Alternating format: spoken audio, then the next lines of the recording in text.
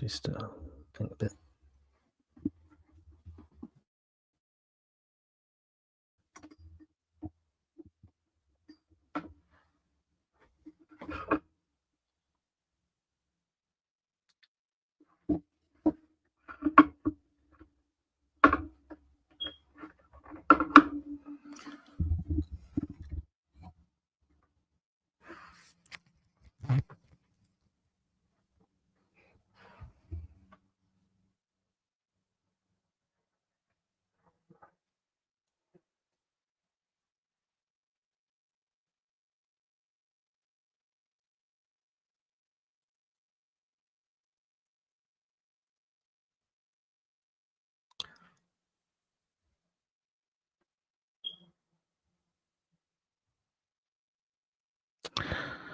Good stuff. Welcome, everybody. Welcome, everyone. Peace and blessings to you all. So I've got to say thank you for joining live tonight. Today's going to be quite interesting. Tonight's going to be interesting. We'll be basically unpacking quite a bit today. We've got a powerful session ahead. We'll be diving into the fascinating topic, crazy hadiths. So we'll be looking at some of the most shocking and unbelievable hadiths together, live and unscripted. So do note that this is a live Q&A, so feel free to drop your questions in the chat, drop your comments in the chat. My aim is to try to read the comments and engage with you as we go. So do know that you can also join on live on camera too. So if you do want to, make a comment, if you want to sort of share your sort of perspective on things, whether you agree with what he said or you disagree with what he said, you can always jump on. So do note this is a live Q&A, as I mentioned. So it's always great to have people jump on and that sort of thing. Alternatively, obviously you can just drop your questions in and we'll have a read and get some response from them. So please make sure to like, share and subscribe if you haven't already. That really helps us grow and keeps content like this coming. So whether it's the live streams or the actual videos, your support is always good and important. So do grab your notes, get your screenshots ready, and let's get into it. Let's go. Okay, so I've got my presentation. This is like part 5. And I think from what we're seeing so far, I mean, it's just a real sort of revelation about the reality of it all, really.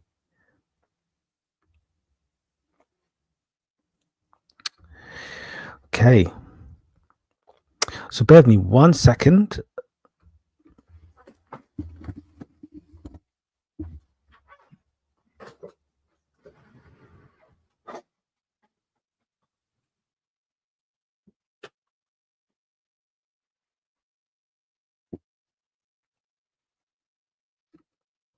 Cool. Hi guys, so I'm just gonna open up in prayer and we're gonna get straight into it. It's gonna be really interesting, right?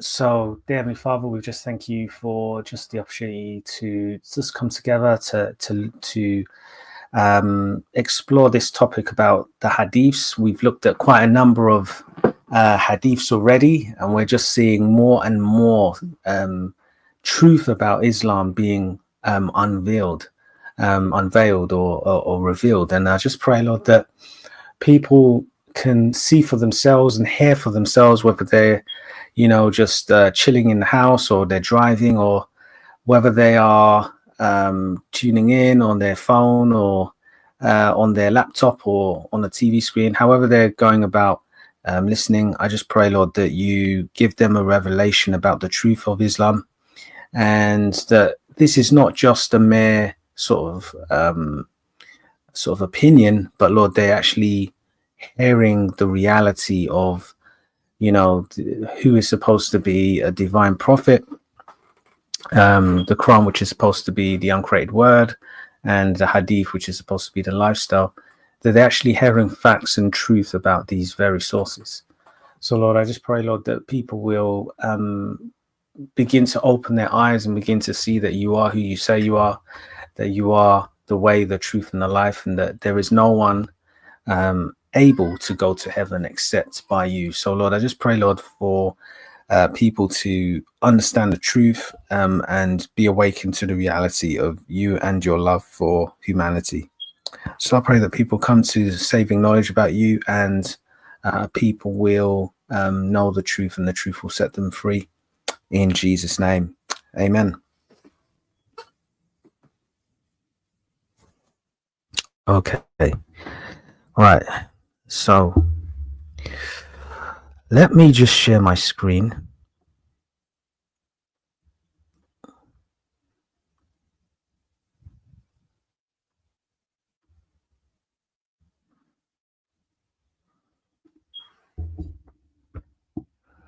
Yeah.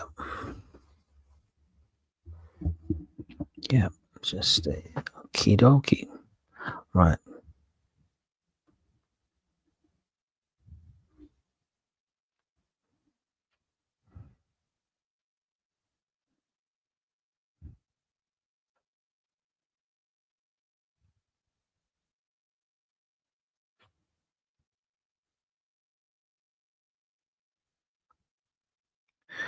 Okay, so I'm just sharing my screen right now. So hopefully everyone can see this. Right, so let's get straight into it. We've got quite a bit to get through today. Now, be prepared to be, I don't know, whether you're going to be shocked, whether you're going to be like, or whether you're going to be like, you're going to be speechless. So be prepared, guys, because we've got quite a bit. Right, so let me get straight into it, right? So what I'm going to do is I'm going to read, and I'm just going to highlight the grade. I'm going to just sort of give my sense on it, and if you want to give your 2 pence, you can also.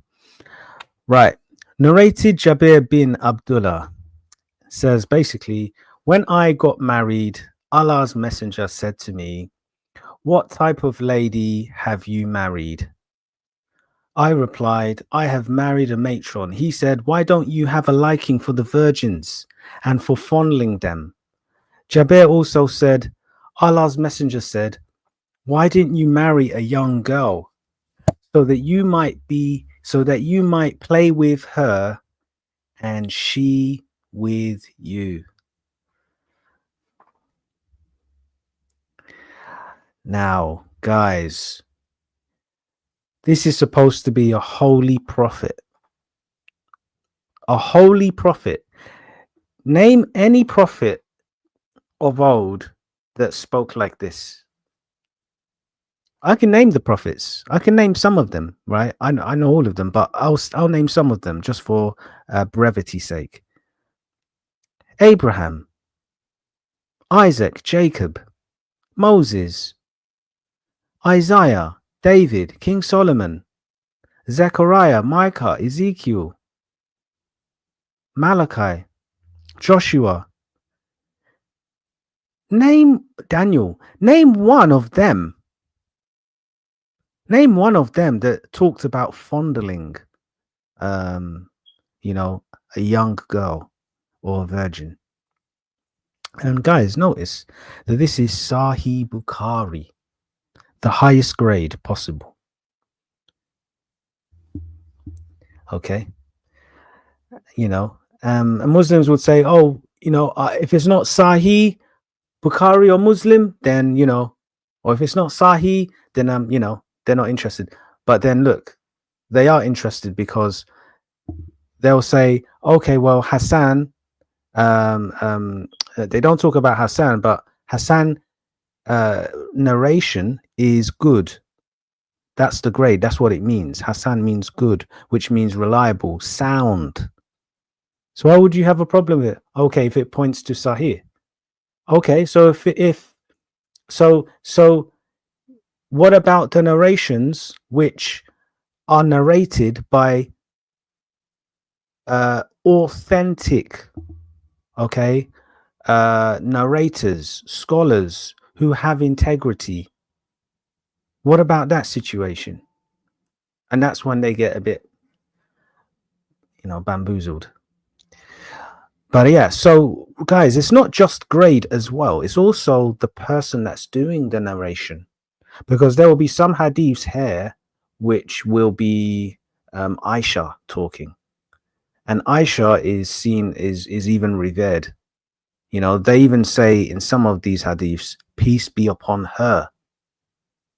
They'll say to Muhammad, peace be upon him, but they also say about Aisha, peace be upon her. So it's not like it's all about the grade. Whilst the grade indicates the Islamic scholarly view, the narrator is also important. So guys, this is definitely authentic. And what I find concerning about this hadith before we move on is that it's referencing virgins. I mean, how many virgins did Muhammad interact with?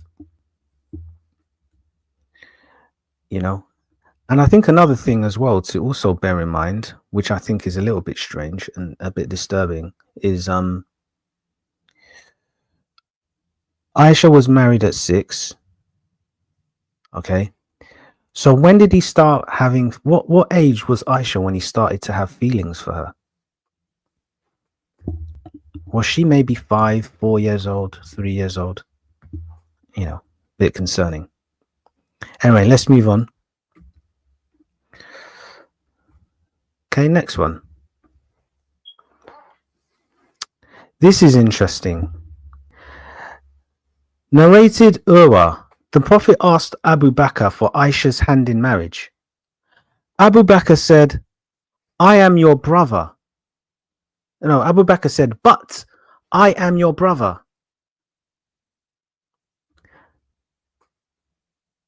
Do you guys get where I'm going? Aisha, okay, basically, we know the story that yes, Aisha was given to Muhammad to marry. When he married her, she was 6. Now, she was younger than 6 years old when Muhammad approached Abu Bakr, okay, for Aisha's hand in marriage. She could have been maybe 3 or 4. I mean, she could have even been younger, right? But look at the response of Abu Bakr. He even knows, and his conscience is playing up in himself that what is being requested is not right. Like he has a kind of resistance to it, and he's finding it difficult to process. So instead of saying kind of like a flat no, he's saying, wait, why are you saying this? I'm your brother. So that this is a deeper response than somebody just typically saying no. That is an indication to you that the internal evidence of this particular hadith is attesting to this kind of behavior being immoral or being absurd. The evidence of this hadith is highlighting to the reader that this is a shocking request by Muhammad. This is all the excuses that people give, particularly obviously the Muslims and the dais and the Muslim teachers that they give, is that this is normal, this is okay, and all of this stuff. So why did Abu Bakr have a problem?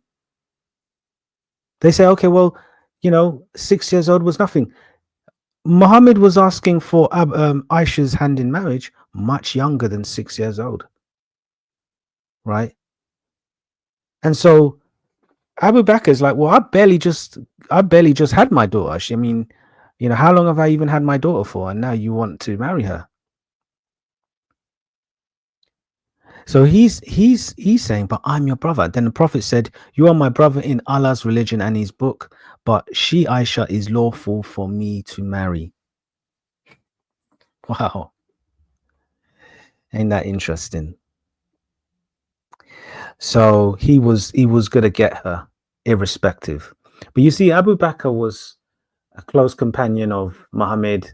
He ended up being one of the caliphs, but Abu Bakr was the first to finance. He was, I think he had a decent amount of wealth. He was the first to finance Muhammad's expeditions. The problem with Muhammad's initial, should we say, with this revelation he got, there was a stage of his experience where there wasn't growth. The Jews didn't buy that he was a prophet. No one really was convinced by him. Certainly the the Qurayshi tribe, the idolaters, they weren't necessarily in agreement with what he was trying to do. They didn't buy that he was this self-proclaimed prophet and all this kind of stuff. But Abu Bakr was the one who actually somewhat believed in him and actually helped finance him, and he ended up taking over when he died anyway. So you can kind of look at this as maybe there is some sort of self-interest on both sides, because we ultimately know that it was Abu Bakr that led the Ridda Wars, and one of the things he demanded was people to pay the zakat. So he instituted this kind of apostasy regime where people that apostatized, they were sort of forced back in, and they were forced to pay the zakat in a way. So in a way, Abu Bakr did live a life of opulence and wealth after Muhammad, even more.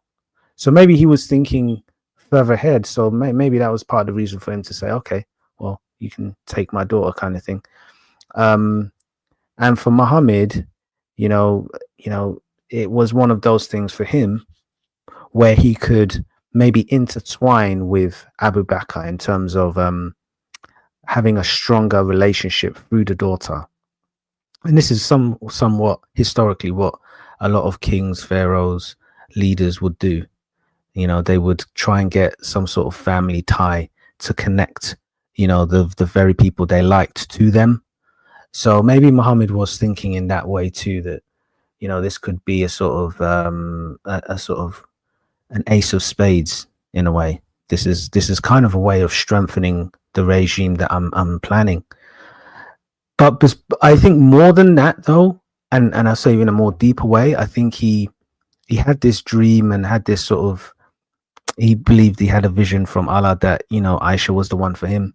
But I think that there was elements of his, or should we say, character that was attracted to children. And we know that because we just read a previous hadith about young virgins.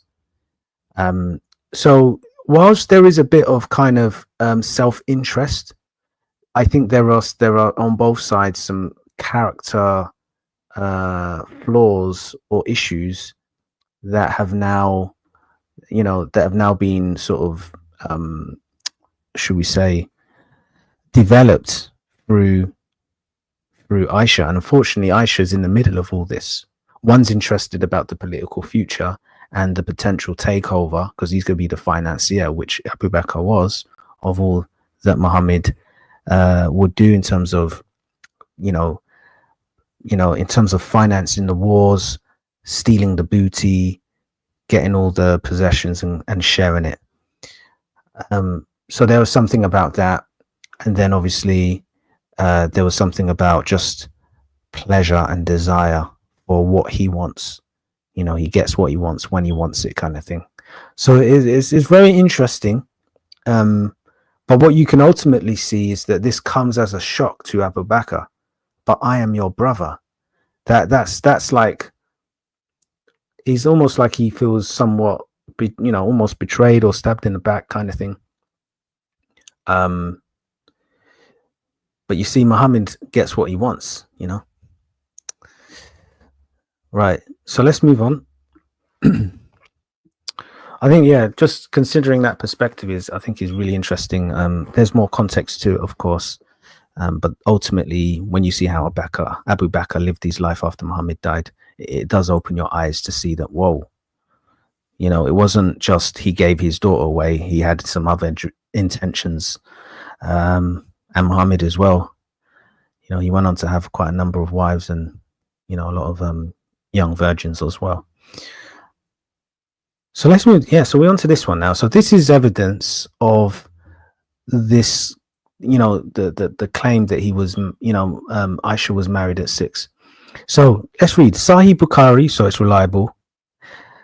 Narrated Aisha that the Prophet married her when she was 6 years old, and he consummated his marriage when she was 9 years old.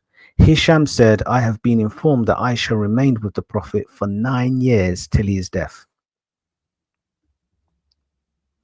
So I believe at 18, she lost her husband, Muhammad. Now, you know what's extraordinary about this? There's another hadith which says that no man can marry any of Muhammad's wives. And it's a bit of a sad state of affairs for Aisha, because at 18, she becomes a widow. And at 18, she will never marry again. Nor can she have any male relationship with anybody. Otherwise, they die. So can you imagine? She's now living the rest of her life without any husband, without any children. Now, there's also, like, we know through biology that her body, having sex at 9 years old, it would have been damaged by the larger, older, bigger male organ. So through the penetrative sex that she would have had, I know this is a bit grimy, but through the sexual interactions that they would have had, the odds are that she, you know, it would have damaged her, you know, her vagina. It would have damaged her own reproductive organs. Because it's, you know, you're talking about, you know, in terms of her own personal reproductive organs, it's too small and it's not fully developed. It's a bit like a cake, you know, or should we say a piece of, like a bread you're making from scratch. It's not fully baked, and that's effectively what, you know, happened with Aisha. You know, her parts were damaged. As graphic as that sounds. But what's extraordinary here is that this Sahih Bukhari hadith is quite informative in the sense that it definitely was 6 years old she was married, and 9 years old when they consummated the marriage. And, you know, she was only with him for 9 years, you know. But as you read the hadiths and you come across her narrations, it's like she saw so much.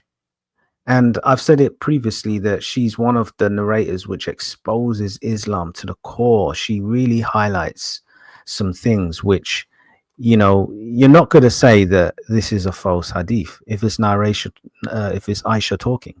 Why are you going to say, how are you going to say his own favorite wife, which Aisha was his favorite wife? How are you going to say that what she said is wrong? So what she's saying here about her situation is absolutely true. So guys, so if anybody tries to lie and say that Aisha was older, then I think you're mistaken. There's also a hadith which talks about her playing with dolls, like actual dollies, like a Barbie or something. And they make the claim that you have to be, you know, psychologically mature, or like you have to be, you know, sort of, you got to be developed kind of thing. Aisha was not that girl. This is also evidence she didn't say yes. There's no evidence that she actually said yes to to marrying Muhammad. It was Muhammad who went, as we can see in the previous hadith, he went to Aisha's father to get her hand in marriage. Now, there was a hadith I shown in a previous session, which basically said, Muhammad said with his own mouth, about the same situation that he faced and others faced, that when they would get virgins, they'll be shy and they'll be quiet. And they asked the question, what do we do with these virgins? They asked Muhammad that question. And they also asked the question, does she have to say yes? And he said, yes, they have to say yes. But if she is quiet, that means yes. Now, this is not a cultural thing, guys. This is actually because of their age. They haven't developed the faculties to speak. They haven't developed the confidence to communicate their own desires. They can't even necessarily at that age definitely string a sentence together that's coherent enough to explain why this type of marriage at her age to a man that's like 54 years old is wrong. Like, it's hard for them because they're so young. And like, can you imagine a 6-year-old? Like a 6-year-old in the UK would be in year they'd be in year 2. Year 2, that's like key stage 1. That's like they're just about reading, you know, learning to read kind of thing. Maybe even learning how to spell and that sort of stuff. So I mean, yeah, she definitely didn't say anything. So same situation about Aisha being quiet and her being married off in a way. It's sad. It's really sad for Aisha. All right, so next one. Now, this is interesting, right? This is Sahih Bukhari. This is touching on a situation regarding domestic violence. Now, one of the things which we hear in the Quran is that Muhammad is sent as a mercy to the worlds, which means basically to all civilizations, to all tribes. Muhammad is this kind of peace bringer, and that he you know, has the best values. He's the best example, you know, for everybody to follow. Now, let's test this claim that the Quran makes about him being a mercy to the worlds. Let's see this. Now, Muslims rely on the Sunnah to explain the Hadith, because what you see is what you get in the Hadiths. They would argue that it's a bit different in the Quran. So let's just have a read. So Sahih Bukhari, the highest reliable grade according to Islamic scholars. So narrated Ikrimah, Raifa divorced his wife, whereupon Abdul Rahman bin Azuzabir al-Qarazi married her. Aisha said that the lady came, listen to this, guys, wearing a green veil and complained to her, Aisha, of her husband and showed her a green spot on her skin caused by beating. It was the habit of ladies to support each other. So when Allah's messenger came, Aisha said, I have not seen any woman suffering as much as the believing women. Look, her skin is greener than her clothes. When Abdurrahman heard that his wife had gone to the Prophet, he came with his 2 sons from another wife. She said, by Allah, I have done no wrong to him, but he is impotent and is useless to me as this, holding and showing the fringe of her garment. Abdurrahman said, by Allah, O Allah's messenger, she has told a lie. I am very strong and can satisfy her, but she is disobedient and wants to go back to Rifa. Allah's messenger said to her, if this is your intention, then know that it is unlawful for you to remarry Rifa unless Abdurrahman has had sexual intercourse with you. Then the Prophet saw two boys with Abdurrahman and asked, "Are these your sons?" On that, Abdurrahman said, "Yes." The Prophet said, "You claim what you claim, that he is impotent, but by Allah, these boys resemble him as a crow resembles a crow." Now, I think what's interesting here, right, is once again Aisha. She's exposing, the reality of what goes on behind closed doors in the world of Islam. Now, Aisha is complaining, and she is pointing out something extraordinary here, right? It says, Aisha said that the lady came wearing a green veil and complained to Aisha of her husband and showed her a green spot on her skin caused by beating, right? And so this is a situation where there has been some domestic abuse, there's been some violence, someone has been beaten up. Clearly this isn't just a mere sort of, like the Quran describes, with a piece of stick, which some scholars will try to allude to, that when they talk about striking their wife, it's just a tap.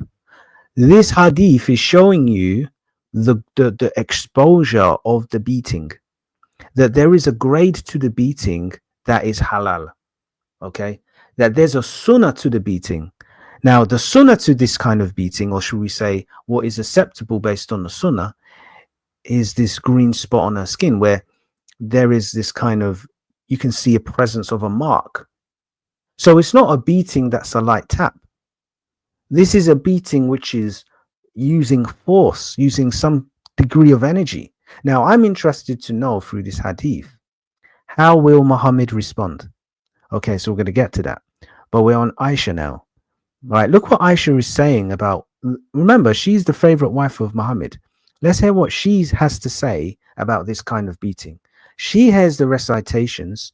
She hears the verses of the Quran. She knows about the revelations and the times, Angel Jibril appears to Muhammad.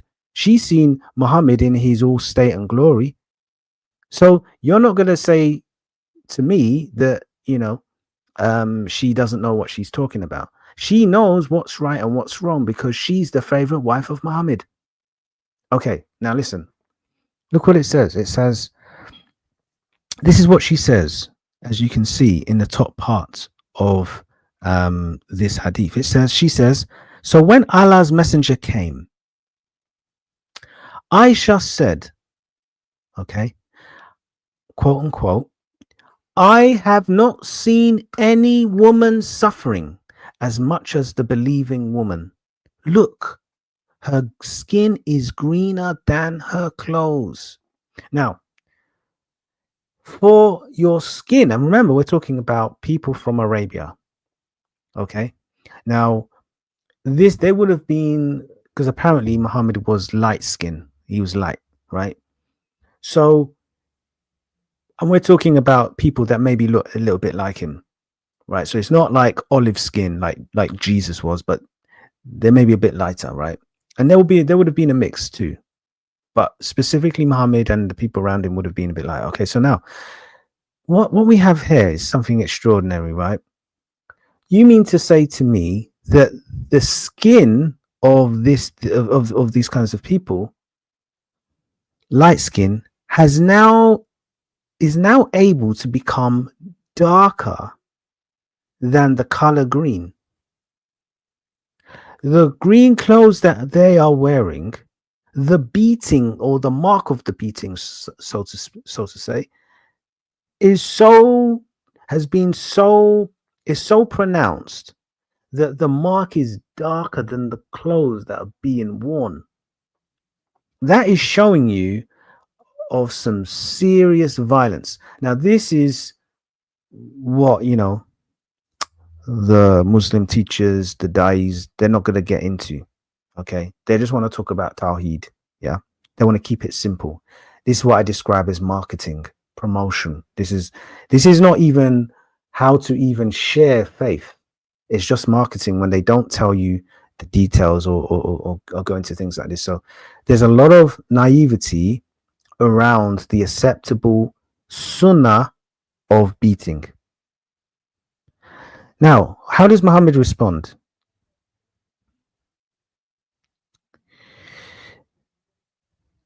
Now, he says, okay, when Abdurrahman heard that his wife had gone to the Prophet, he came with his 2 sons from another wife. She said, by Allah, I have done no wrong to him, but he is impotent and his useless to me is this. So she's given her case, and he's trying to get, and now he wants to respond. So he goes on to say, Abdurrahman said, by Allah, O Allah's messenger, she has told her I am very strong and can satisfy her, where she's disobedient and wants to go back to Rafah. Now listen to what Muhammad says. Allah's messenger said to her, if that is your intention, then know that is unlawful for you to remarry Rifa unless Abdurrahman has had sexual intercourse with you.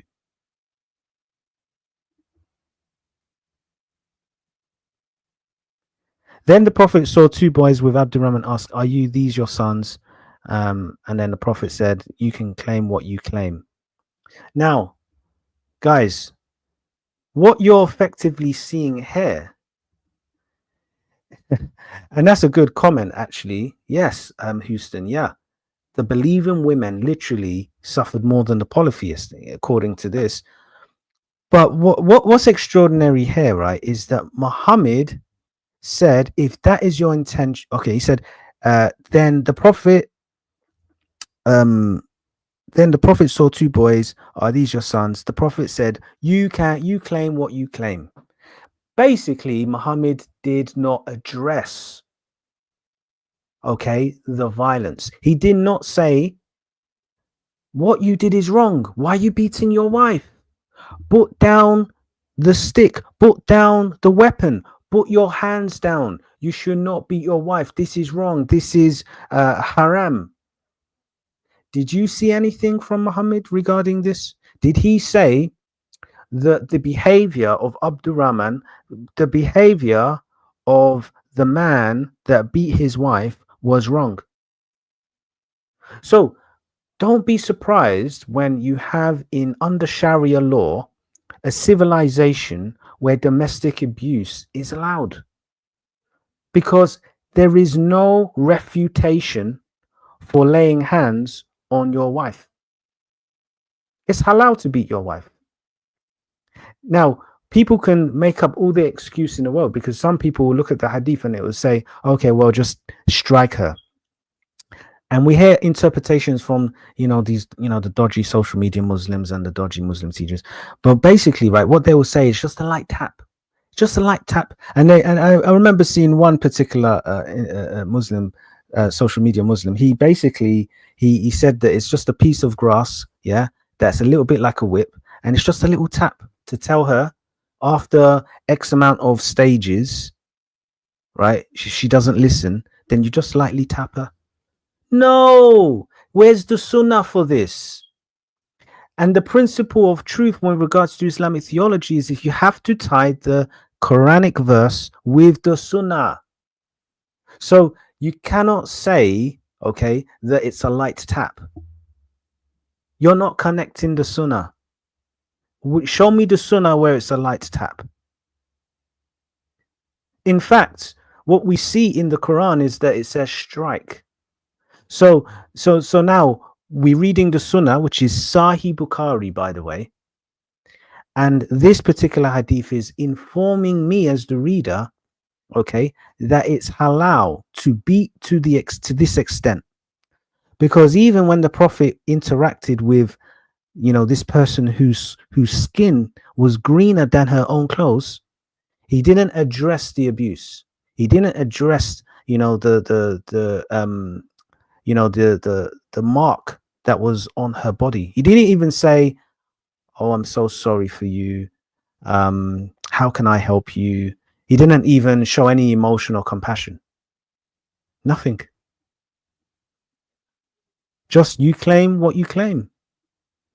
So this is part of the reason why we need to be a little bit intellectually honest with the information that we're seeing in the Quran and in the Hadith. So this is an example to you guys, right? The domestic abuse, and you should and don't be surprised. It's right now. It's one of the biggest issues of divorce in Islam. Domestic abuse. The far like how many? I wonder how many people on this call right now. How many people, um, in the ummah have seen their father hit their wife? Has seen their father hit their mother, and you know, nothing is done about it. Nobody addresses the problem. Nobody is, you know, talking to the father about why what he's doing is wrong. I wonder. I mean, I know that there's so many Muslims, right? And going through a lot. The children that have grown up and seen their mum get battered like this woman did. I know that they are keeping a sort of closet of skeletons. I one day I pray that they have the boldness, to share the information. But then also, so I'm talking about the children and their experiences. What about the women that actually get beaten? If they're in Bangladesh or Pakistan or Saudi Arabia or Qatar or some of these other places, right? Libya, Yemen. I mean, they have no hope. They can't complain. They have to take the beating. It's like part of life. I think we have to be like, we have to pray. We have to pray for the Muslim women and the Muslim children, because what they're going through must be absolute hell regarding domestic violence. And if Aisha, the favorite wife of Muhammad, is even saying that, I've never seen, let's just quickly see that verse again. It says, where she says, I have not seen any woman suffering as much as the believing women. Well, so what's the attraction to Islam again? Why are women not secretly trying to leave Islam? They should be, because Jesus will never treat you like this. Even when they tried to stone the adulterous woman, Jesus said, he who is without sin cast the first stone. He challenged the leaders of the community that were gathering around her, picking up stones because they caught her in some sort of act. And they all left one by one. And he said, she is forgiven. Go and sin no more. Go and live a life transformed. He that is in Christ is a new creation. Behold, old things are passed away. Right? So, this is an opportunity. I really believe like today's the opportunity for people to really like rethink things and know that, there's hope in Christianity, not the opposite. We don't condone this kind of violence whatsoever. All right, so let's move to the next one.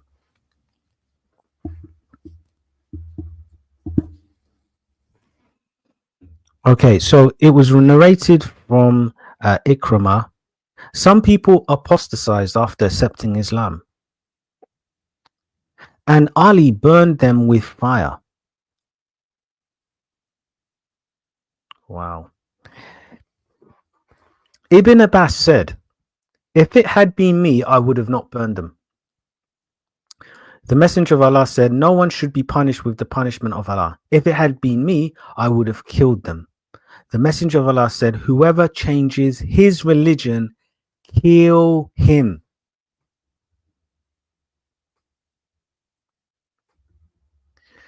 Yes, that's a good point.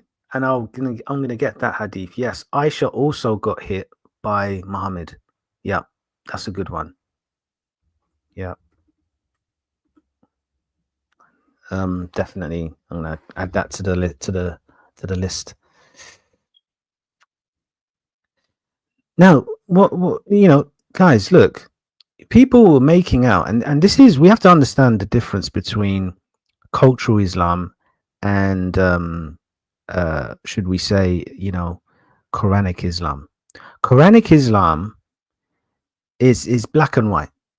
You know, there are orthodox within Islam that I've spoken to, right, that have said to me that if somebody changes their religion, becomes a Christian, and preaches about that Jesus is God and that he's the only way, and that Islam is not the way anymore for him, that they shall kill him. Like it's halal to kill this kind of man.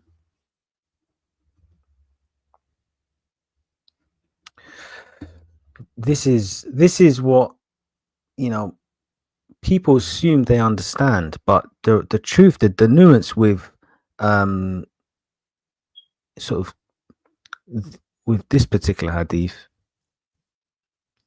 is the way with which people can die, right? Now, what I find extraordinary is why has this chapter of hope closed?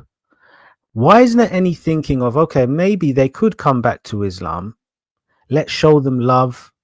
Let's show them community. Let's show them brotherhood or sisterhood, and maybe they'll come back. Why is there no like element of thinking like that? Why is it all okay? They've left, and let's say they've changed their faith, they've become Christians, born again. Why are you now like, you're not even thinking of, well, they could also leave Christianity and come back? Why don't they think that way? Why do they conclude that this person has to die? It's extraordinary, isn't it? That, you know, you're now playing the role of God after Jesus, who said, love thy neighbor as you love yourself. What is going on? So after Jesus, and Muhammad was aware of Jesus, you know, like he heard the stories on his travels and things like this. If it wasn't for his travels, he wouldn't have met Christians, Jews, and things like this. This was before his, you know, state of revelation, right? So the you know, by the point Muhammad was even, you know, receiving any kind of revelation, the Bible was formed. There were hundreds and hundreds and hundreds of years, almost you know, yeah, like almost 1,000 years, almost a millennia. Can you imagine? From the time of ascension, almost a millennia. So there was a lot that was established before Muhammad. So Jesus' example was categoric, because you have to realize that when we're talking about Jesus Christ of Nazareth, we're talking about somebody that was counterculture to the Roman culture at the time. And the Roman culture at the time was very barbaric. You know, you could even say that Islam and Rome they have a lot of elements. Rome, however, emphasized a lot on the gods. Okay, but in terms of the brutality, if you leave, they kill you. That's what they used to do too. But some of the things that we see, for example, with Christianity in Rome, was that, for example, children would be cast into the dumps. Disabled people would be cast onto the streets. Okay, you know, some of the you know, the poorest and vulnerable in Roman society would be just discarded. And you know what Christians used to do? Just love them. Just showed love to them. You know, just showed love to them. They didn't have to love them, but they just loved them. Opened the doors for them. Some of them that were sick and dying on the streets, right?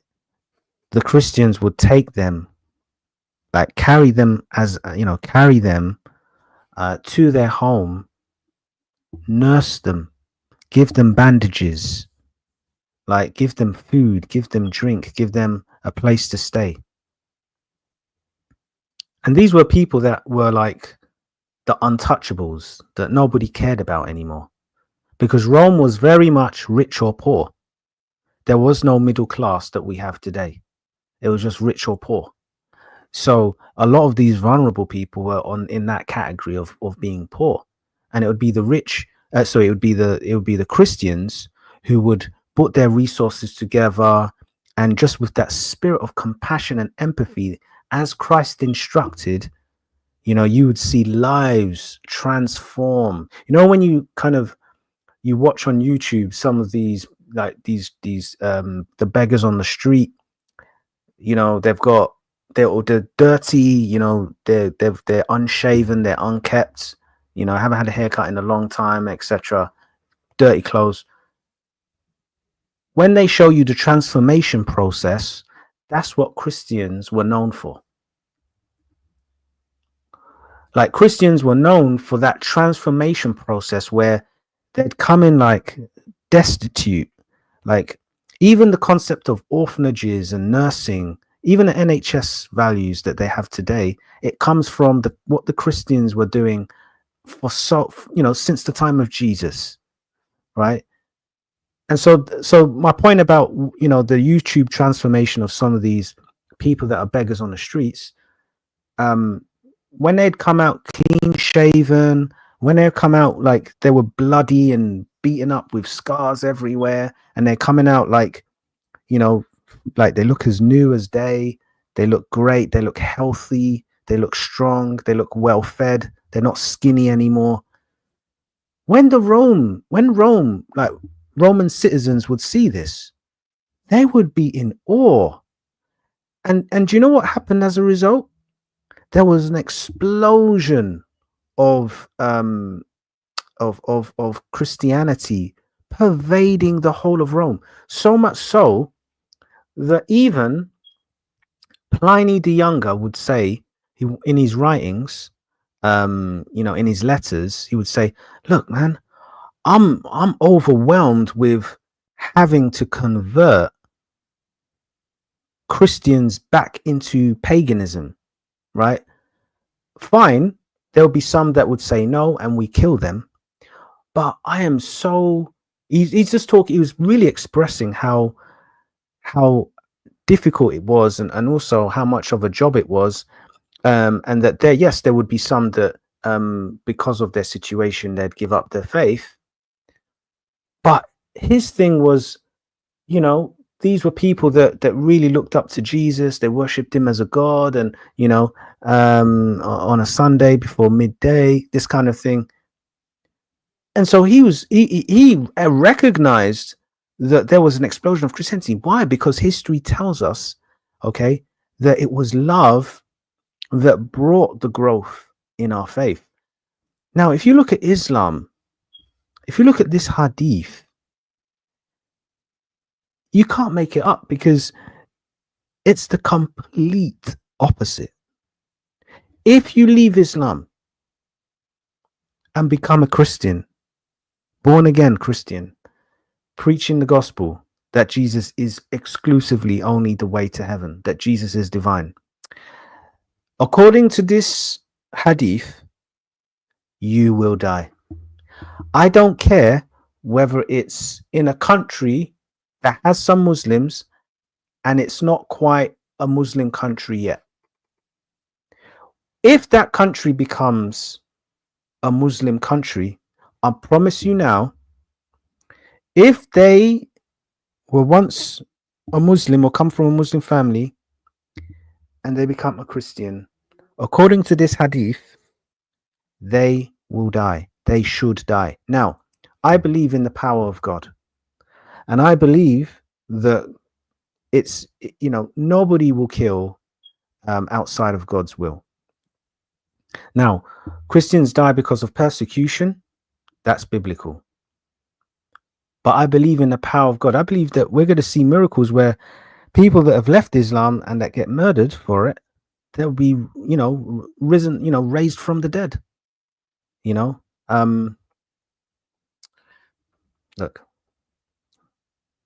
Look, guys, this is highlighting to you a big problem. If Islam is supposed to be this progressive religion that is suitable for today. Is it suitable for today, or should it stay in the 7th century? Right? Have we moved away from an eye for an eye and a tooth for a tooth? Have we discarded negotiation? Have we discarded soft power, using our reputation, our influence to bring people back? Have we discarded and got rid of and forgotten about negotiation? Okay. Have we discarded this idea of being welcoming and having peace talks? Come on, guys.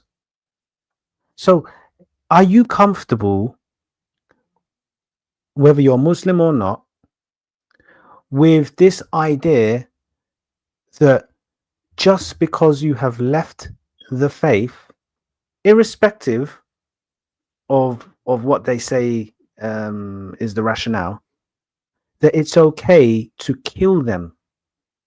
We know that this has got nothing to do with war and everything to do with self-interest. So is this acceptable in a progressive society? I don't buy it. I'm not convinced. But if you feel that there's a stronger case, then let us know. Because what I find extraordinary is you have Christianity, which is teaching love thy neighbor as you love yourself. In fact, it also says love God with all your mind, heart, and soul. So we love God, and also we love our neighbor as we love ourselves. So we're not going to do anything, detrimental to anybody just because they left their faith. We're just going to say, like the prodigal son who left and came back, we're going to say we love you, and we're going to have a big celebration when you do come back. Because there is no insecurity, there is no kind of feeling of, oh, I'm so scared, I don't know what's going to happen to the Christian community. Look at us, we're the largest growing, we're number one as the biggest religion. Now, listen, God's not necessarily into numbers. God has told us what to do. It's to love our neighbor. Okay. But why would anybody believe the lie that killing somebody because they've made a decision that it's not really working for them? Why can't you give them the freedom of will? Why can't you respect their freedom of choice to choose? You're not God. God didn't create you to be a master over somebody else. It's kind of like a bit of a crab mentality, isn't it? Nobody can leave, so someone that's trying to leave, you grab them down. That's a crab mentality. Is that Islam? Is Islam a crab mentality? Is this hadith saying that Islam is a crab mentality that should stay in the 7th century, not today? A crab mentality, yes, because you grow up and you've seen your mum getting smacked and beaten up and all this, and you're trying to pray to Allah, but you're not hearing anything back. You got all these rituals, and then you've seen all the contradictions in the hadith and beyond. Why can't you be allowed to explore your life, live your life? Why can't you do that? And by the grace of God, God will guide you to the right path. If it's Islam, why don't they have that confidence? It's showing you something about fear. Is there, and we're going to move on in a minute, but is there a big problem of fear in Islam? Fear about believers, fear about unbelievers, fear about people leaving, fear about people staying. Fear. It's worth thinking about. A free will that doesn't belong to anybody but the person who was created by God has now been hijacked and stolen, all because of what one could describe as a crab mentality. Scary. And it's Sahih, this hadith. Right. So let's move on. So if anyone's got a comment,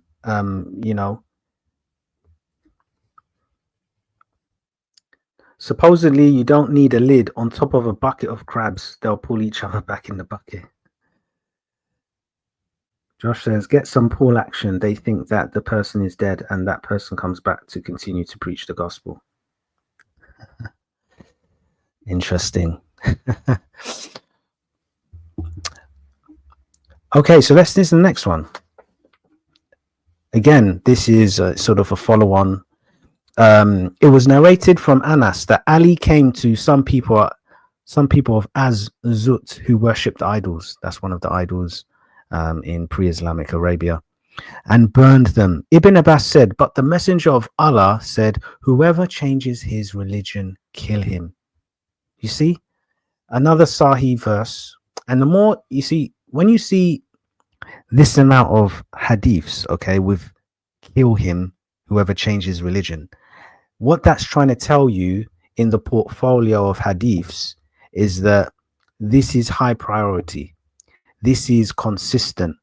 This is a strong chain because you've got different people narrating the same thing.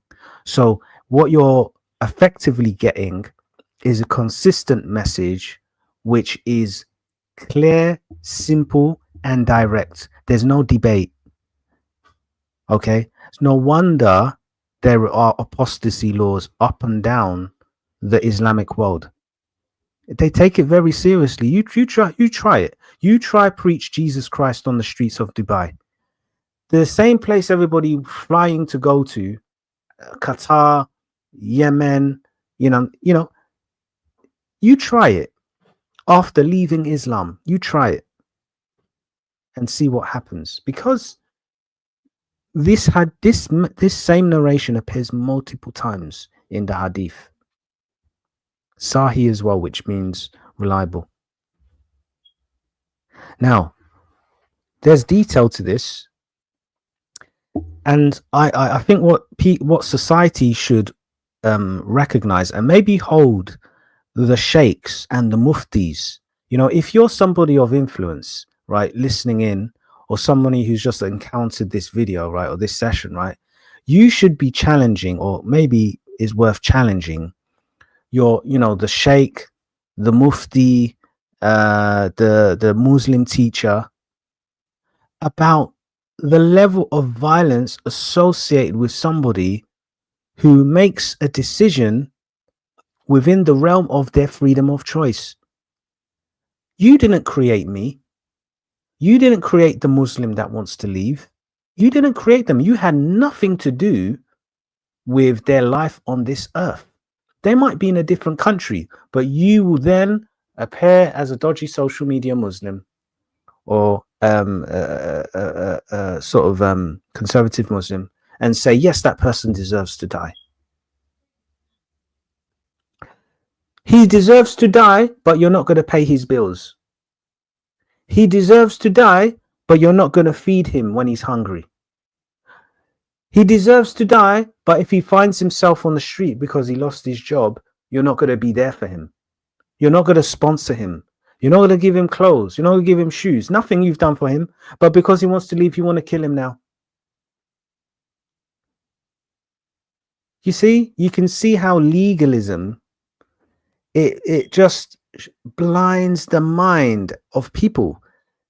They say, oh, God said this, and they forget about empathy. They forget about mercy. They forget about justice. This is exactly what Jesus said in the Bible about the Pharisees. They are vipers, okay? And before, if there was a queue to go to heaven, they would push all these, all the people that they deem unfit. They would push them, and they'll try and make sure that they get the most comfortable chairs in heaven. Thank God, God don't operate that way.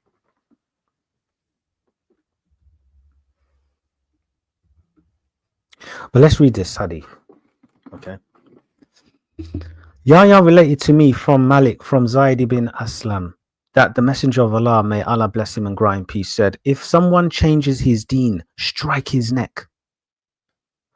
The meaning of the statement of the Prophet, may Allah bless him and grant him peace, in our opinion, and Allah knows best, is that if someone changes his deen, strike his neck, refers to those who leave Islam for other than it, like the heretics and their like, about whom it is known. You see this, guys? Can you see? Okay. They are killed without being called to Tawbah, because their Tawbah is not recognized. Tawbah, guys, means it's basically a way, it's the process to obtain forgiveness. So one of the elements of Tawbah is that you have to have deep regret. Another element is to feel sincerely sorry and ask for forgiveness, kind of thing. That's what Tawbah means. Okay. So their Tawbah is not recognized. They are killed without being called to Tawbah. Because their Tawbah is not recognized. Okay. They were hiding their kuffar and publishing their Islam. So I do not think that one calls such people to Tawbah, and one does not accept their word. As for the one who goes out of Islam to something else and divulges it, one calls him to Tawbah. If he does not turn in Tawbah, he is killed. If there are people in that situation, I think that one should call them to Islam and call them to Tawbah. If they turn in Tawbah, that is accepted from them. If they do not turn in Tawbah, they are killed. That does not refer, as we see it, and Allah knows best, to those who come out of Judaism to Christianity or from Christianity to Judaism, nor to someone who changes his deen from the various forms of deen except for Islam. Whoever comes out of Islam to other than it and divulges that is the one who is referred to, and Allah knows best. Now, guys, okay, so can you see how clear cut it is? When you're reading the Sunnah or these Hadiths, it says it, what you're hearing, that's it. The Hadith is the one thing within the Quranic sources you don't need interpretation. If you're able, the only thing is if you're able to connect it to the Sunnah, to the Quran, that's about it. So if you read the Hadith, it's similar to what you've heard in the Quran, then you know that what is being said is pretty strong. This can be connected to the Hadith,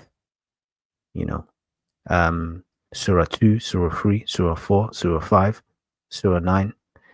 All of these chapters in the Quran connect to this Hadith, right? When it talks about someone changing his deen, someone changing his journey in Islam, you strike their neck. Now, I've heard people say, oh, this is just like a tap. It's not really like anything other than a tap. No. This striking of the neck, brothers and sisters, this is beheading. You cut their head off. And when you cut their head off, they die. This is what Islam is teaching.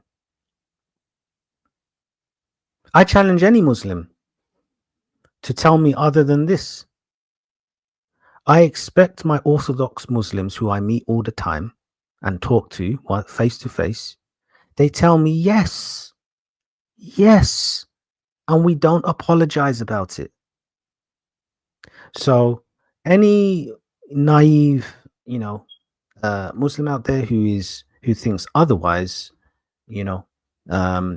this is the detail. You want the detail? You don't want the high level hadith? Here you go. Now, it's making it clear. You become a Christian, okay, right? And you start preaching against Islam, okay? You start preaching against Islam. This kind of Muslim, ex-Muslim, will die like a dog, according to this hadith. You're your desire to be forgiven or whatever, yeah, is out of the window. So there's an aggression to how they and the best way to describe it is this. With regards to the justice of killing in the mindset of a Muslim who is killing on the basis of someone leaving Islam, there's two elements here. The first is aggression, brutal aggression. So they don't even care what you have to say. They're just off with your head, strike your neck. Okay, so that's the first thing. Look at this hadith, study it very well. You will see what I'm talking about. Then the second element is still you will die, God forbid anyone watching, but there will be almost some degree of appeal. Okay. Now, what you're seeing is two sides of a coin. One is brutal and the other one is violent.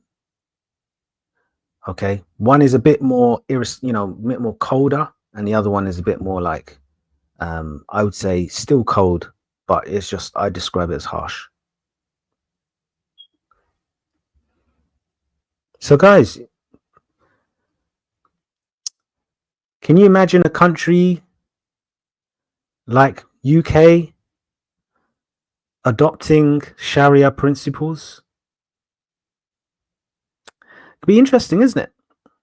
Can you imagine this in America, this in Spain, Italy, France, Germany, the Western world? Wow. All right, let's move on.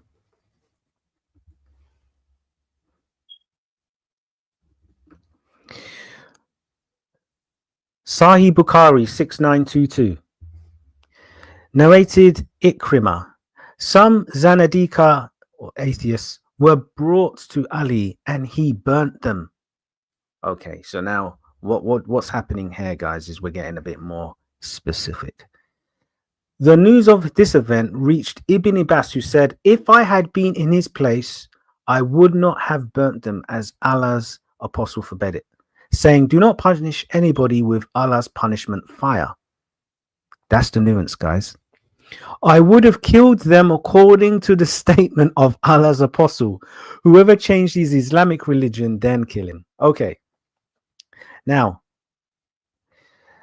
can you see, guys, right, that this is not advocating that, oh, have mercy on the kuffar or unbeliever. No.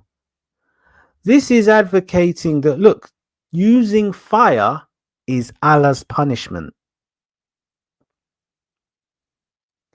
You kill him another way. Don't kill him with fire. That's Allah's punishment. Kill him another way. Behead him. Slice his neck off. Cut his left hand, right hand, left foot, right foot, whatever. Not burn him. Okay. But in the midst of things, obviously, this is really sad. This is showing you, and in reality, he hasn't done anything wrong in the realm of Islam, because he dealt with the unbeliever. Ali burnt the unbeliever. He burnt the mushrikeen. So technically, he got rid of what they describe as pests anyway. Okay, but they still deserve death ultimately. It's not like they would have got lighter treatment. They would have died a horrible death anyway. And you see, guys, about the crab mentality I'm talking about, right? Even though this emphasizes and touches on apostates, right? They equate to the same when it comes to any ex-Muslim for this particular circumstance is equal to an atheist and so forth. But anyway, this is it just gets it's disturbing.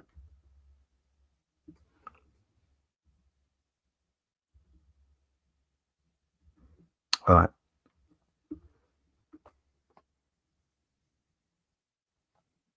Okay, Sahih Bukhari, 135. Narrated Abu Hurairah.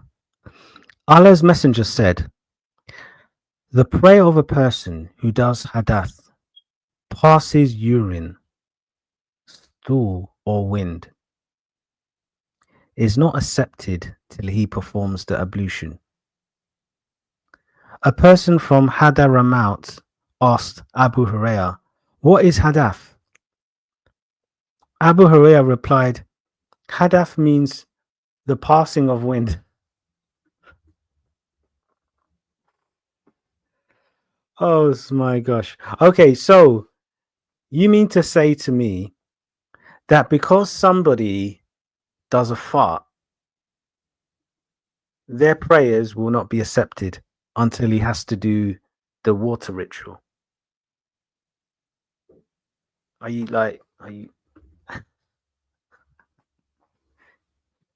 so somebody's praying, God help me, help my situation, I need to get a new job, or God help my situation, I want to find a wife, God help my situation, I want to have kids, God help my situation, I need to pay the bill, I need to pay this bill, I've got all these issues. And all of a sudden the guy goes,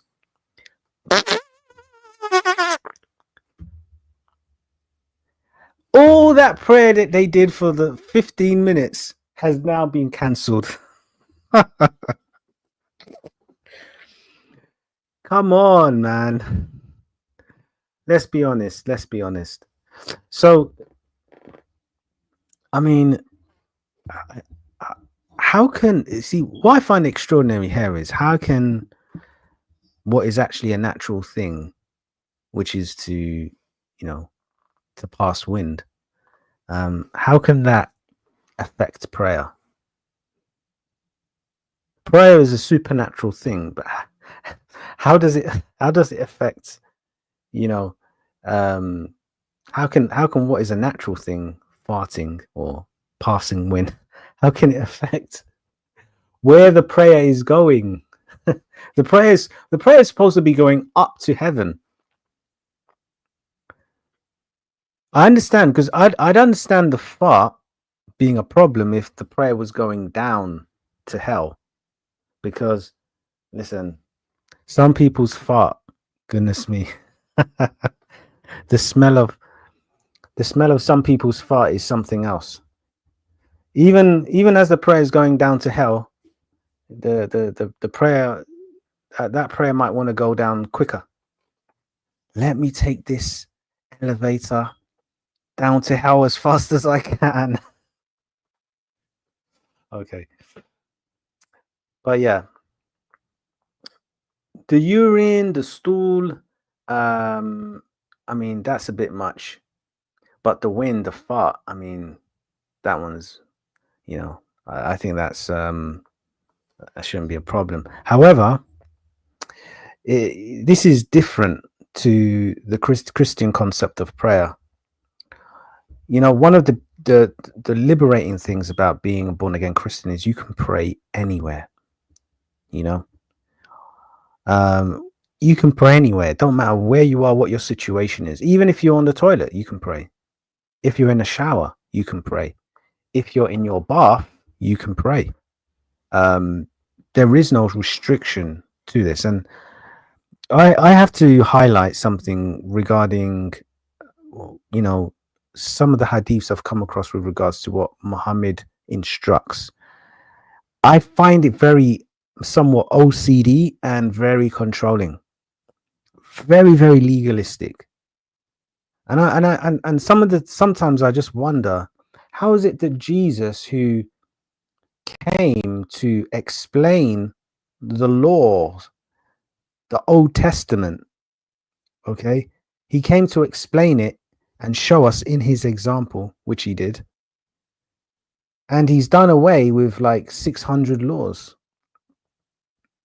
how, and in the sense that it's been completed, we understand the objective of those laws now, and we understand how those laws have been fulfilled in Christ, and how his example that was exactly that standard, and that man could never meet that standard, and that now that Christ has shown us how to kind of maneuver in this life, the best things that we can do is rely on him, and kind of try to understand how to be the best that we can be through his grace.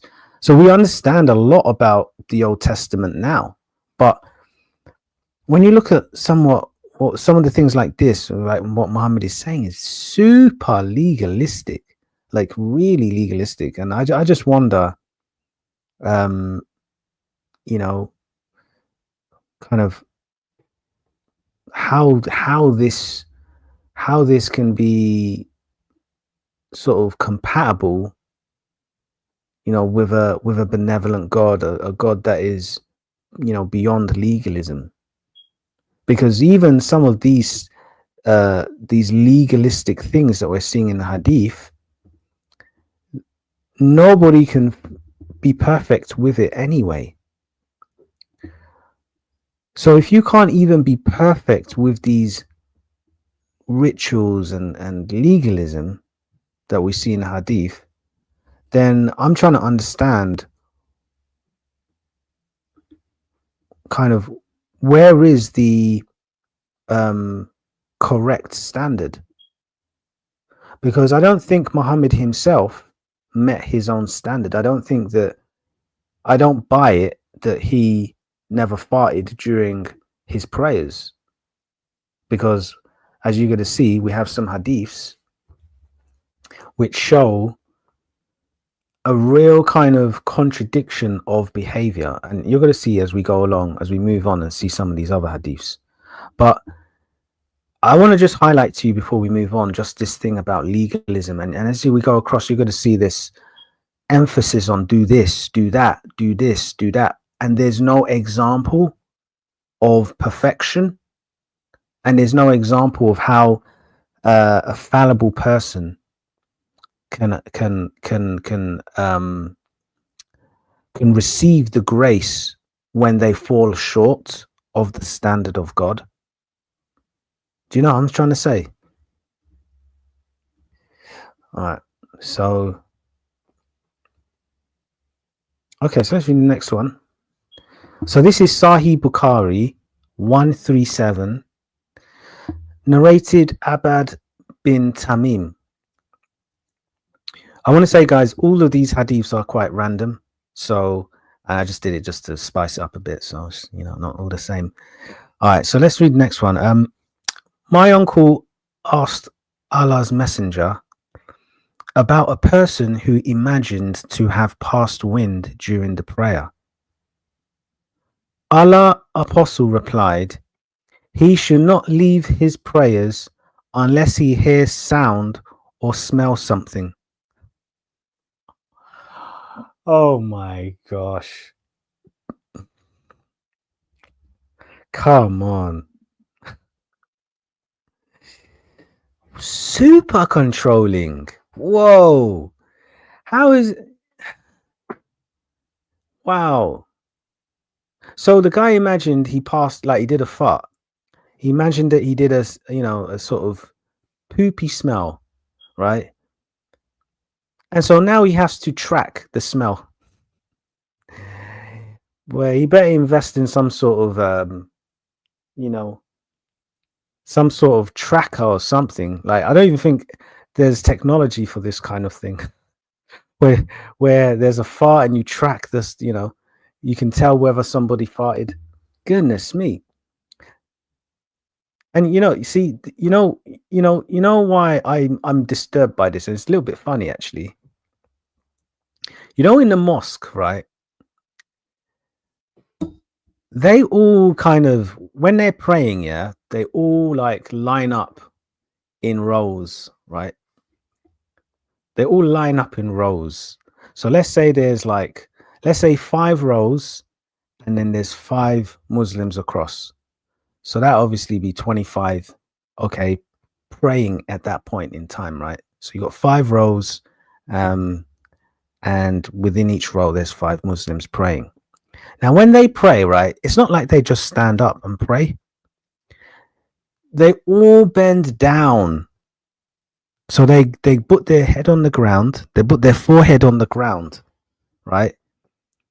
And sometimes I would say, I think a lot of Muslims experience this.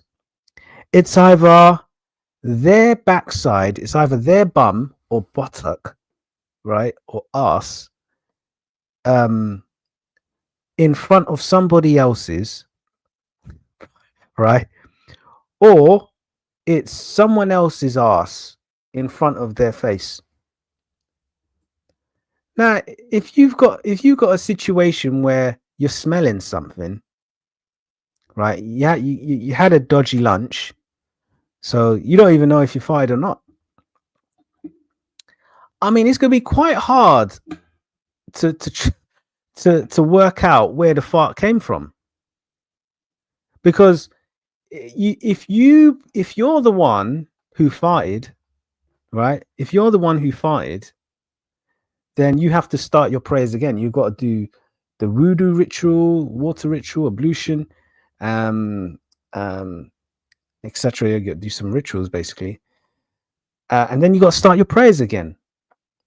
But if if you're in a masjid or if you're in a mosque, you're gonna smell some. You're effectively gonna smell some ass, because you're gonna smell some backside. You're gonna smell some bum, because when you're praying as a Muslim, you're right in front of someone's bum. If not, your bum, if you're at the very top, it's either your bum in front of someone else's face, or someone else's bum in front of your face. So either way, someone is smelling something. And like, this hadith makes life a little bit difficult. You know what I'm going, you're having to smell backside all the time. You're having to smell bum all the time. It's going to be difficult. It's going to be tough. You're going to have to be sniffling your bum. You're going to have to sniffle their bum. I mean, it just gives the impression of, it feels very doggy style. And but then it's a bit of a catch-22, because Muhammad hates dogs. So what we do about that one is yeah. Can you see how weird this is, right?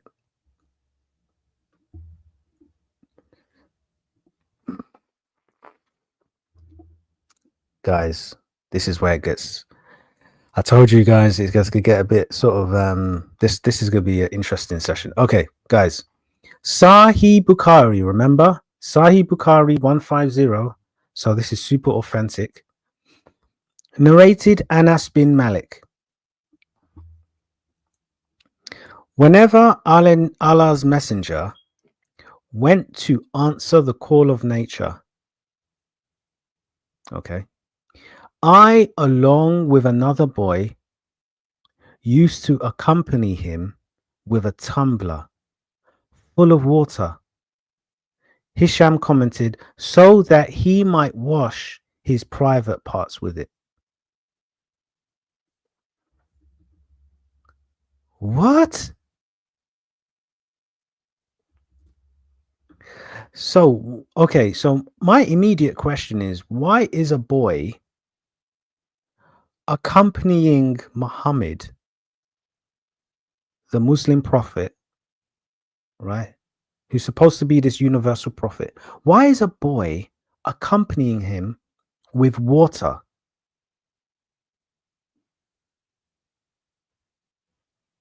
To wash his private parts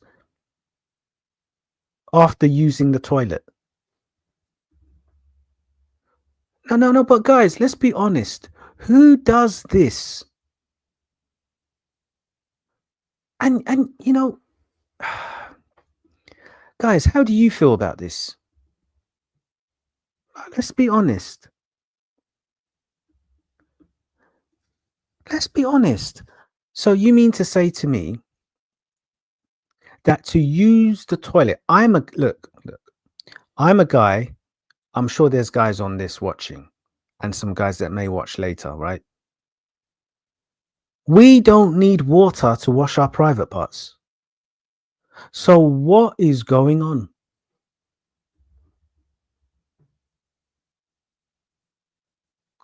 I mean, come on, guys, let's be honest, right? Now, if they were carrying water to wash his hands, no problem. But this is saying that he's using water to wash his private parts. Why? Who does that? Nobody does that. I don't care what age you're in. You don't need to wash your private parts with water. Why don't you just have a bath? Why don't you just actually have a wash?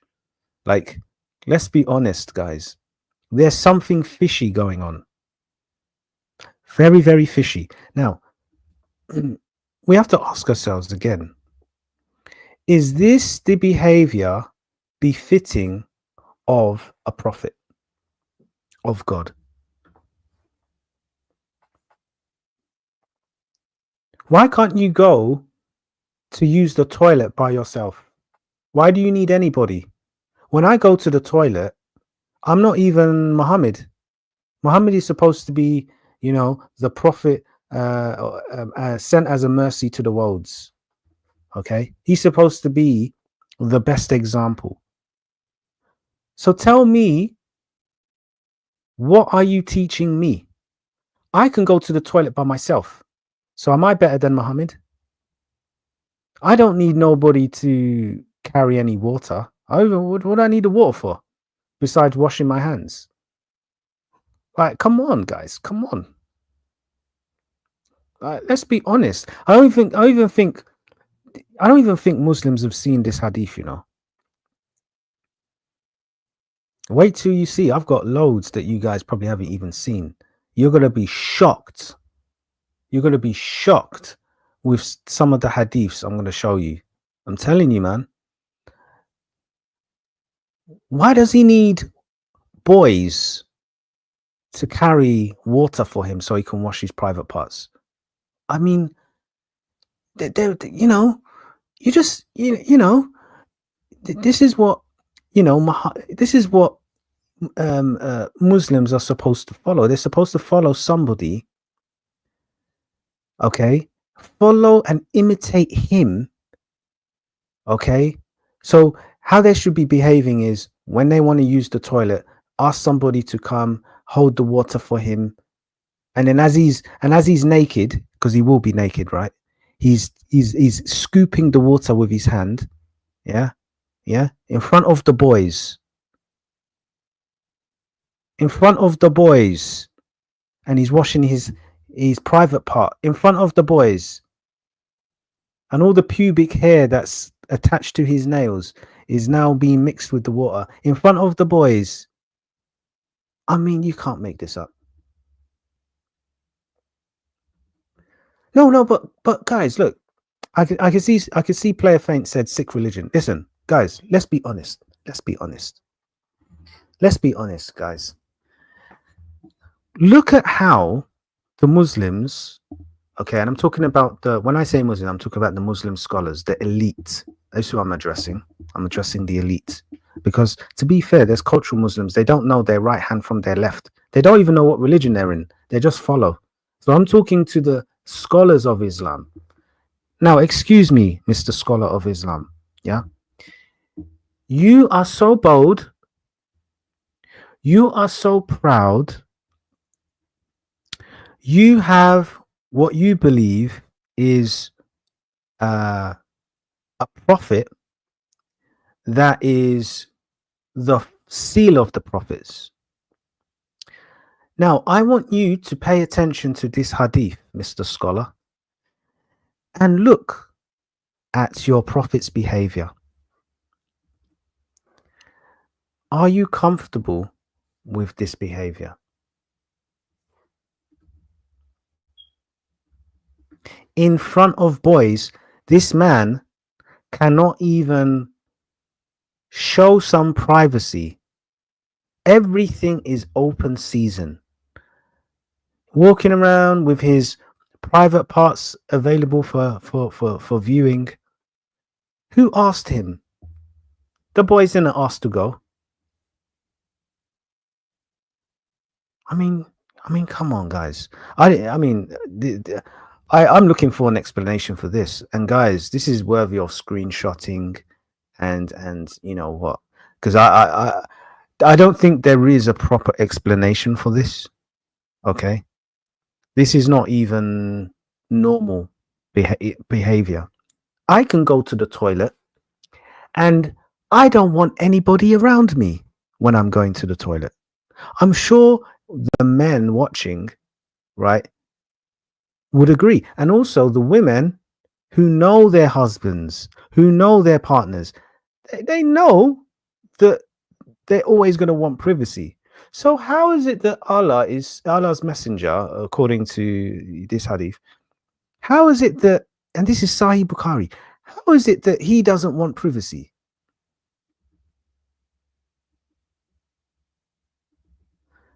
Like, why are you hiding this from the ummah, the Muslim, you know? Because unfortunately, because they can't read Arabic, and to be honest, a lot of them just they don't read. They're not encouraged to read, right? So they're relying on the scholars of Islam, the Muslim teachers, the da'is, the sheikhs, to explain things.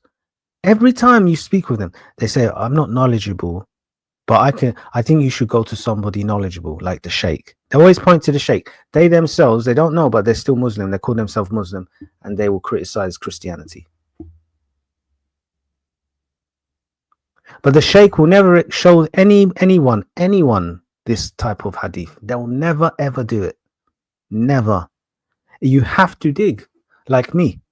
You have to, you know, God has to create an opportunity for people to see the truth behind Islam. So as I'm digging, everyone can see it now, right? And the sheikhs themselves, they know, some of them, and they can't explain it. They know there's something not quite right with the behavior of Muhammad, but it's a crab mentality. Even though you see this behavior, if you try and leave, you die. Come on.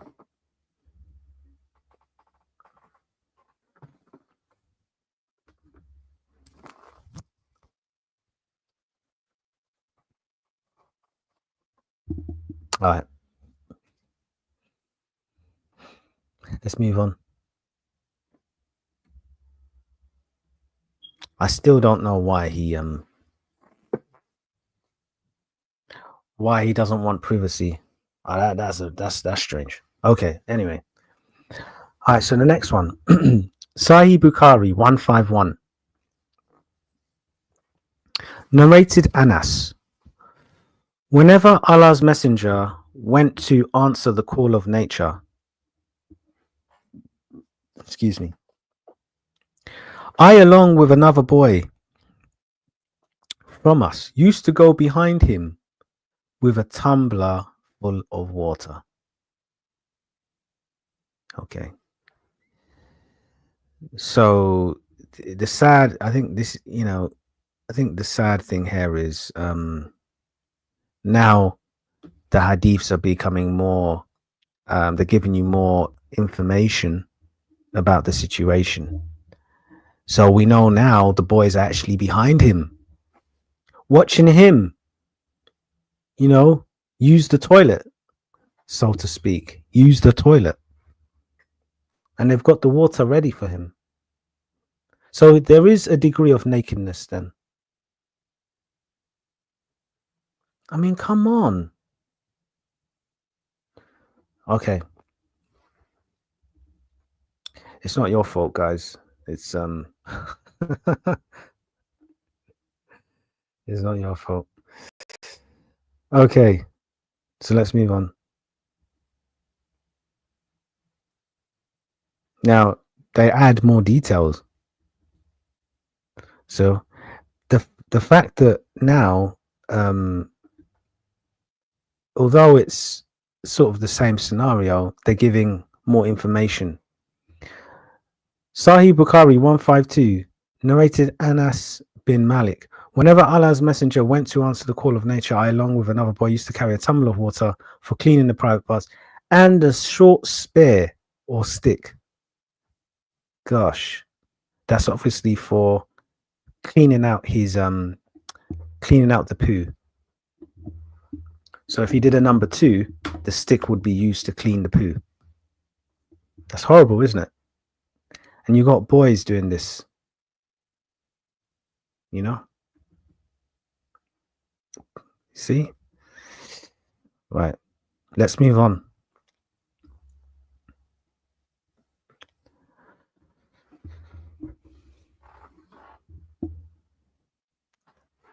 Now, this is the level of legalism that you're going to find in the Quran. And I know it's somewhat a bit graphic, but we have to be brave when we're pursuing the truth. And yeah, we're going to come across hadiths like this, but we've got to be brave, right? Because when you're looking for the truth, the truth, is supposed to set us free anyways. So we shouldn't allow truth to become a sort of a diversion point. When we see something that is a bit graphic, we run away. No, we gotta face as is, because we can use this to share with Muslims, and highlight to them the reality of what they're in, because a lot of them do not read their hadith. They don't know their hadith, and if you're a believer watching this, I'm telling you, like, this is going to give you so much leverage. It's going to highlight to them that something they don't know. They don't know these types of hadiths, and they could say, well, is it Sahih Bukhari? Is it Sahih? And you can say, yes, it is. I promise you guys, the majority, unfortunately, of Muslims, they don't know their hadith. They don't know their hadith. Right. Sahih Bukhari 153, narrated Abu Qatada. Allah's Messenger said, whenever any one of you drinks water, he should not breathe in the drinking utensil. And whenever any one of you goes to a lavatory, he should neither touch his penis nor clean his private parts with his right hand.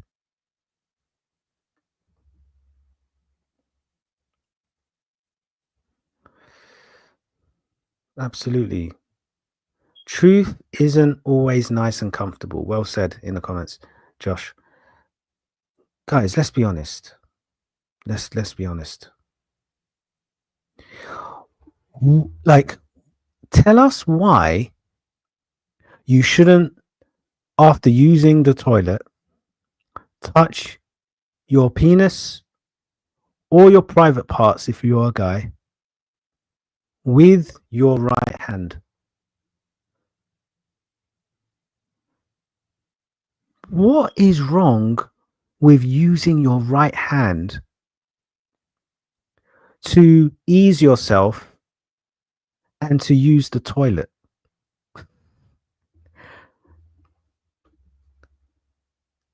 Guys, let's be honest. Let's be intellectually honest here. Does this sound impartial? Does this sound like this is something God is behind? This is extreme legalism. Extreme legalism.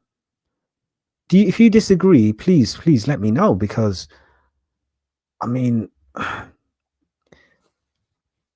why not the left hand? Why are you allowed to use the left hand?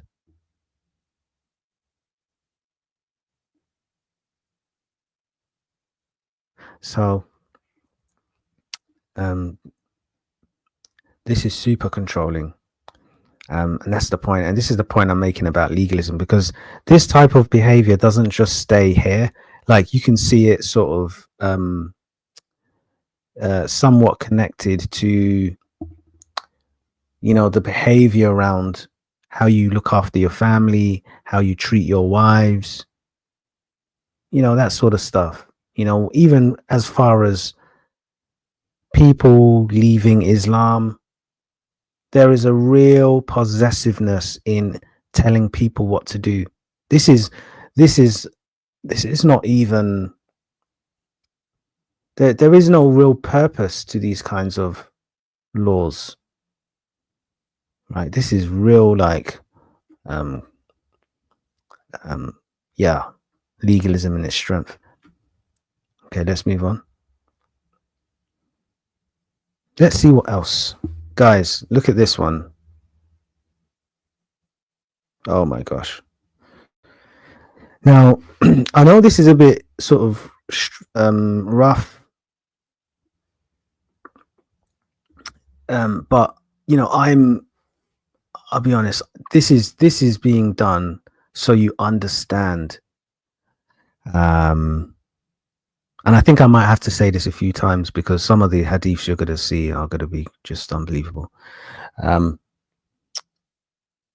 Yeah, like, guys, we have to have a strong stomach with some of the hadiths that are coming. And you have to realize that Sharia law will be fully based on the hadiths. Okay, there's like thousands of hadiths.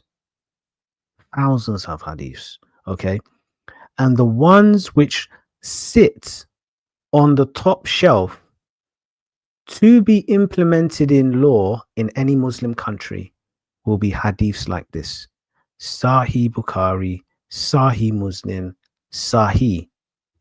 Done. I'll go as far as say Hassan as well, but Sahih there's no sort of debate. Okay, Sahih al-Bukhari 155, narrated Abu Hurairah. I followed the Prophet while he was going out to answer the call of nature. He used not to look this way or that. So when I approached near him, he said to me, fetch for me some stones for cleaning the private parts, and do not bring a bone or a piece of dung. So, which is poo, basically. So I brought the stones in the corner of my garment and placed them by his side, and I then went away from him. When he finished from answering the call of nature, he used them.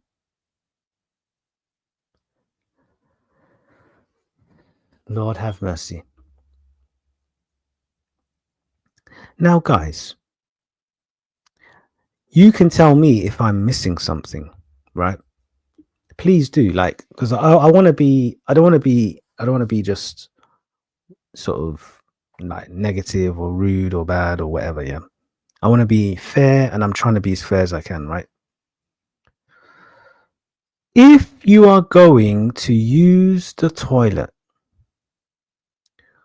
why on earth do you need stones for cleaning your private parts?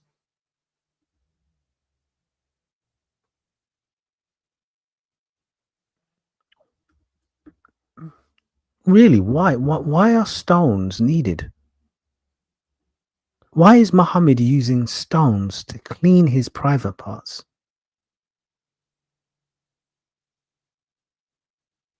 And why is he saying, do not bring a bone or a piece of dung? I look in history, and I'm not convinced that somebody is using bones and pieces of dung or whatever, okay, bones, stones, whatever, to clean their private parts. Now, if it's to scrape out from his backside, I mean, I'm not even convinced that stones would be necessarily used for that. But let's just say there's a case. I'm not quite convinced, okay, that firstly he needs people to give him stones, bones, or whatever, right? I know I know he says don't bring a bone, whatever. Okay. But why he has the inability to, and he's not an old man, guys. He died at 60 in his early 60s, so he's not, so and I think that's a problem. I think there's a character flaw here. There's a big, you could even go as far to say maybe there's a mental issue here.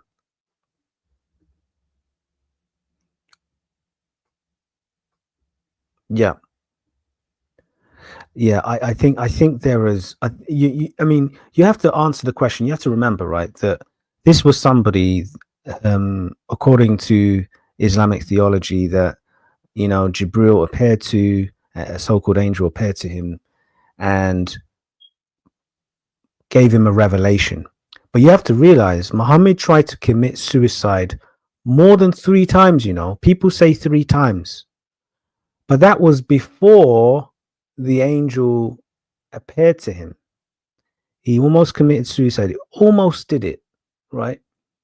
And even when the revelation would relapse, like there would be a delay in what the hadith describes as divine inspiration, he would try to commit suicide again. He tried to commit suicide.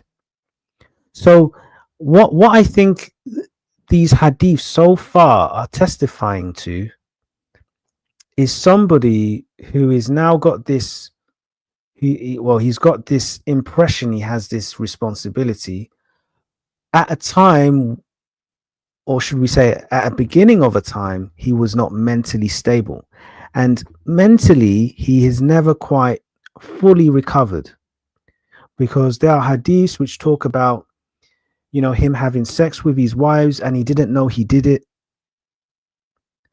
There's times where he talks about him being possessed by black magic. There's hadiths we've looked at over the sessions where he's having this trance and he's foaming at the mouth, and his mouth is moving, and his lips are moving, his tongue is moving, and that's when they know that he's having a revelation. And so you're looking at somebody like this kind of hadith, and you have to entertain that question. Was he mentally fit? Was he mentally okay? Because you're not seeing the behavior of somebody who is,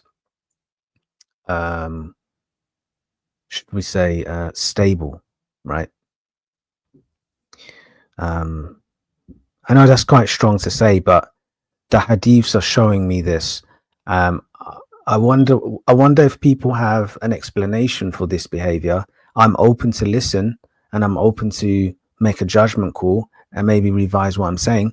But what I'm seeing, the evidence is showing that somebody who's asking for stones to clean his private parts, I don't think that that is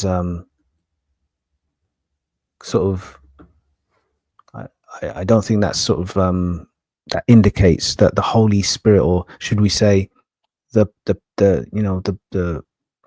hand of God is upon them.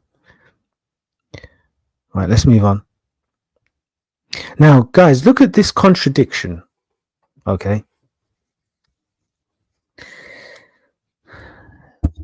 Muslims are very proud about their religion. They're proud about, about their sunnah. They believe going to Hajj, doing the pilgrimage thing, going to Mecca, kissing the black stone, circumambulating the Kaaba. It's all good. Like, it's all okay. Like, they feel like, in a naive way, In fact, they feel like, and they might even be genuinely feeling like this because they don't know, but they feel like what they're doing is what God is saying that they should do.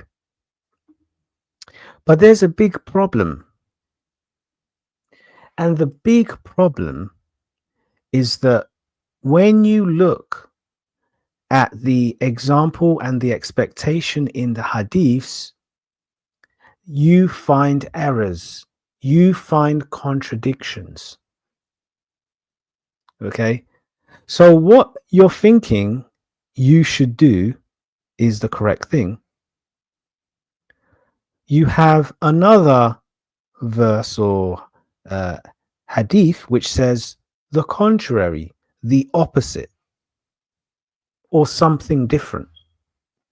And this, guys, is a clear contradiction in the hadith. So what I'm going to do is because I've just realized it's probably a good idea to give people a chance to jump on and comment. So I'm going to just put something in the comments. And oh, I might have done it already, to be fair. So bear me a second. Guys, we're going to jump into this in one quick sec. Let me just do it. I want you guys to actually read it. Like, have a good read of it. And tell me what you spot. Because I think this is a highlight. And this is the thing, guys. You have to remember that one of the things that is often, said to the Christian is that we have contradictions in our faith. We have contradictions in the Bible. We have contradictions in this. We have contradictions in that. So when you do that, you now attract scrutiny, right? The Bible stood the test of time. I don't believe there's contradictions in the Bible. They talk about 1 John 5:7. I don't believe that's a contradiction. John chapter 10 verse 30 says exactly pretty much the same thing. John chapter 1 verse 18 says the same thing. I don't believe there's contradictions in the Bible. Now, but since we have the sheikhs and the scholars and the dodgy social media Muslims always criticizing our faith, let's look at theirs. Now, let's look at the hadith, right? This is both Sahih Bukhari, right? Let's read Sahih Bukhari 157. Let's read the top bit. So you got two narrations, yeah, by two different people. Okay. So, narrated Ibn Abbas. The Prophet performed ablution by washing the body parts only once. Okay. That is clear cut. Now let's read the other hadith. Sahih Bukhari 158. Narrated Abdullah bin Zaid. The Prophet performed ablution by washing the body parts twice. Okay. Okay. So, which one is it? For the person that wants to imitate Muhammad, how many times when they're performing ablution should they wash their body parts? Is it once? Or is it twice? I'm reading this and I don't know. So this to me is a clear contradiction within the Sunnah. If God is behind the Sunnah, and if God is instructing Muslims to follow the imitation of their prophet or to imitate their prophet, how many times should you perform the washing of your body parts whilst doing ablution? How many times? Now, another big concern here is that oftentimes you hear Muslims say the Bible's corrupted, Vaticanus, Sinaiticus. Okay. And that's easy to address. Okay.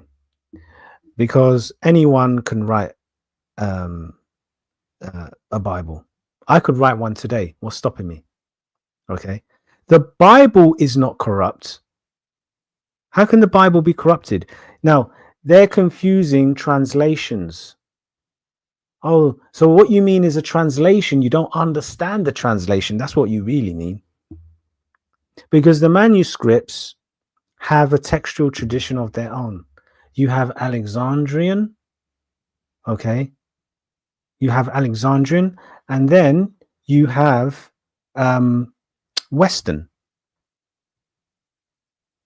You have Alexandrian, and then you have the textual tradition of Antioch.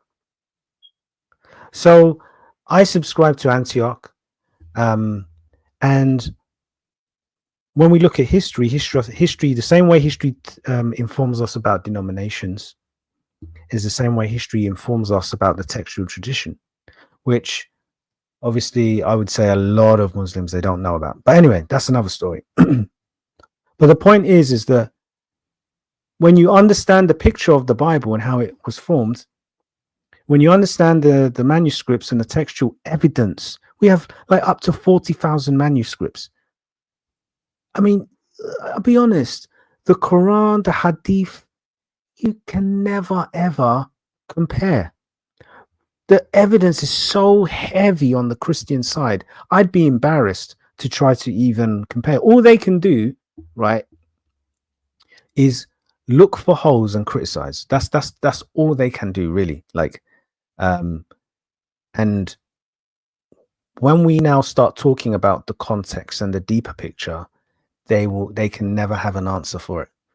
So that's why it's so important to have a real holistic understanding about, the Bible and the verses, because Muslims give this impression that there's something wrong with the Christian position, the Bible, 66 books, or the way it's formed, the evidence surrounding.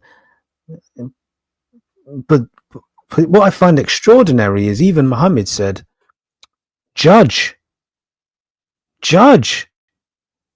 by the gospel, you Christians, people of the book. Surah 5 verse 46, 47. You judge by your own book. So when we do that, when we listen to the Quran, what we find is that Islam is false, because we are judging by our book. And what we find out is that we see in the scriptures very, very clearly, that Jesus is who he said he is. He's God in the flesh. He's the Messiah. Okay, the anointed one, the uncreated Messiah with a unique purpose, right? Jesus says, I am the way, the truth, and the life. No man come to the Father but by me. He's saying there's only one road. And he said that before Islam. So I do judge, and we do judge and if we go and read that verse in the Quran, we're even encouraged to do it again. And there is no room for Muhammad.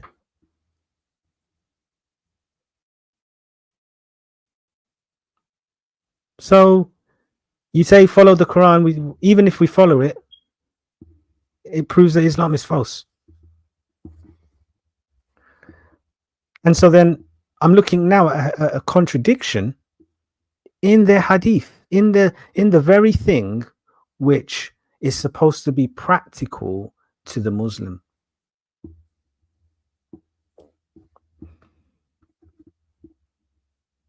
So guys, take a screenshot of this I think that Muslims to this day, they don't even know. And when I get the chance, I might ask a sheikh, maybe at Speaker's Corner, in Hyde Park, London, how many times are you supposed to wash your body parts? Is it once or twice? So there are contradictions in Islam, but you get this impression that it's so perfect, and all this kind of stuff. And also, that both have to be both have to be perfect. The Quran has to be perfect, and the Sunnah does too, because both are supposed to support each other. We don't need a Sunnah. We've already got an example in Christ. We don't need a Sunnah. It's all there in the Gospels, all historical accounts by eyewitnesses. But this is supposed to be trying to be the same, but like there's error everywhere. But then they want to say, oh, well, who wrote Matthew? Who wrote Mark? Who wrote Luke?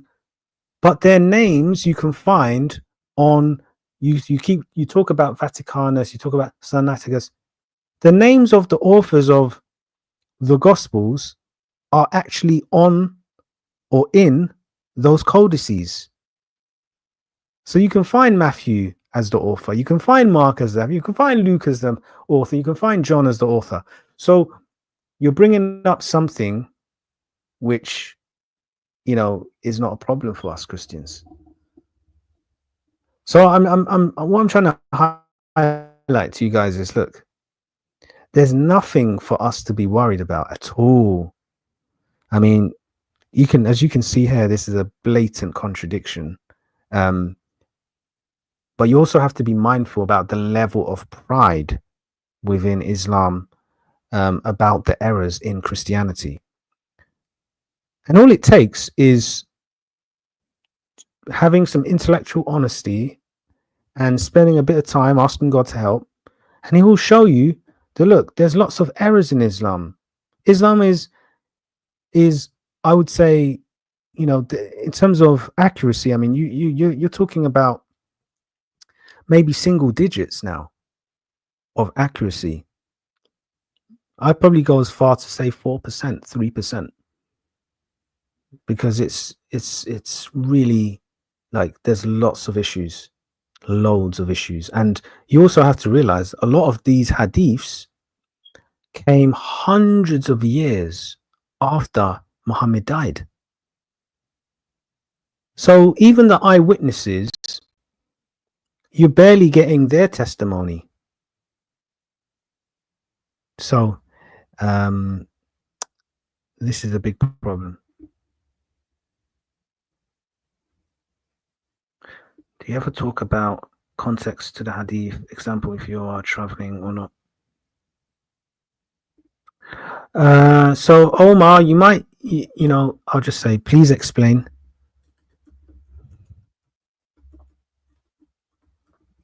Yep.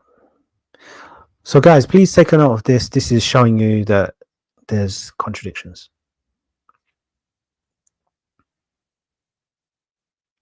Now,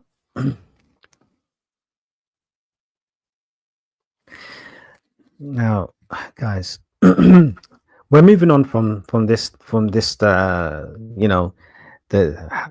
Muhammad cleans these private parts with stones. But I mean, I'm just, this is so baffling. I'm not going to lie to you. This is just kind of the absurdity of the lifestyle he was living, cleaning private parts with stones. Sweet Lord. Sahih Bukhari 161. Narrated Abu Hurairah, the Prophet said, whoever performs ablution should clean his nose with water by putting the water in it and then blowing it out, and whoever cleans his private parts with stones should do it with odd number of stones.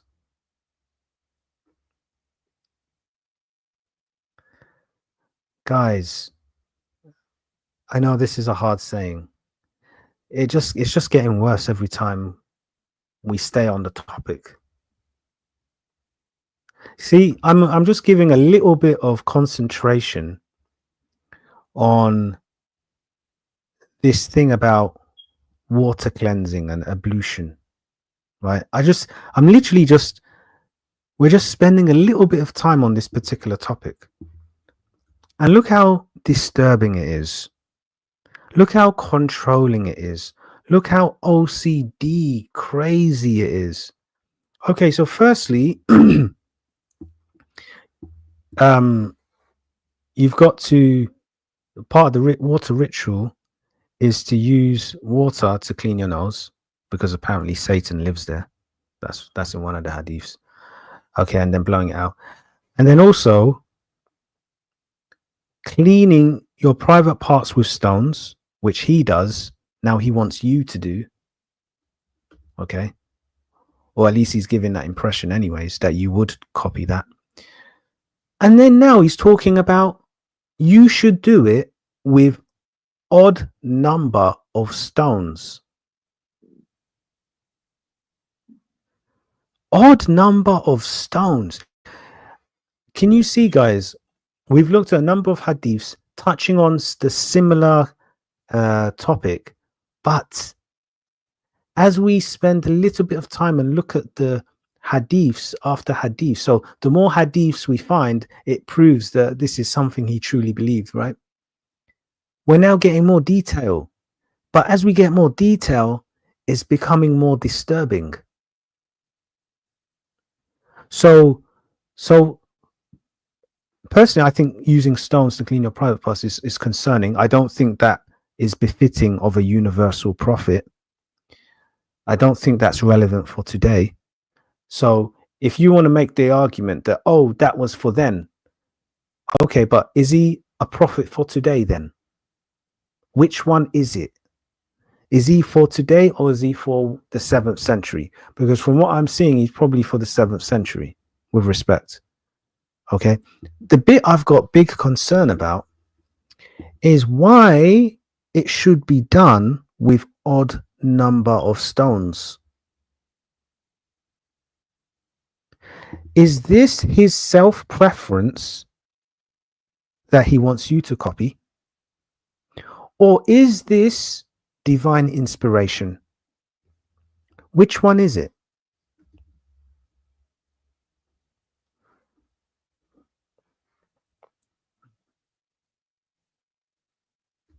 Which one is it? So, okay, so this is another concern as well. I'm reading a comment, right? Someone's talking about we can do ablution with the earth if we don't have access to water, but if we do have water, we use that. I think the previous comment was also by Omar Adam. If you are traveling or in war, you can shorten ablution and prayer. Now, why war all the time? War. Every time you can, it's like, I don't get this emphasis on war all the time. What about peace, brother? Like, look at UK today. We're not at war. I mean, there's an ideological war, but we're not, like, there's what that, like, Wales is not fighting England. Scotland is not fighting England right now, as in like military warfare.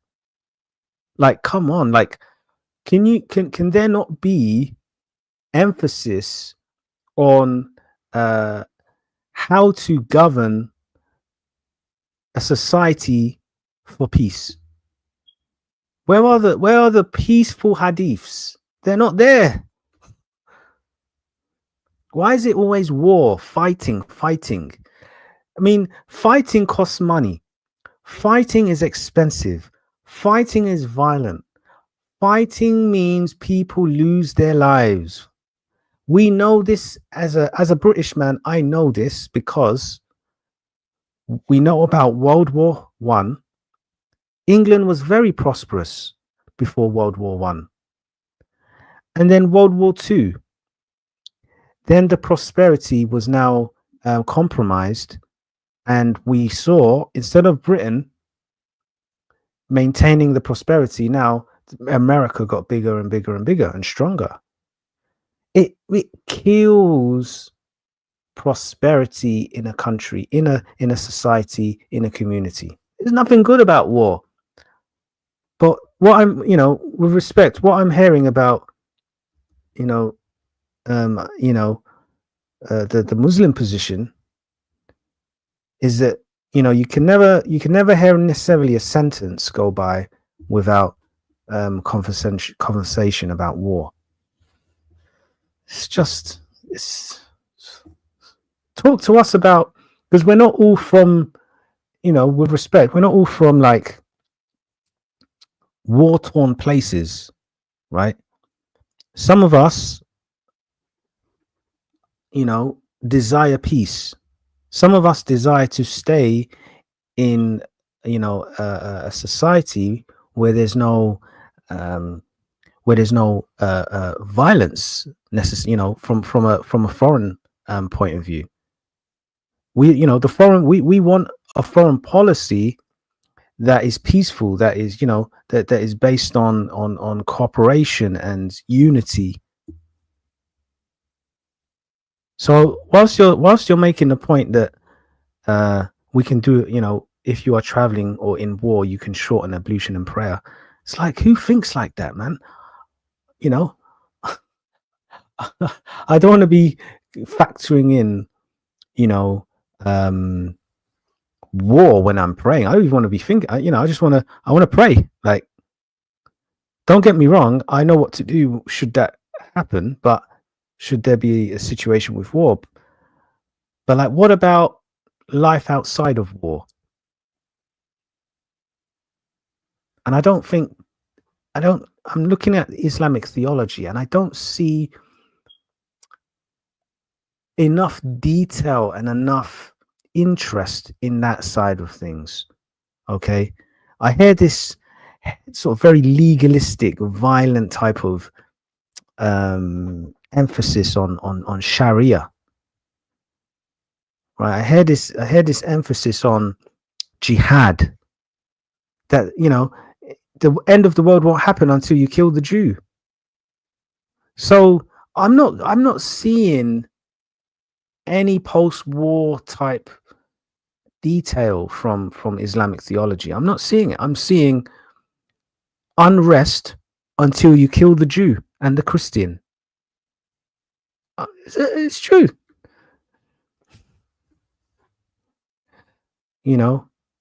We're talking about ablution and Muhammad using stones to clean his private parts, and then we're getting a mix with that with war.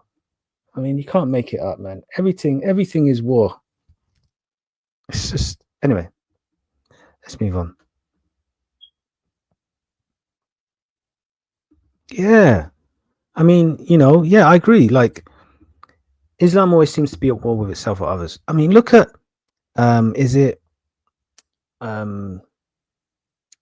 if you look at Yemen, I think they've got an issue with, is it Lebanon or Iraq? You've got the Sunni and then you've got the Shia. Okay. If a Shia starts walking the streets within a Sunni community talking about Ali should have been the one who, should be given, because he's actually from the family of Muhammad, that he should, be given the leadership, or should have been given the leadership. Do you think that Shia Muslim walking in the Sunni community would live? They would cut his head off. They will kill him. So yes, I agree. And the evidence is on the news. It's front page. I'm not saying this as some sort of negative person or whatever, right? I'm not interested in negativity. But let's speak facts. Let's be honest. Let's be intellectually honest. We're getting this impression that Islam is a religion of peace, right? We're about to read this hadith and we're going to find out. But what's interesting is you look at Islam itself and there's war between themselves. Look at is it between the the Kurds now? The Kurds, The Kurds also have experienced severe violence from other Muslims. The Kurds, weren't they even, they tried to exterminate them at one point, other Muslim regions. You can't make it up. You cannot make it up.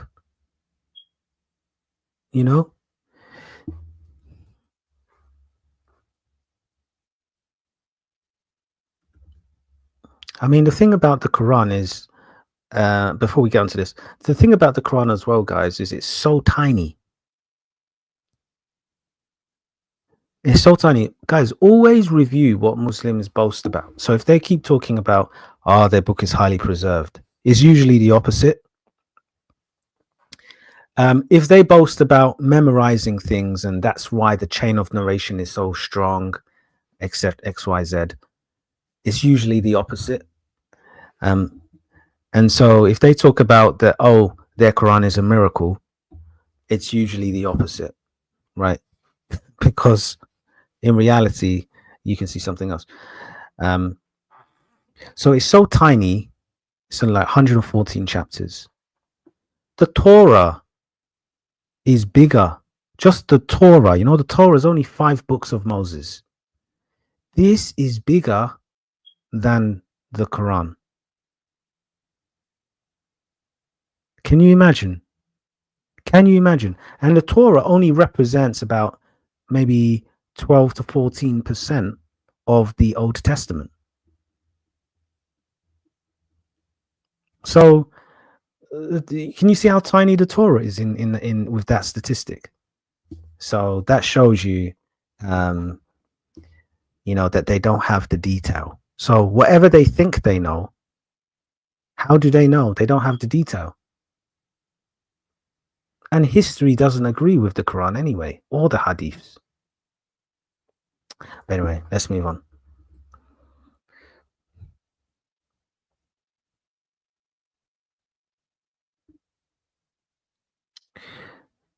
So, okay, so Omar, you said if you are traveling or in war, you can shorten ablution and prayer. That's what you said.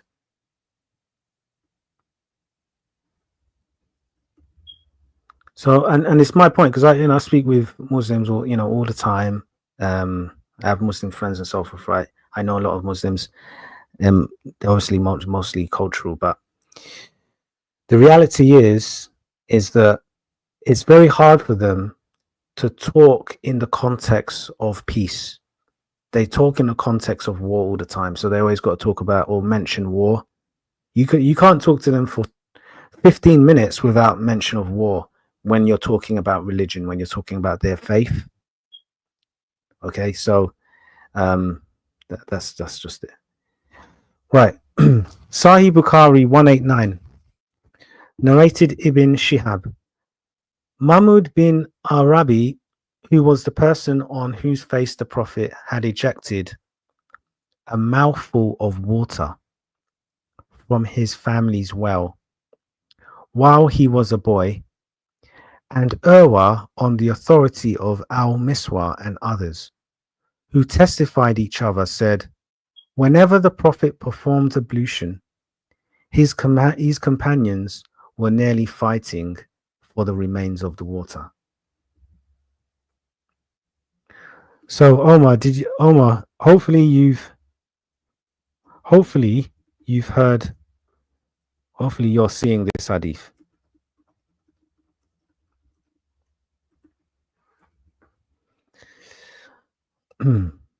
So, guys, this is Sahih Bukhari.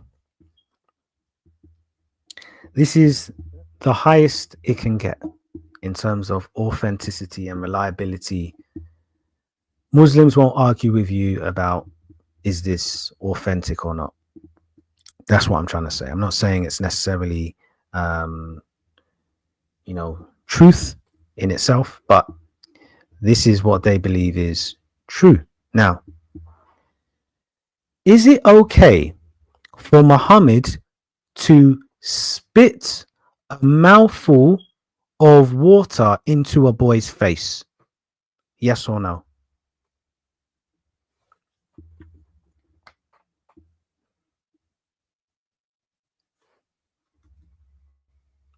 because as we're uncovering these hadiths, okay, we're uncovering a behavior that is someone who is a sinner would do, right? Muhammad, who is a holy or supposed to be a holy prophet of God, is ejecting a mouthful of water into a boy's face.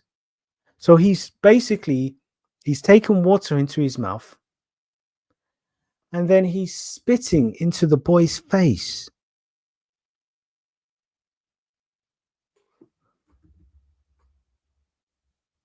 Does this sound right to you? Does this sound like this is the right thing to do?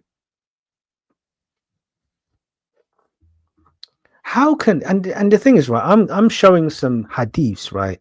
I'm telling you now, guys, it will be very difficult for even a mufti to even explain. This kind of abuse to a boy, again, it wasn't enough for a boy to take a tumbler with water, for a grown man, right? Take a tumbler of water, stand behind him, let him wash his private parts with the water. You're seeing the pubic hair in the water and everything. It wasn't enough for the boy to see Muhammad naked. Now, Muhammad is spitting in a boy's face. Mouthful of water, not a little spit, which you can bob and weave and move your head or get out the way. But it's a mouthful of water. This is like, this is disrespect. You're spitting at a boy who is more than likely to be traumatized by a grown man. Okay, a grown man who's in his 50s by this point. Okay, spitting at a young boy. Why? Why would you do that? Why would you spit at a boy? What did he do to you that you got to spit at the boy and traumatize his life? And this is the kind of behavior, right, that he would do. And then all of a sudden, look at the companions. Look how brainwashed they are. They are fighting for the remains of the water after he did that. There's no there's no one that has that sort of conscience who is like, oh wow, he just spat at a young boy, he didn't do anything. He's like, Muhammad was a warrior, so the boy was no threat. But he just thought, you know what, let me spit in his face. Mouthful of water in his face. All the saliva, all the bacteria from his throat, his esophagus, all the bacteria from his tongue and his, teeth or whatever is all on the face of the boy.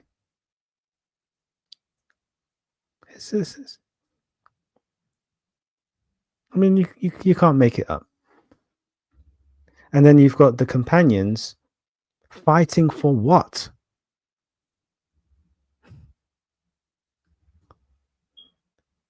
They're that bizarre, right? So I think one of the feelings from this is, in a way, it feels like this is a bit of a cult.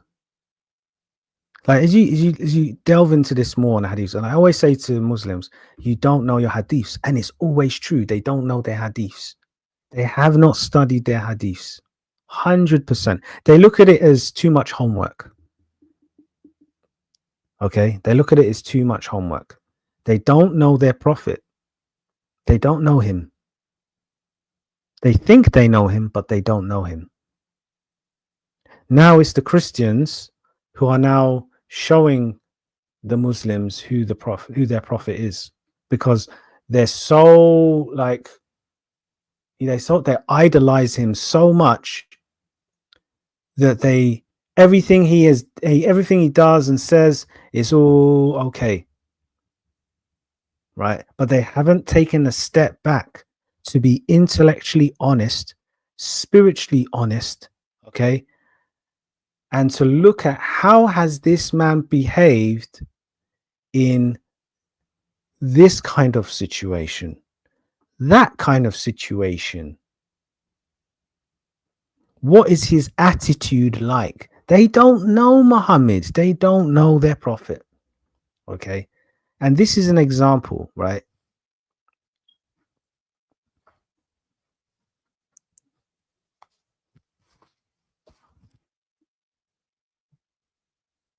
So,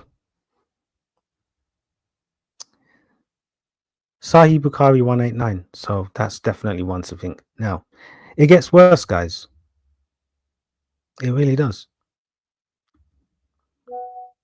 And I hope people can begin to see the the kind of world that Islam wants to bring to our children. People might be hearing about Islam getting into Muslims getting into politics. Some of them, trying to. So rather than hear Easter, like for example, rather than King Charles talk about Easter, you're seeing this kind of push for him to talk about Ramadan, or in schools, there's this kind of resistance to celebrating Easter. In the UK, in England, that's unbelievable. England was the country that sent out a lot of missionaries. And the blessing that England has enjoyed for many years has been because of Christian heritage, Christian values, charity, okay, welfare, aid, alms, giving to people, hospitality, right? England was the place where Oxford, Cambridge started because of the church. Oxford and Cambridge were universities designed to train ministers, the clergy, right? What you would describe within Protestantism as pastors, and the offices within the fivefold ministry. Oxford and Cambridge, the top two universities in the world, is started by the church, and people are now, God knows where they're from. They just want to throw all of that away. Wow, for what? What do you want to throw it away for? And then you look at the Premier League. What a lot of people don't know is that clubs like Everton, Arsenal, Southampton, even Wolverhampton, Manchester City, all of these clubs, and Fulham, all of these clubs, right, were started by or through Christian values, through the church, as a way of helping the vulnerable in society, as a way of getting kids off the streets. And they just blossomed on, and they've developed from there, from the humble beginnings. So we want to throw all that away because Christians, not even that Christians really, Because let me just talk about Britain. People in the United Kingdom want to throw away their heritage and accept something else that they haven't really looked into. Wow. And by the time they know it, it'll be too late. So you want to throw all of that away. Wow. Okay. Sahih Bukhari 232. Narrated Aisha. I used to wash, Lord have mercy, the semen off the clothes of the Prophet. And even then, I used to notice one or more spots on them. Lord help us. So I'm hoping that people can see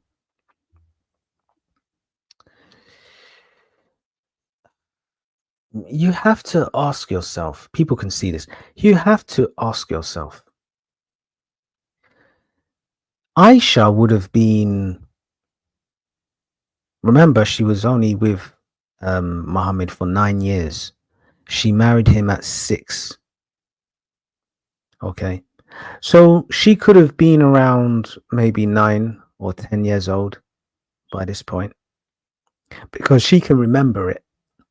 And so I would say your memory would serve best as you get older, of course. Like from the point she was married, 6, she would remember things around 10 years old. So it's probably reasonable to say around 10.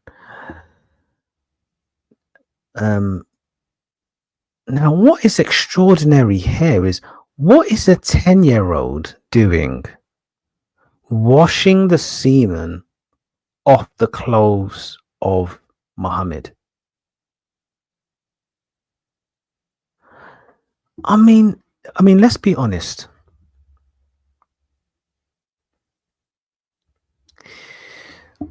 What is it? Like, this is Sahih Bukhari, so nobody can say, try to spin it. What you guys are seeing in this hadith is exactly what it says in the hadith. It's what it says on the tin. There's no twisting or shaking that anyone can do. This is hadith. This is not the Quran. This is hadith. So Aisha, who was left barren by Muhammad, she couldn't have children, who was left a widow at age 18 and died without no husband, and died without from the age of 18 and died without no children, nothing, because Muhammad said no one can marry his wives even after he dies. Well, definitely after he dies. I mean, like, Aisha's life, like she said in the hadith we looked at earlier about the woman getting beaten up due to domestic violence, she says, I have never seen more suffering than to the believing woman. Than to the believing woman. And Muslim women need to stand up. You need to stand up, man, because you guys are going through so much hell and you guys are so quiet. That's what I find amazing. You guys are going through hell and nobody's speaking up for you. Guys got how many wives? Your husband is cheating, he's going to hotels, he's like, not even interested in you. You're just one of many wives. And he's got, Muhammad had secret wives, so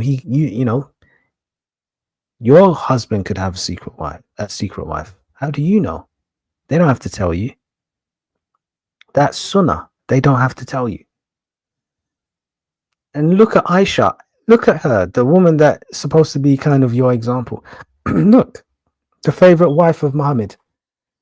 I wonder what the unfavorite wives, what they got up to. But look, you know, I used to wash the semen off the clothes. I mean, self-explanatory, isn't it?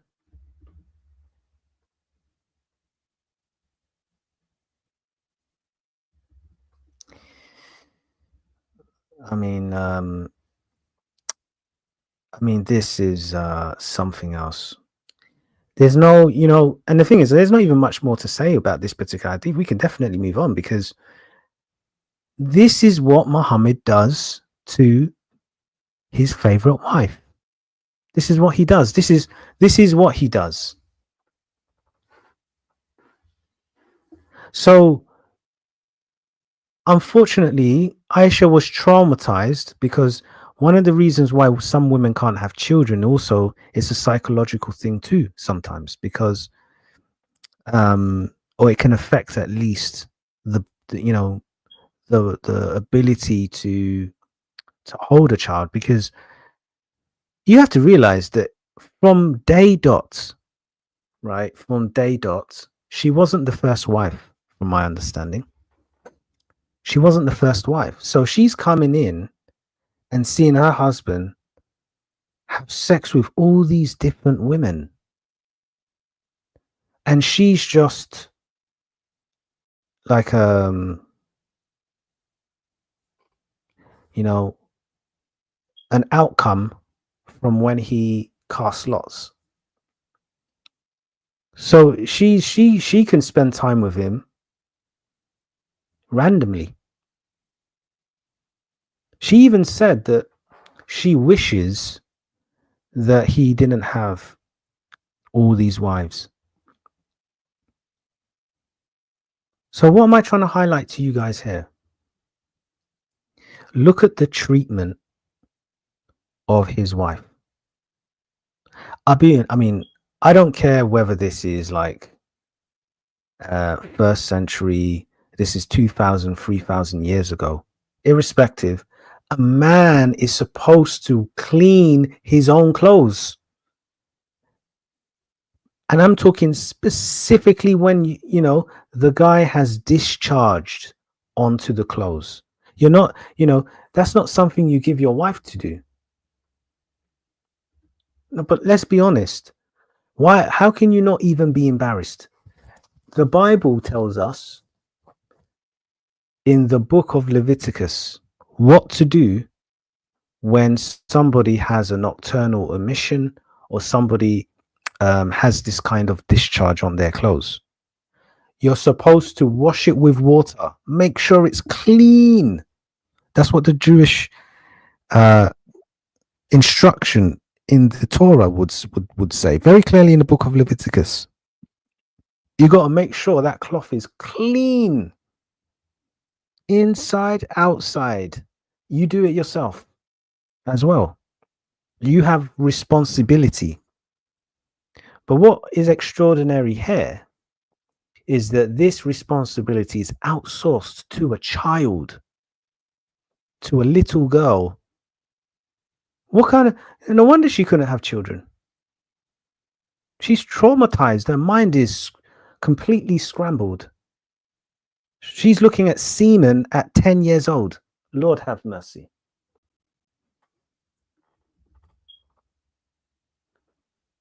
Lord have mercy. 10 years old, washing semen off clothes. I done said it to you guys already in the previous sessions. Aisha, whatever hadith you see Aisha in, is always depressing and serious and revealing, always hurting Islam. Every most of her hadiths, so sad. And you know why she's even saying this when it says, and even then I used to notice one or more spots on them. Do you know why she's even saying this? Because she's so young, she didn't even know how to wash it properly. Oh, isn't that sad? How many 10-year-olds do you know washing clothes? And don't talk to me about, oh well, this is back in the day they were stronger, they were more mature. No, no, no, no. Not at 10 years old. No, not 10 years old. There isn't any biblical standard for children to do this kind of responsibility. You're not going to find in the Bible this being outsourced to a child, to a little girl. So this is something the man has done, and it's him that's supposed to clean it. Is this clean? Isn't a holy prophet supposed to be clean? Holy, clean. Yeah? You clean your own stuff. Yeah? He's not doing that. He's outsourced it to a little girl. 10 years old, looking at semen.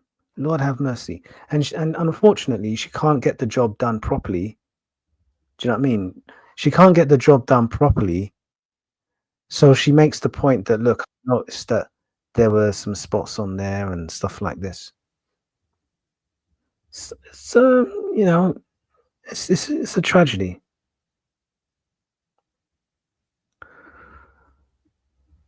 Okay.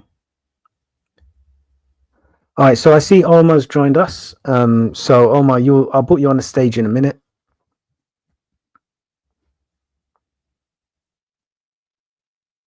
Okay.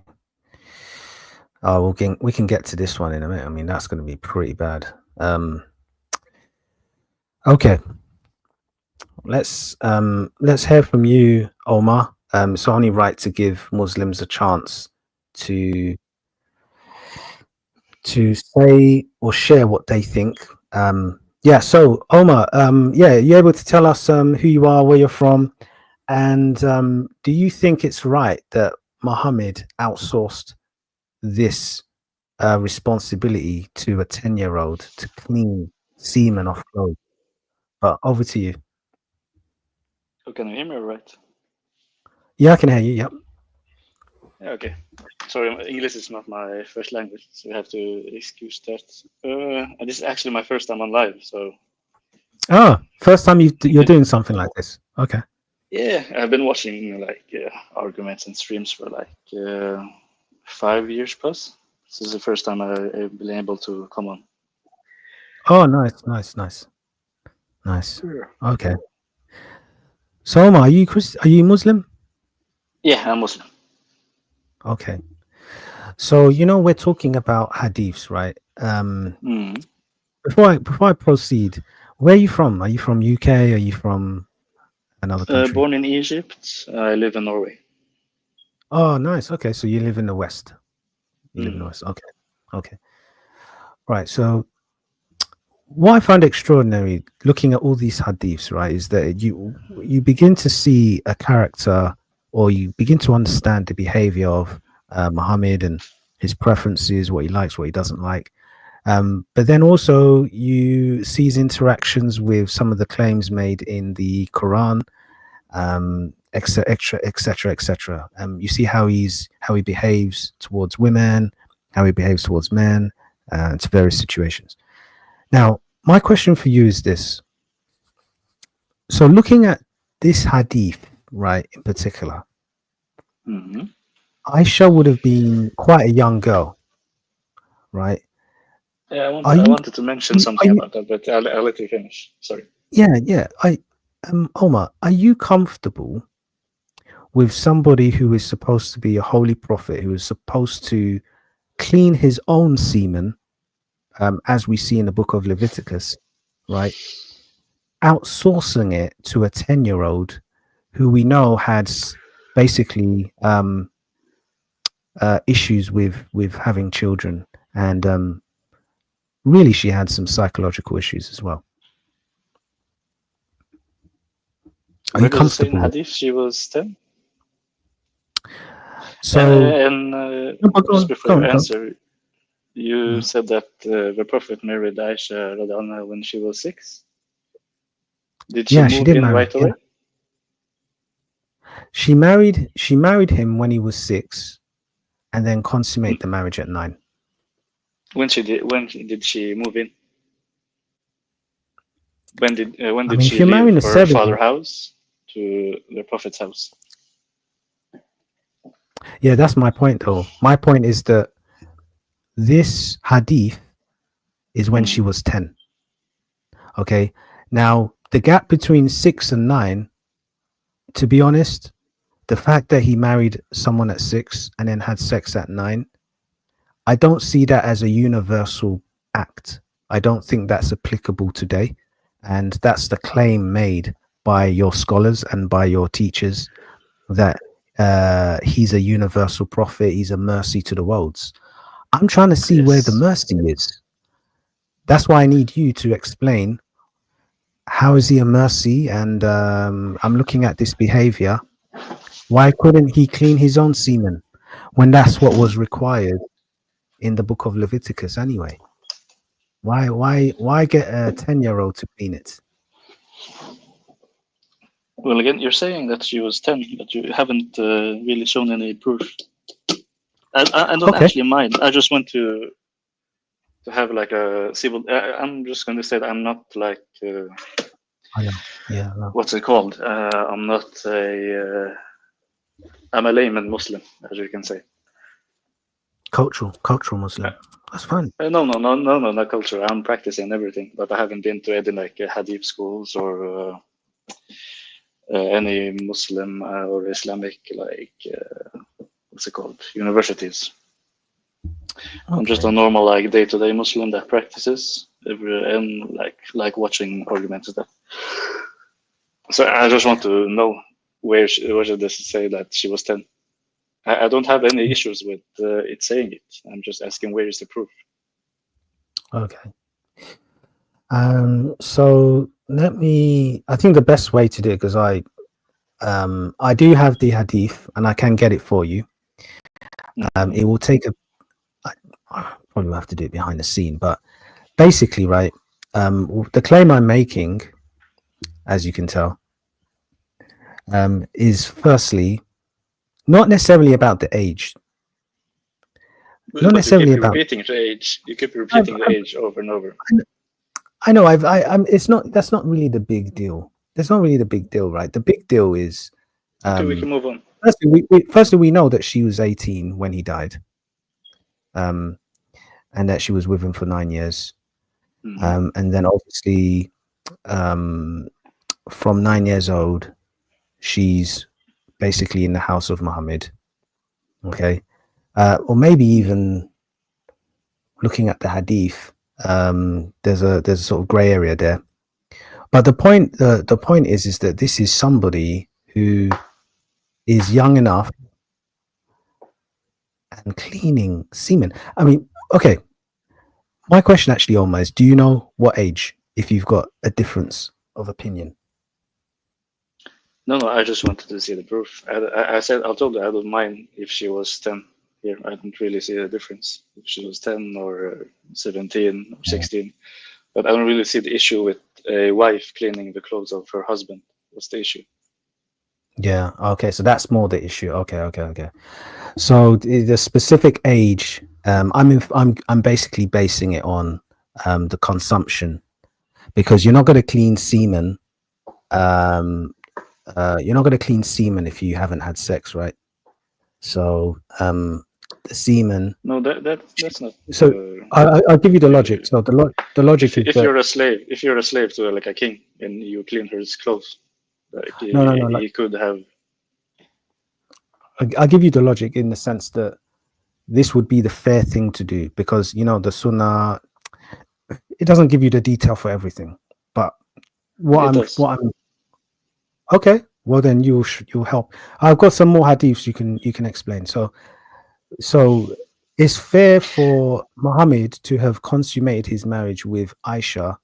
She's now seen semen for the first time. She knows what to call it. If she didn't have sex with him and she's cleaning this stuff, she won't even know what it is. So by this point, she's familiar with what this liquid or fluid is that is stained Muhammad's clothing. Do you need to? Sorry. Yeah. I don't know. I mean, unless you live in that world, in that environment where kids that actually know what it is. No, I was going to ask you, do you need to see semen to know what semen is?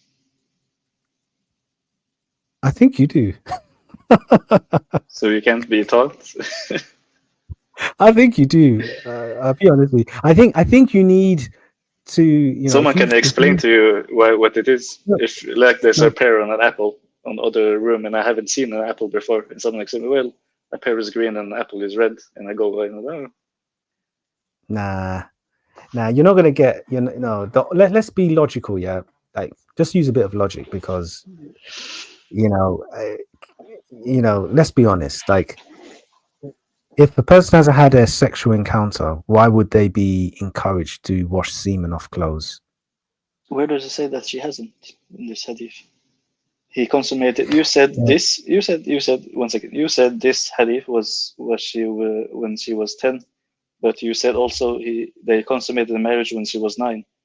So she had sexual encounters before this. yeah, that's my 1 year point. before this. Yeah, that's my point. Yeah. And Yeah, so that's what I'm she saying. So knew. I'm not saying before that. I don't think before 9. Yeah, she was washing this. I don't think so. But I'm just using logic, okay? Yeah. Based on the hadiths I've read, Mm-hmm. because I've read the pattern and I understand how Muhammad had a dream about Aisha and sort of said. But what I find disturbing about also this sort of union between Muhammad and Aisha is she was 6 years old when Mm-hmm. he married her. Yes. What age did he start fancying her? Because it will take some time to plan a wedding, isn't it? Let's be honest, maybe in a year or 2 years to draw up the contract, and to So plan everything. So, do you have to fancy so someone to marry them? what do you think? Did I he think fancy no. her? He didn't fancy her. No, he didn't pick her out of the crowd. If that's what you mean. Yeah, Every single marriage of the prophet was what's it called? I'm saying it in Norwegian in my head, but I can't but they're think of trying to say the. arranged. You're gonna say arranged, right? No, not arranged. It was basically sent down by God, by Allah. Are you sure about What's that? it? Yes. Every What's it single called? marriage of his. Yeah. Okay, so you have the hadiths. This is something I have heard over and over from the Oh, scholars. okay. So this is a bit of gossip. No, it's not gossip. It's I have seen debates about this and I have seen the proof. Okay. So then my point again, you know, okay. So what I find extraordinary is this, right? Um, are you aware that Aisha is his favorite wife? Yes, that Okay. is as far as I Right. know. So I find She it, Aisha was outlived most of other, and she also was young. She spent a lot of time with the Prophet. That's why we have like 40 to yeah. 50% of our religion is from her. Okay. Okay. Are you comfortable with him marrying a 6-year-old? Yes. Okay. Okay. Okay. The marriage contract is between the man Now, and no, the wali. The no, marriage no, no, no. contract is between. Oh, Understand. okay. Oh, yeah. No, I was just gonna say, Omar, is you're comfortable with Muhammad marrying a 6-year-old? Yeah. Are you At comfortable for with 1400 imitating? Yeah. Are you comfortable with imitating your prophet? I imitating the Prophet by using the criteria that the Prophet gave us, which was mental capacity, physical capacity, and the societal norm. There's no way where the Prophet says you should marry a woman at 6 and consummate at 9. That is just what the norm was back in the day, and was the norm up to I think 1930s was the first person that actually mentioned anything about the marriage of Aisha in the night, and still today you have. I don't like to use this what about or what's it called? What aboutism? That technique. But I mean, you have Christians today, and I have seen debates about Rebecca. She was 3 and everything. But I don't want I to mean, that's no, bring no, all but that that's up not because true. I can't back it up, so I'm not going to bring it up. But I have seen. You won't be able to. You won't be able to.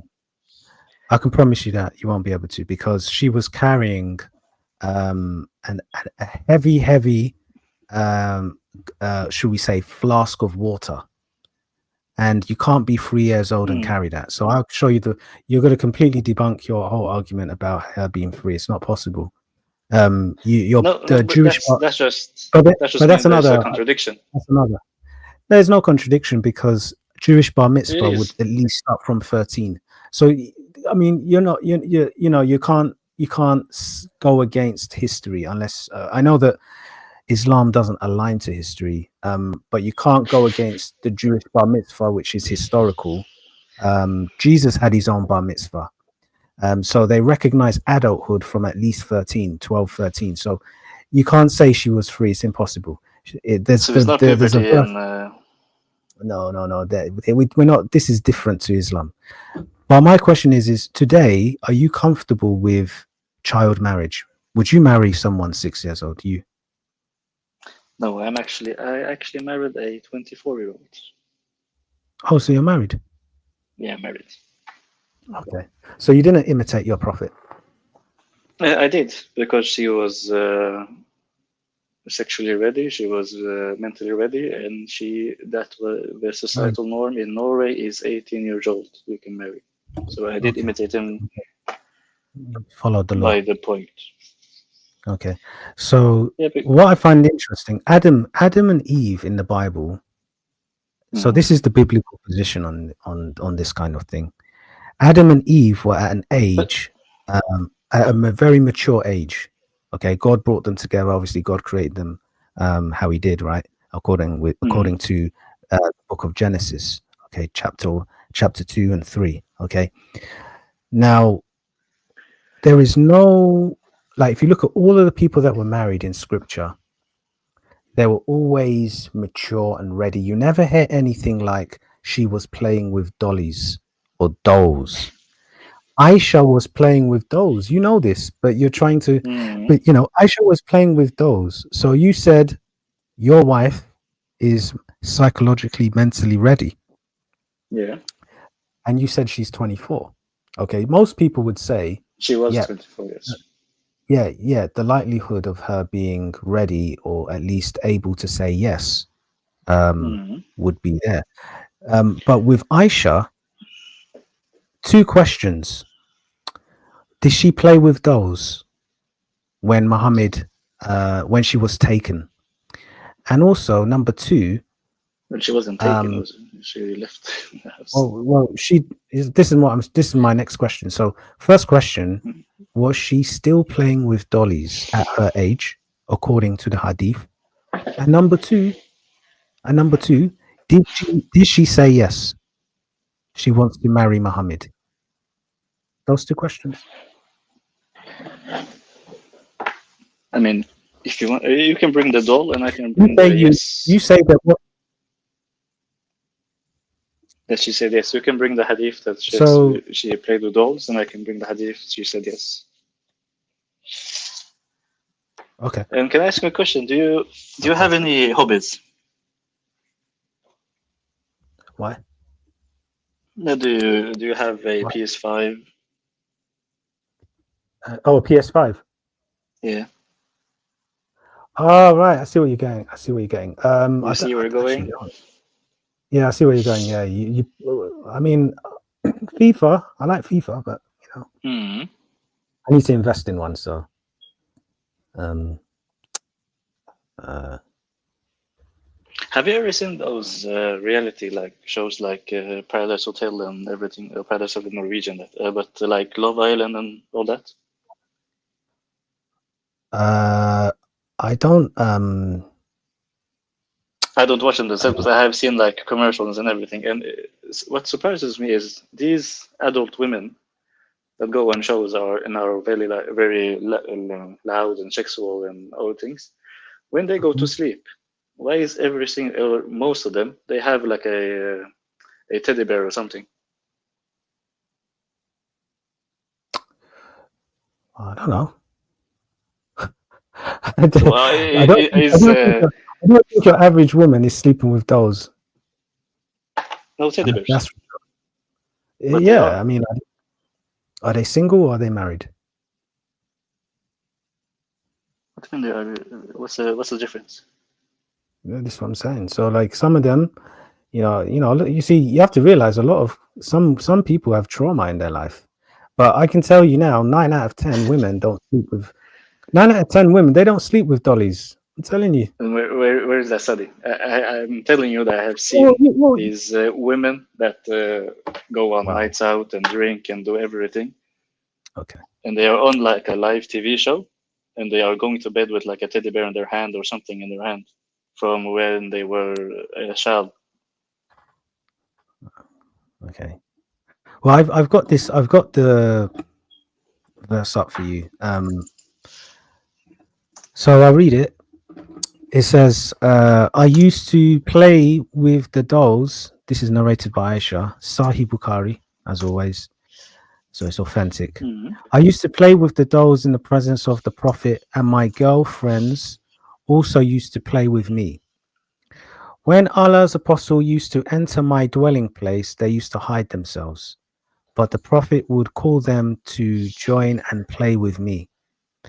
The Mhm. playing with the dolls and similar images is forbidden, but it was allowed for Aisha at the time as she was a little girl, not yet reached the age of puberty. So interesting. So That's what I mean. dolls are actually forbidden for adults, and your own sources tell you this. And then it says Aisha reported that the Prophet, may Allah bless him and grant him peace, used to call her companions to her who were playing with dolls. This was a real baby kid. Like, she was a baby, man. She's playing with dolls. Do you expect her to be on her PC or something? Okay, so are you going to show me the source where she said yes? Well, we are still talking about it. What do you expect her to do 1400 years ago, other than actually just play? Sorry, what are you asking me? Sorry. What else was there to do 1400 years ago? Was she supposed to go to business school? Was she supposed to drive her car around? Okay, I'm confused. Can, I'm asking for another form of entertainment other than dolls and like simple things back in the day. She's playing with a doll because she's a kid. And I don't know what argument you're bringing actually, because I've just showed you the verse proving that she was a child. She wasn't psychologically ready. Someone playing with dolls is not psychologically ready for marriage. Be intellectually honest. Do you have kids? I bet you don't. No, Do you have kids? Of course. no, When I you have, have nieces and nephews. yeah, I know. That's not the same. When you have kids, right, your worldview will completely change. No, it That's won't. why we that's why we have Muslims leaving Islam, when they learn things. I can tell Look, you I can now, say the right? same thing about Christianity, though. That's why I Listen, don't use like these sheep uh, points. Like if you learn Omar, this, you will leave. Omar, we've been looking at the hadith. We know your religion. So at I the end of the never, I day, never, I, I never. What's it called? I I know your never denied religion it. I inside just out. wanted to see the proof. I know this is why I'm doing it this way. We go through the hadiths to show you your own religion. But anyway, show me Yeah, but yes. You said you're not actually answering everything, anything I say. I told you, give me one other form of entertainment back in the day. one other form of entertainment. That's irrelevant. Yeah. Like, I don't. What do you So mean that's I've showed irrelevant? you. So Omar, let's Yeah. let's let's be serious now. Yeah, I've shown you. Let's just say I've shown you one piece of evidence, okay, of a child not being psychologically ready for marriage. Now you said that you're going to show me evidence that Aisha said yes. Can you show me, please? You're a Muslim representing the Ummah. Can you show Well, me, I'm not. I please? told you I'm a normal I know, Muslim, I know that not a. that's the majority of Muslims. They don't know what they're following.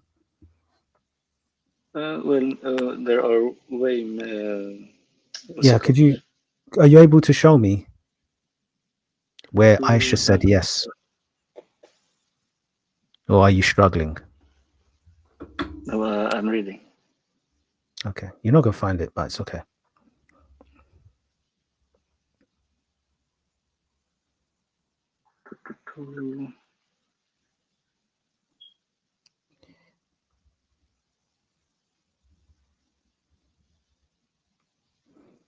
I think everybody's waiting. Have you found it? No, I haven't searched this up. Okay. Okay. So you're unable to find where Aisha said yes. Yeah.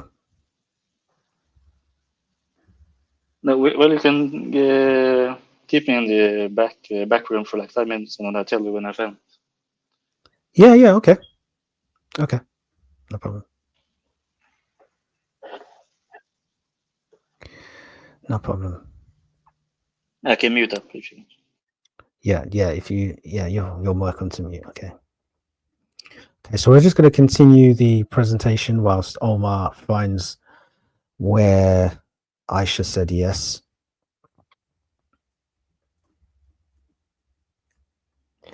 So just okay, bear me a second, and we're gonna crack on.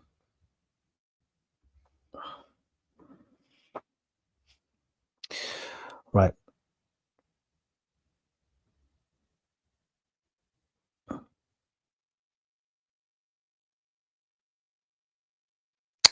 Okay, so Omar is in.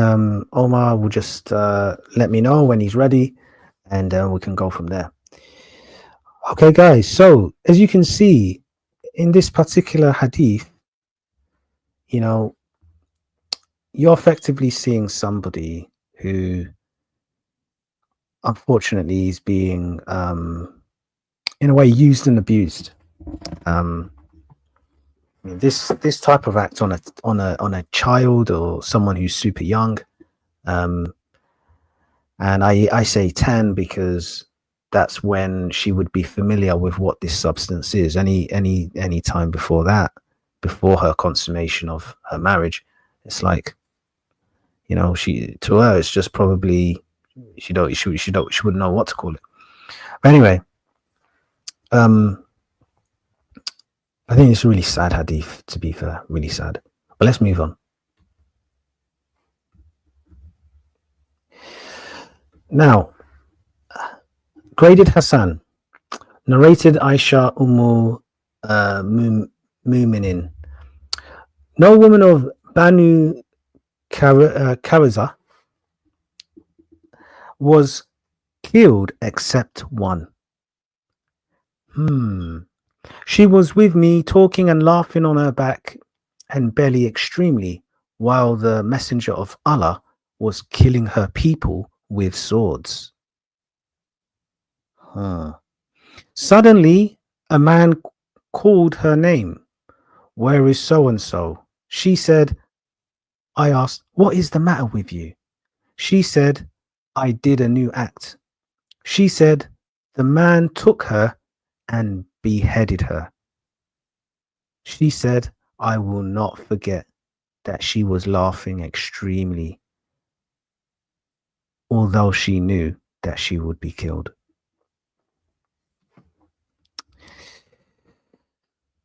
So, guys, this is a sad hadith, mostly because someone obviously died at the end of it. But what's sad about this hadith is that a woman is killed. Even though Islam makes the claim that they don't kill women and they don't kill children. And so what you see here is evidence of a woman getting killed by effectively by Muhammad's request. And so this woman has lost her life. A vulnerable woman has lost her life. Okay, she was beheaded. She was happy. You could see she was laughing and all of this kind of stuff. She was laughing. But you see, in Islam, they don't, when it comes to killing people they feel ought to be killed, they don't mess around. And so they took her and beheaded her. They couldn't even allow her to just, they couldn't pardon her or anything. But they just decided to behead her, which is sad. I mean, there's an accusation that she was part of some sort of attack on one of the soldiers, one of Muhammad's soldiers, but that doesn't seem to quite stack up. She was the result of some sort of evasion into territory. She was one of the captives, and they just dealt mercilessly with her. Simple. And once again, you have Muhammad killing her people with the swords. Wow. Okie dokie. Okay, so I think Omar's ready now. And we're gonna move on to this one next. We've got a crazy hadith next. So let's just hope Omar can answer it. In fact, let's move on to that one and then ask. So this is one hadith. So yes, Omar, we're gonna add you. I'm gonna add you in a minute. I wonder if you can answer this hadith. Let me just hide my comments so everybody can see it. It says, Majma al-Zawaid Ali ibn Abu Bakr al-Haytami, 299, volume 9. It says, I saw the messenger of Allah, peace be upon him, putting Hussein's legs apart and kissing his little penis. And Al-Tabarani and its chain is Hassan. So if you can't answer the question of whether Aisha said yes to marrying Muhammad, then maybe you can answer this hadith. So we're just adding you to the stage now. So Omar, have you got anything you want to share and show the people that Aisha said yes? Yes, it's Sahih Bukhari 6946. Okay, see if you can share it. Yep. Oh, I'm doing it on my PC. I'm talking you to on my phone. I can share it on. I can try it. Yeah, try to share it. Let me clear the screen. It's in the YouTube comments. No, I sent you the link on the comments. I'm talking to you by my phone. Yeah, I can't see it. It hasn't come through yet.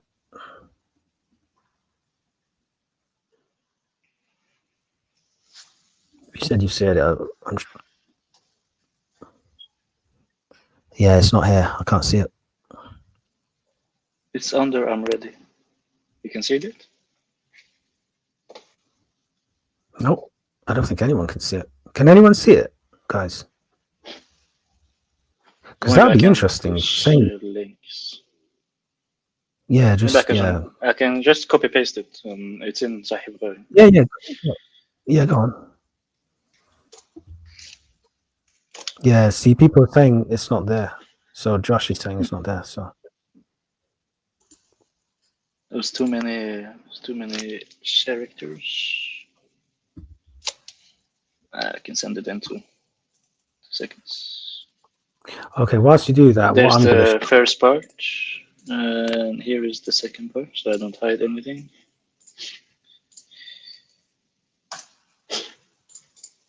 This is in yeah, the that's book what of Statement Under Coercion. And the thing and is, now this I know this isn't directly her saying yes, but I have the whole life of Aisha, not once going against their marriage. So I actually honestly think the burden of proof is on you, because after really. just wait, after the death of the prophet, Aisha had a whole army, so she could have gone against everything and be fine. Okay. I think maybe she was too young to say yes. I think. See, Well, not why, according to the time. Yes, according to you. my friend? Why not be like intellectually honest? Like, you're talking to someone who's educated. I'm not like a dimmy, so I'm gonna read. I'm gonna study all the faculties that God gave me. I'm gonna use. I'm not stupid. You know what you shared with me was what I was gonna share with you, proving that she didn't say yes. So let me read the very source I was going to share with you, which you shared with me, interestingly enough. So maybe God wants the world to see it. And all the Muslims that are on the fence, that are, thinking about leaving Islam, I'm sure that after reading this or hearing this, they're more than likely to leave. That even So with consent. Sahih al-Bukhari 6946, narrated Aisha, says, I asked the Prophet, O Allah's messenger, should the women be asked for their consent to their marriage? He said yes. I said, a virgin, if asked, feels shy and keeps quiet. He said, her silence means her consent. Now, which category do you think Aisha fits in? Woman. No, which category do you think she fits? So Muhammad is saying she either says yes to consent or she is silent, and that means yes. So which one applies to No, Aisha? no, she's silent because she's shy and she keeps quiet. That's why she's silent. Okay, so which one? Do you think Aisha is the last one? Do you think that she was silent? Uh, I don't know. I can't speak on it. What happened? No, but you brought this as well. So you tell me. What do you think? I told you when I bought it, it doesn't specifically. Okay. Sorry. Exactly. So what I can tell you now is you can see that there's a problem here. And can I tell you why? Because, and it's and in a way, it kind of, my concern is that it could lead to things like rape and abuse. And I can tell you why it leads to some form of abuse, right? So, firstly, when somebody says yes, at least there's a probability that she means what she's saying, that she does want to get married. Now, the reason why yes is important is it protects forced marriage. You know, when someone's forced into marriage and they didn't have a chance to say no. When a woman says yes, at least you can calculate the probability that she maybe wants to be married to a degree, right? It's not always the case that sometimes yes means yes, but at least you have some sort of weighting that there's a probability of her wanting to be married. Now, the other bit is where Muhammad is saying that if they are silent, it means her consent. Now, what if she's being forced?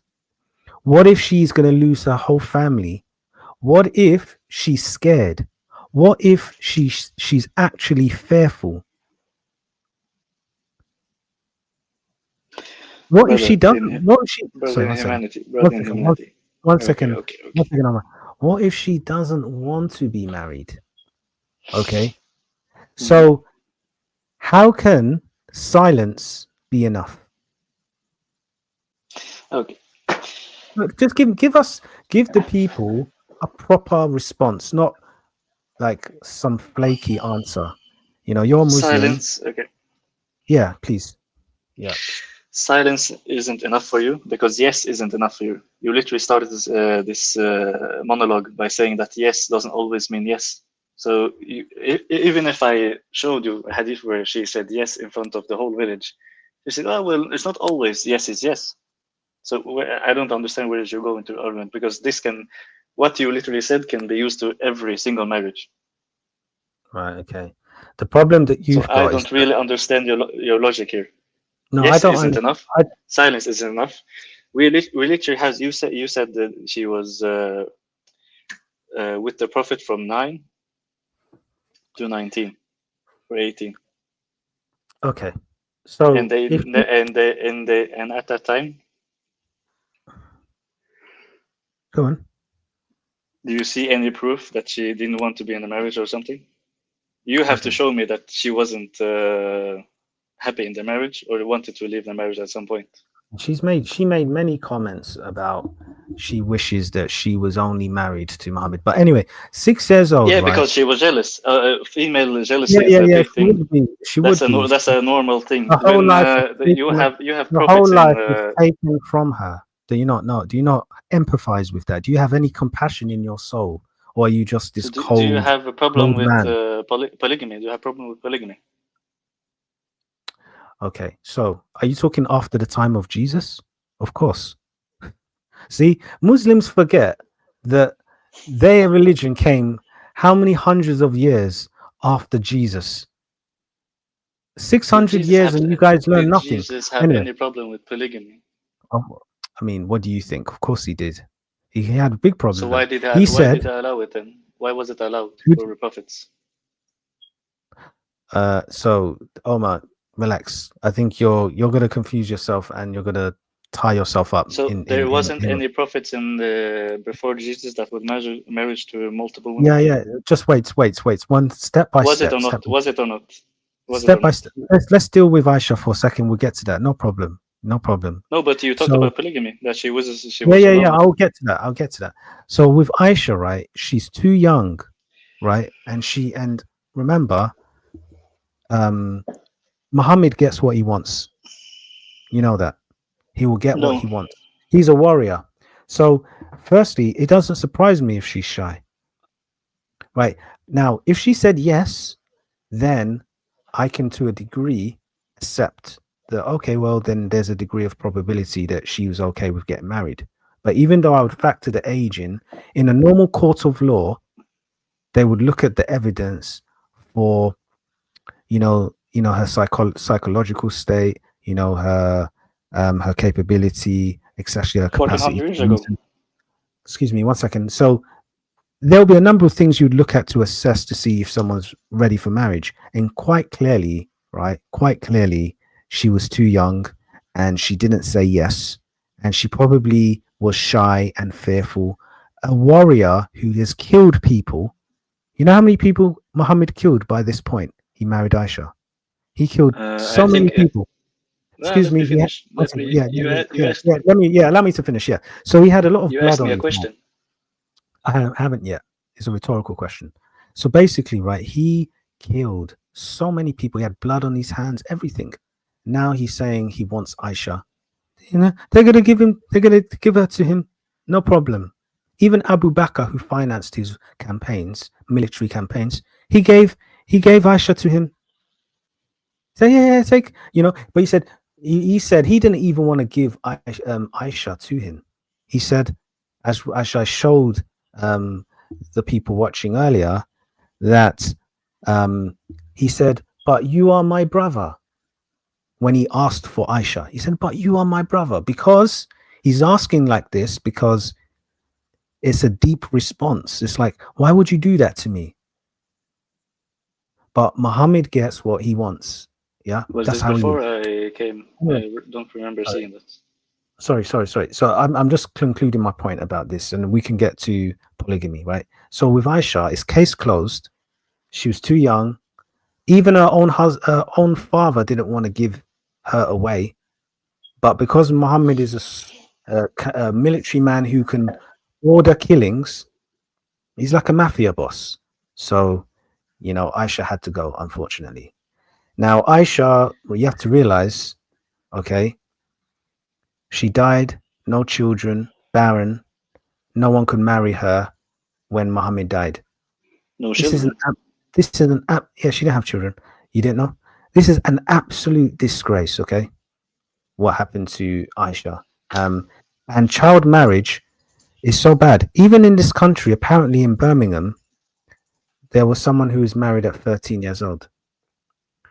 And so, as a Christian, I see this as like we've got to pray for this kind of situation and pray for kids because they're growing up too fast and Islam accelerates their childhood.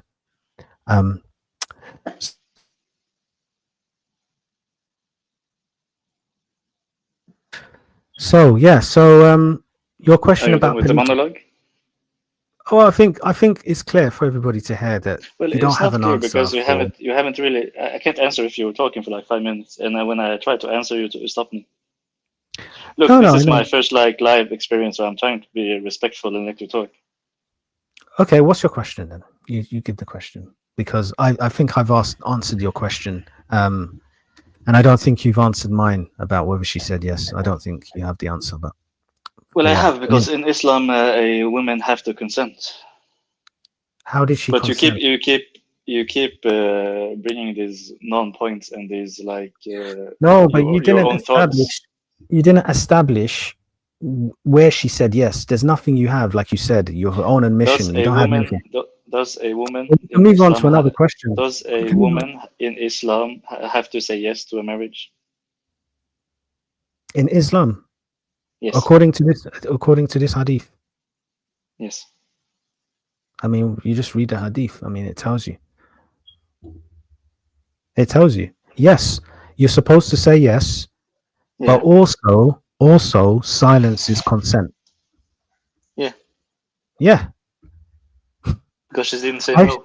She can Aisha also didn't. say no. What, a 6-year-old? 6-year-old. She says yes when she's 9, not 6. What do you mean? She was married at 6. No, the Oh, contract is between the prophet and their father, no. not with the child. Yes. Oh my God. So there's no ceremony. Is that what you're saying? What do you mean there's no ceremony? So the marriage, there's no ceremony like a marriage ceremony. There's nothing like that, no? I mean, nikah. Goodness me. Anyway, we'll move on. We move on from this because it's a moot point. I think everybody knows that It's she's not too a mute young. point because you don't have any points. I It mean, says the right in point is front in of you front of has to you. say Your own yes. your own hadith is saying to you, right, that it's either yes or silence. So I'm saying to you that the odds of it being silence is what it would be. So No, it's it not like isn't. if she didn't anyway, it doesn't matter So because you were you're lagging at the hardened. last You point. think it's okay. This is so you think it's suitable for a 54-year-old to mount on top of a 9-year-old girl. This is pedophile apologia. Okay. You have to ask yourself, are you a pedophile apologist? Do you think this is good practice? Do you think it's acceptable today? What's a pedophile? God knows what you're. A pedophile is somebody like Muhammad. No, what's a pedophile? It's someone like your priest. There was a priest in England for like 2 days I ago that follow was. Jesus. Wait, who do you follow? Who do you follow? You follow Muhammad, don't you? Who does the priest follow? I know, but who do you follow? Who does the priest claim to follow? We Who can do you play this game follow? if we want to play this game. No, But no, you can't play the if you game want to because have, yes, we no, can. Omar, If you want to have a respectful conversation, Omar. let's be respectful. No, we can, but you're gonna lose. I tell you why. No, I won't Because lose because no, I you won't will. sit here and say 100%. who I can did tell you Jesus why you're mount. going to I don't lose. sit here and say I, that. I can tell you why. Right? You've lost before you even started. I'll tell you why. Because we follow Jesus, who we believe is God. You We can't follow follow this. Muhammad. You follow Muhammad, who had sex with a 6-year-old. 9-year-old, not 6-year-olds. 9-year-old. Can you see the difference? What's a pedophile again? What's a pedophile? I just said it. I'm saying, Yeah, it was. I'm saying that. Look, Can this you just kind of repeat it behavior, one more time for me? Just what's a this kind of pedophile? a pedophile is somebody who is attracted, okay, and has Mm, sex with young kids. okay. Was she a kid at 9? Yes. How do you know that? How do you know that? Yes. Sweet Lord Jesus, help us. Um, your hadiths tell us, your Quran tells us, Surah 65 verse 4 tells us that it's What's acceptable. it, what's it say? What's it say? Don't keep like just throwing out the hadith. You have to Omar, actually Omar, quote them. okay, let me see. I thought we had someone join. Okay, so look, Omar, Look, a let's be into. pedophile is someone that's attracted to someone under the age of puberty. She was above the age of puberty, so you're factually wrong. She was So you above the can, age of puberty. yes. Are you sure? I don't know what you're using to substantiate that, but After welcome, Josh. consummating. Thank you. Just as a fellow Christian here, we as Christians can look at those priests and denounce them for what they're doing. Exactly. You as a Muslim cannot denounce Muhammad for doing what he was doing. There's a Because very he big didn't do difference. anything wrong. He didn't do anything wrong according to the Bible. Very much he did something wrong. Pass the flower of the No. youth is one of the biggest criterias. Even in the Old Testament, What's they would tell pacifier you, to youth? What's pacifier to youth? Is that puberty? pass the flower of the youth would be a common term for anyone that is way past the puberty. They fully developed at that point. So that would be anywhere between 15 to 20. According to Biblically 15 to 20, speaking, according to who? Where does it say in Bible 15 to 20? it won't give you a direct name that or not name, Exactly, but a because it's direct. relevant. It's relevant to the time where you're alive. So back No, then, not the relevant to the norm. time. It is relevant not to the time. It is relevant to the actual maturity. When you're looking at biblical sources, Yeah, it doesn't maturity give us a according to what? specific Maturity age. according to what and who? Maturity It's according called to what and common who? sense. Yeah, common sense in the time you live. You Omar, can't have Omar, common you're in sense denial. 14. You're not listening to Josh. He's making a very sound He literally said sound that point. what did you say? The passive age of what did you say? That Past the was the Bible. flower of their Yeah, youth. That is that's not Yeah. literally puberty. puberty. That's puberty. That is not puberty. That is past puberty. Okay, where does it say past puberty? Past the flower of their youth. Yeah, past puberty. How many minutes past the puberty then? Past the flower of their youth. That's way past puberty. That's at least 15. At Where does it say at least. least 15? Where does the Bible say at least 15? Again, you're going for the exact word fallacy. Exactly. Yeah, I was about to say that's exactly what. Sorry, I don't know your name. What's your name? Exact word fallacy. That's like if I were No, to the say host. Allah What's the is name of the one, host? it doesn't say one. Nowhere in your What? Quran, like the if you're looking for an exact word fallacy, that means you're looking for exact wordage of something when you can find an easier description of something. There's a That's exactly difference what between. the host have been doing with Aisha saying yes. That's exactly what he was doing for the last like half an hour. Your Quran is saying, or this hadith is saying that, hey, even if they don't say anything, it's still okay. So that means exactly. that if the person is afraid and they don't say anything, that's Where does it say afraid? acceptance. Where does it say afraid? If she's It doesn't afraid, need to. she will say to her parents behind everyone, not in front of everyone. It doesn't need to, because if she's afraid of her What do parents, you mean? because I'm pretty sure the tafsir of this will go into detail about such things. Can you bring up the Okay, tafsir, or okay. just So do then we you play the only know same the name? we play the same standard then, Omar. You show us, where does Allah say it's okay? What is okay? To have sex with a 6-year-old. Show us. Where does Allah 9-year-old, say? not 6-year-old. You keep saying So 6. I don't know 9-year-old. why. It's 9. Marry a 6-year-old and have sex with a 9-year-old. Show us. Where does it say that? Are you going to bring up the Idda period? Because that would be very apropos for right now. No, I will just have to show you what the Prophet did. If the Prophet That's did in it, your then Quran. Allah said yes. I am referring to your Quran verse for the Idda period of what it says. Your Quran verse and then the tafsir of it. I forget the Exactly. actual verse, but No, the Idda no. period, I'll get it talks up. about child marriage. Yeah. Are you talking to marriage? Child marriage, yes. You're just Yes, you know, can write a contract whenever, but they have to be the past the age of puberty. No. What is Idda? What is Idda? Yeah, I don't know. That's the waiting period after Okay. marriage, meaning that they've had sex. No, not necessarily. Yes, that's exactly what the Idda is for. It is the waiting period before the person can be married. It's 3 months. You're talking about where it's a woman, doesn't it? It's the Idda period, so he's talking about. I'll get it, Josh, for you. thank you. Yeah, no worries. So here it is, guys. Can you zoom in on the one to? Oh. Yeah, sure. I'll zoom in. Fourth word. 1 second. Let me get the Arabic as well. Whoa, hold on.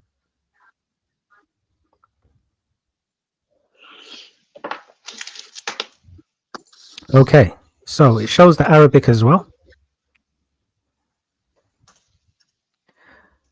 So Surah 65 verse 4 says, as for your women past the age of menstruation, in case you do not know, their waiting period is 3 months.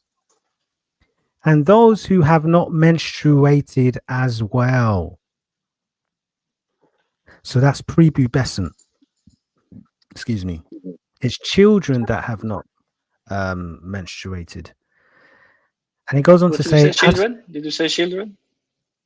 Go ahead and click on the tafsir. I know which one you're using there. That website, that little book icon should bring up the tafsir for it if he doubts. Yeah, good point. Good point. Let's go Ibn Kathir, who's a prominent scholar. Let's have a look at what he has to say.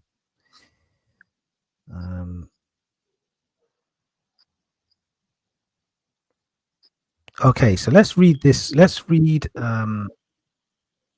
this tasfir. Look what it says. The Ida of those in menopause and those who do not have menses. Allah the Exalted clarifies the waiting period of the woman in menopause. And that is the one whose menstruation has stopped due to her older age. Her Ida is 3 months instead of the 3 monthly cycles for those who menstruate, which is based upon the ayah in Surah Al-Baqarah, see chapter 2, verse 2 to 8. The same for the young who have not reached the years of menstruation. So that's prepubescent. No, exactly. It isn't. Oh my gosh. Well, that okay. is right there in front of your face. I don't, Omar, you know, the thing is, Omar. No, relax. Keep reading. Finish it. Keep reading it. Have you read it before? Yeah, I have seen arguments, this argument before. Just keep reading. Are you finished? So I think that's, well, let me just wrap up it. This is the meaning of his saying, and for those who have no courses, as for his saying, if you doubt, there are two. Okay, we don't need to go into that. Like you say. Right. Okay, so I think it's clear here that it's talking about the young. Okay, Young what? Young what? you tell me. What does it say in the first sentence? Okay, It's saying young girls, or the young woman in this case, but Yeah. it's talking about What's a those woman? who What's the have. difference between women and a girl? What's the difference between women and a okay. girl? Is it not saying those who have not menstruated yet or hit the years of menstruation? That's prepubescent. He's being dishonest. He's being dishonest. Yeah. No. That is prepubescent. Yes, but you didn't say that Okay, so before. why do So, prepubescent girls have an idiot period in your Quran? Because there are women, or a young woman, as you you would like to no, not say. young women. No. It says No, before the age of menstruation. exactly. Read. Before the Yeah, age. yeah. Look, That's why I said young. look, Right? look. Why do Because Look. there are. those Because can I finish? The answer that is given is because there are women out there that doesn't reach menstruation until uh-uh. It would there have are put girls. something different There are for them. girls. It would have said What? different. There would have been something different. This is those who have not yet reached the age. That means they are young. That means that they have not reached the age. So that means There's no set age of menstruation. You can have that late menstruation. A woman can be physically and mentally ready and society ready, but she hasn't menstruated yet. You're a liar. So you can go to I'm a liar. Yemen. You can go to Yemen, and there's child Am I a marriages. liar? So you don't know biology. There's no women out there that like My have friend. late period. Is there something Yes. called late period? Okay. the Let's way say you're let's. trying to twist your logic around this just baffles me. How is this twisting? Is You're there woman bending that me. hasn't is there woman that hasn't reached menstruation after like age of 18 or 19? Is there woman in just case? Is there a case of He's woman not that going hasn't to. reached You are menstruation? literally twisting the logic on this. It says the women who have not yet reached that age. Yeah, that's what If I'm a saying. woman has already reached the age, Is there a case of woman that hasn't menstruated yet at the age of 19? Yes or no? but it's not talking about them. It Yes, is it not. is. It's not. What do you mean it's not? I'm literally telling you before they started menstruate at 19. That is It, that is talking about them. it is not talking about them. When you look at the historicity and the Arabic in this, He it's knows. talking about those who have not yet reached the age of menstruation. So that is not And that is somebody what that I am those are saying. young girls.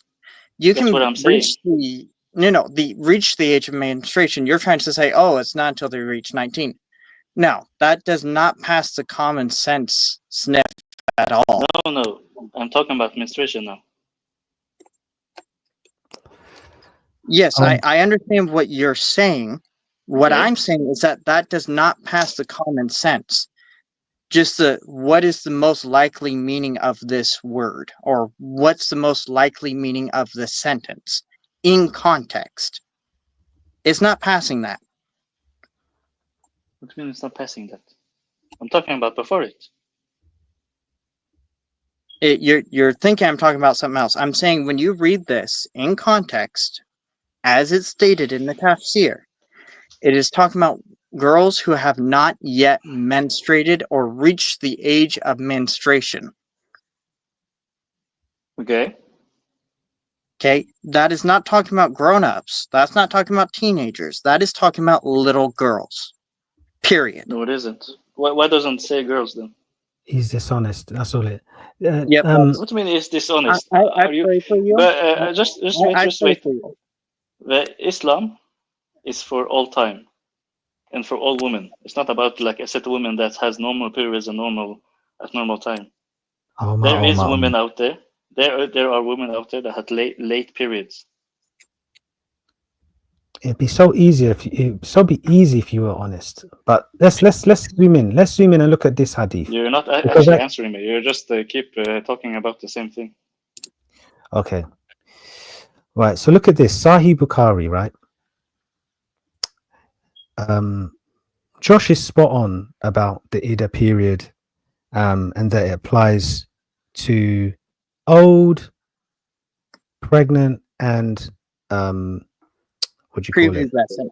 Prepubescent and young. Okay, now look what it says in this hadith. Okay, because it's the hadith that says what it says on the tin. There's no, you can't debate this, you can't lie about it. Now, let's read this. Sahih Bukhari 4052. Narrated Jabir. Allah's apostle said to me, "Have you got married, O Jabir?" I replied, "Yes." He asked, "What, a virgin or a matron?" I replied, "Not a virgin, but a matron," he said. He said, "Why did you not marry a young girl who would have fondled with you?" I replied, "Oh, Allah's apostle, my father was martyred on the day of Uhud and left 9 orphan daughters who are my 9 sisters. So I disliked to have another girl of their age, but I sought an elderly woman who could comb their hair and look after them." The Prophet said, "You have done the right thing." Now, what does this hadith tell you about, the desire of Muhammad? It doesn't say anything about Muhammad. It's talking about another man. Yeah. I know, but This, what is this showing tells us plenty about Muhammad and the way he was plenty. thinking. Oh, He young said girls. marry. He said marry. He said, Okay. "Why didn't you marry?" Yeah, you can marry at any age. You can write a contract at any age. Okay. Like I've Omar, been saying for like 3 times. Are Did you you read the other side of that? Did you comprehend who would have fondled with you? Do you understand what When? that means? Yeah, but you can't say she will fondle like on the day when she comes of age. what? What are you Omar? Okay, are you comfortable with marriage at 6 years old? Are you okay with that today?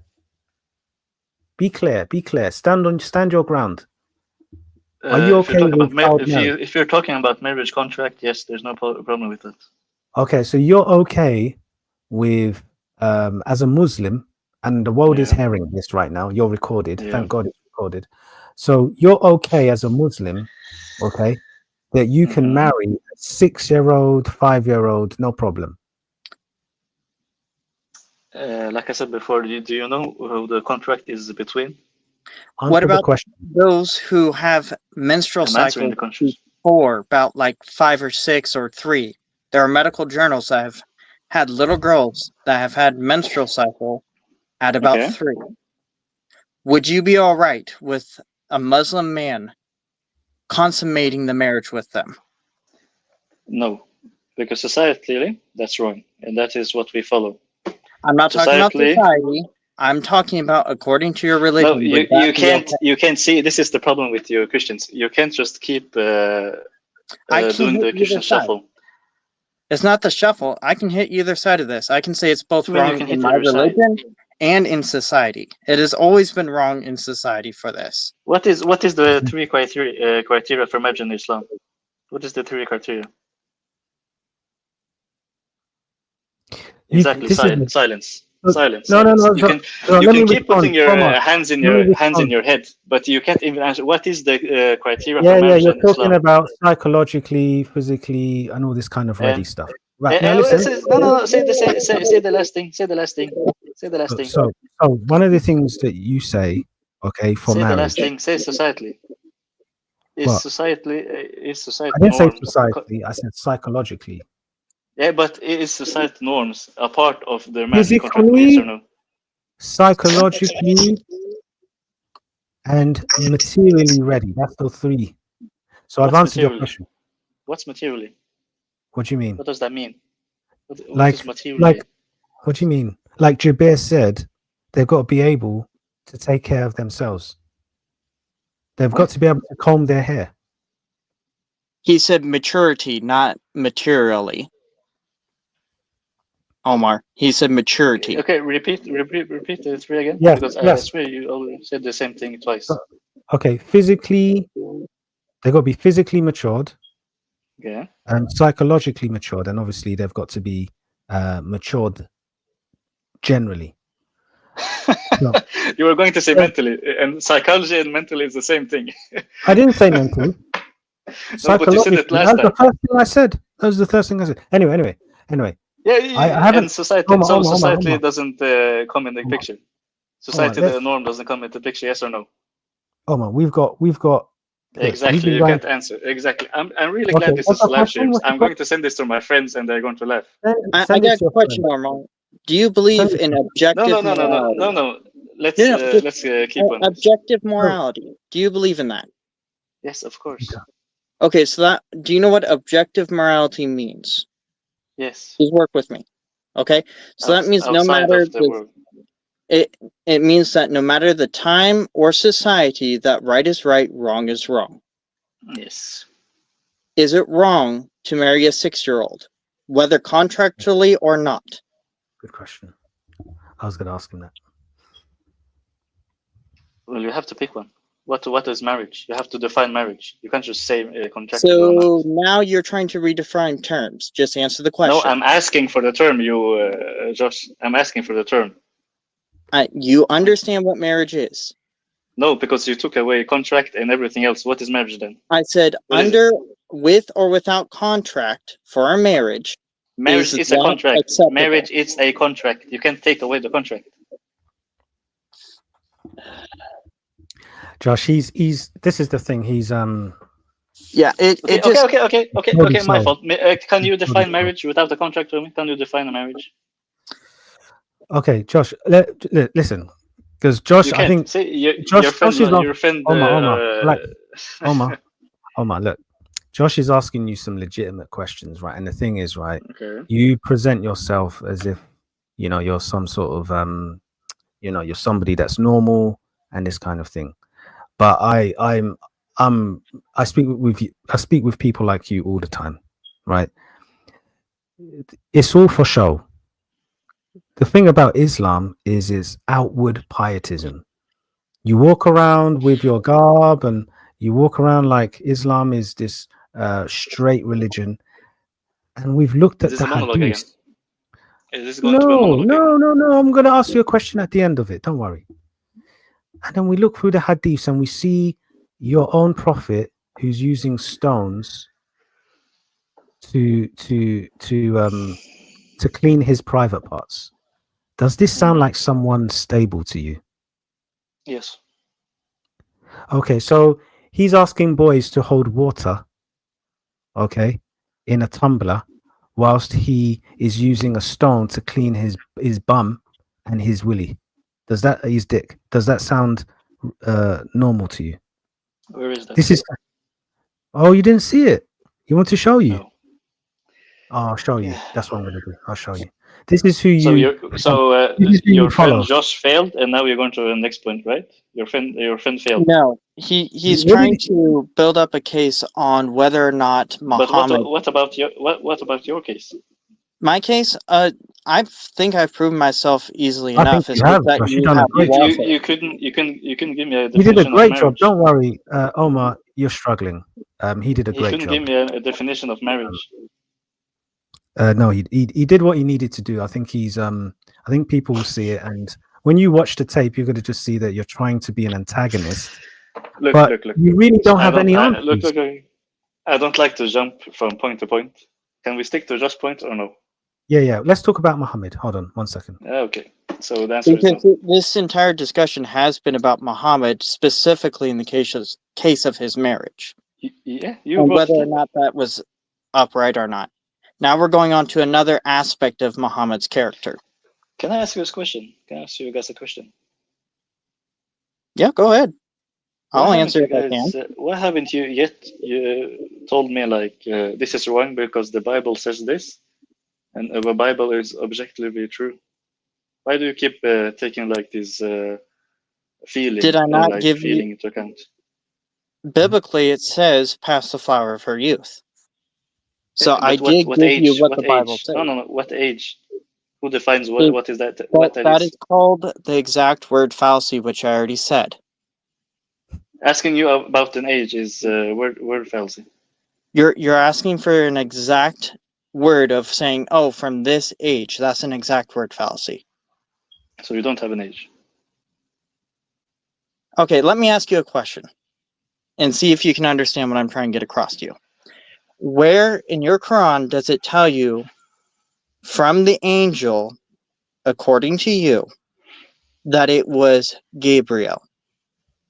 Where does the angel himself identify himself? Exactly. See. That's an exact word fallacy because your angel never does identify himself, unlike the rest of the Bible, which every angel does. Exactly.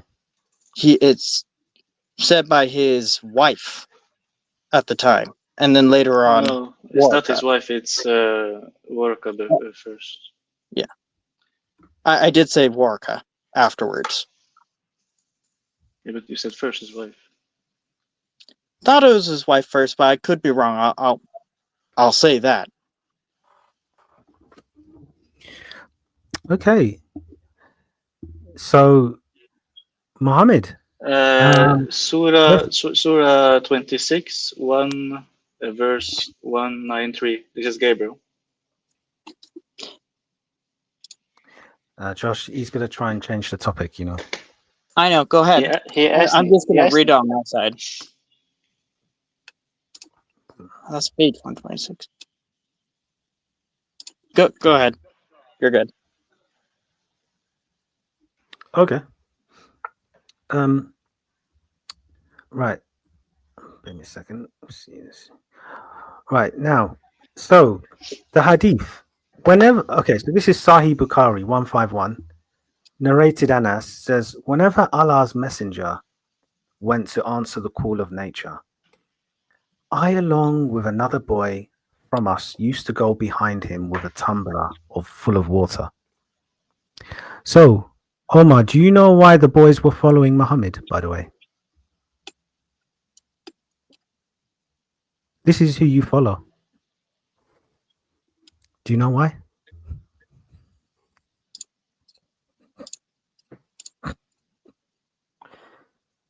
Oh my gosh. Oh, you've gone quiet now, Omar. What's going on? No, I'm reading. I know you are. I bet you are. Bet you're reading. When I go to toilet, I go by myself. I don't need anybody. Why did Muhammad go? So you're saying in May 1400 years ago they had a sewer system? No, just can you answer the question? Exactly. Okay. This is a universal prophet. There's nothing about sewer system here. You want exact words. There's nothing about sewer system. Can you see what they're holding? See? You don't read your hadith. Relax. Where did the hadith does it say that they did anything? Let me read this one. Surah Sahih al-Bukhari 152. Narrated Anas bin Malik.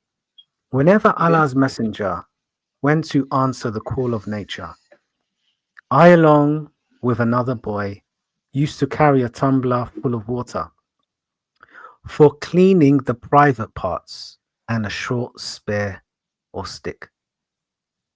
Okay. So why So does now Muhammad... Sorry, excuse me. 1 second. Okay, Hear the question. sorry. Okay. Tell me why Muhammad has boys carrying water for him to clean his private parts. You know what private parts are, right? Yeah. So when it's not even about the bum. This is about, the reproductive organ. So explain to me why he has boys carrying a tumbler full of water.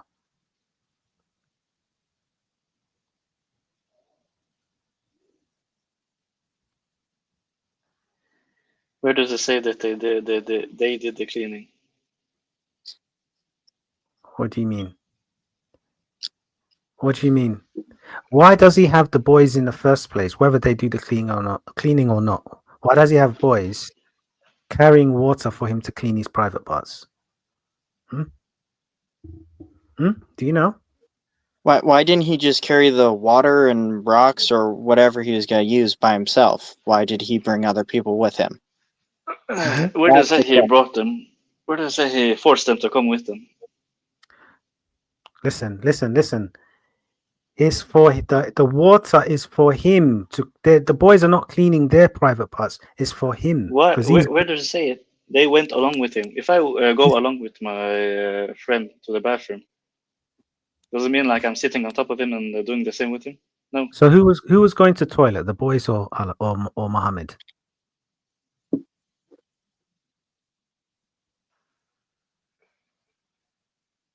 Can you see?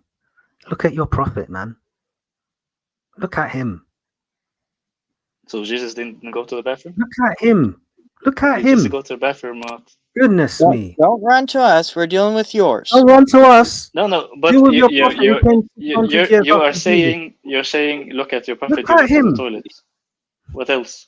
We're That's all not you- saying that your prophet is using the toilet. We're asking why is he bring other people when he's going to the bathroom? Like that's That's not just normal. weird, man. Where does That's it say he weird, bro. brought them? Where does it say he brought them?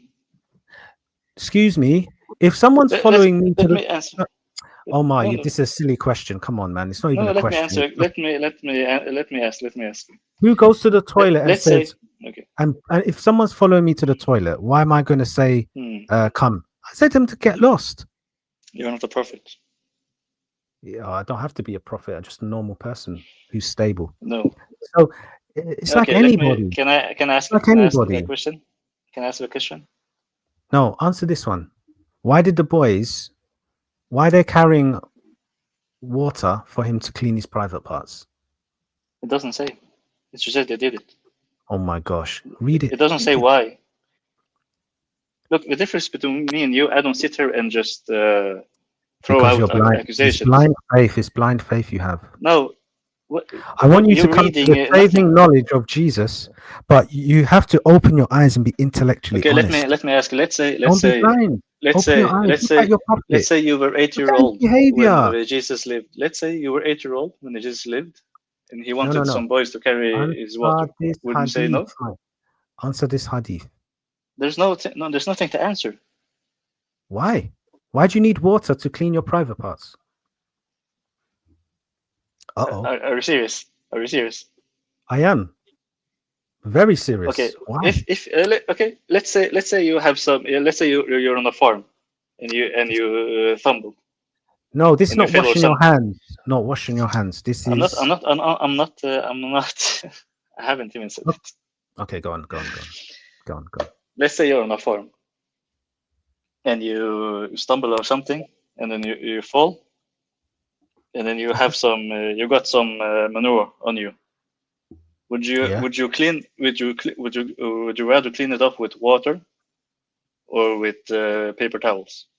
What does that analogy have to do with anything that's said there in that hadith? Jeez, you can't tell me. He didn't ask me about the hadith. He asked me why would you clean your private parts with water? Private parts. Yeah, because it's cleaner to clean it with water. Using water is normal.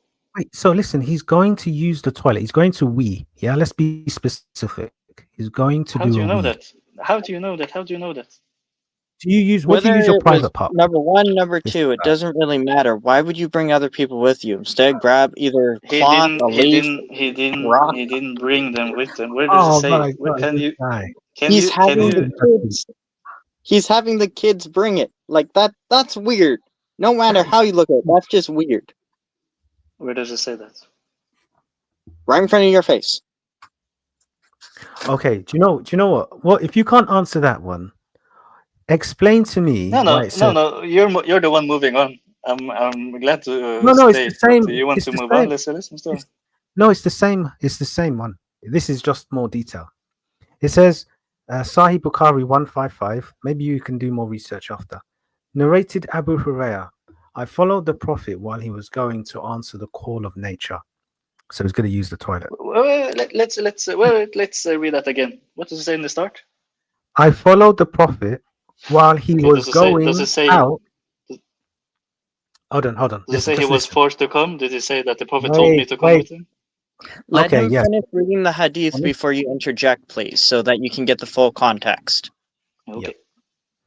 Okay, it says, I followed the Prophet while he was going out to answer the call of nature. He used not to look this way or that. So when I approached near him, he said to me, fetch for me some stones for cleaning the private parts. Or said something similar. And do not bring a bone or a piece of dung. So I brought the stones in the corner of my garment and placed them by his side. And I then went away from him. When he finished from answering the call of nature, he used them. Now, for somebody that is just you urinating, because that's What? what you use your that's what you're using your private parts for. Let's just say urination. I'm not saying he's wanking, but I'm just saying he's urinating, right? God knows what else. But anyway, urinating. Now, can you explain to me, besides the water, okay, why he needs stones to clean his private parts?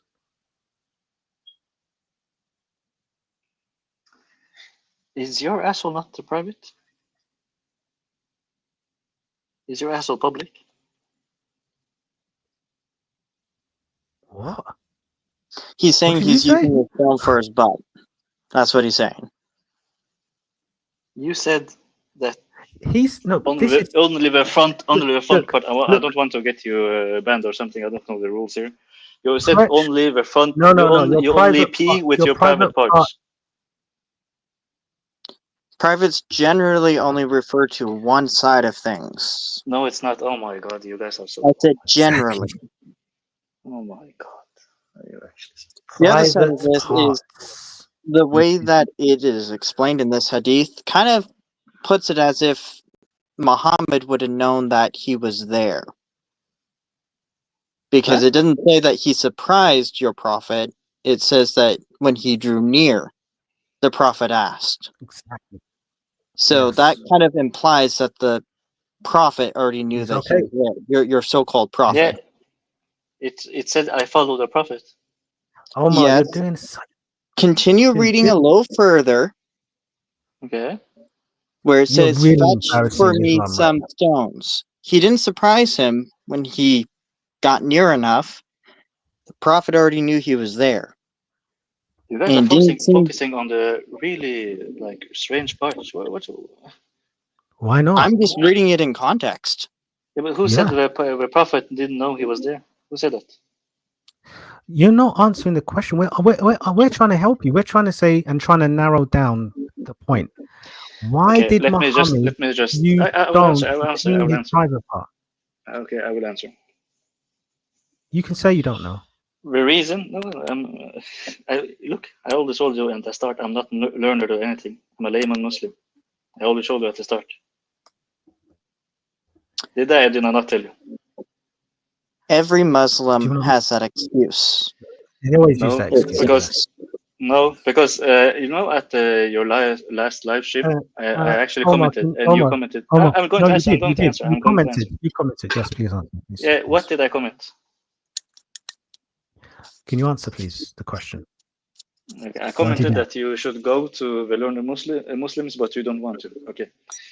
You About do realize that That's once a learned ex- Muslim gets there, they don't do debates anymore. Have you ever noticed that? That once yes, a they do. Muslim gets to a point where they're Sabur Ahmed, which is learned in Bring him. evolution, but Bring him. he literally just did a debate with that Farah guy.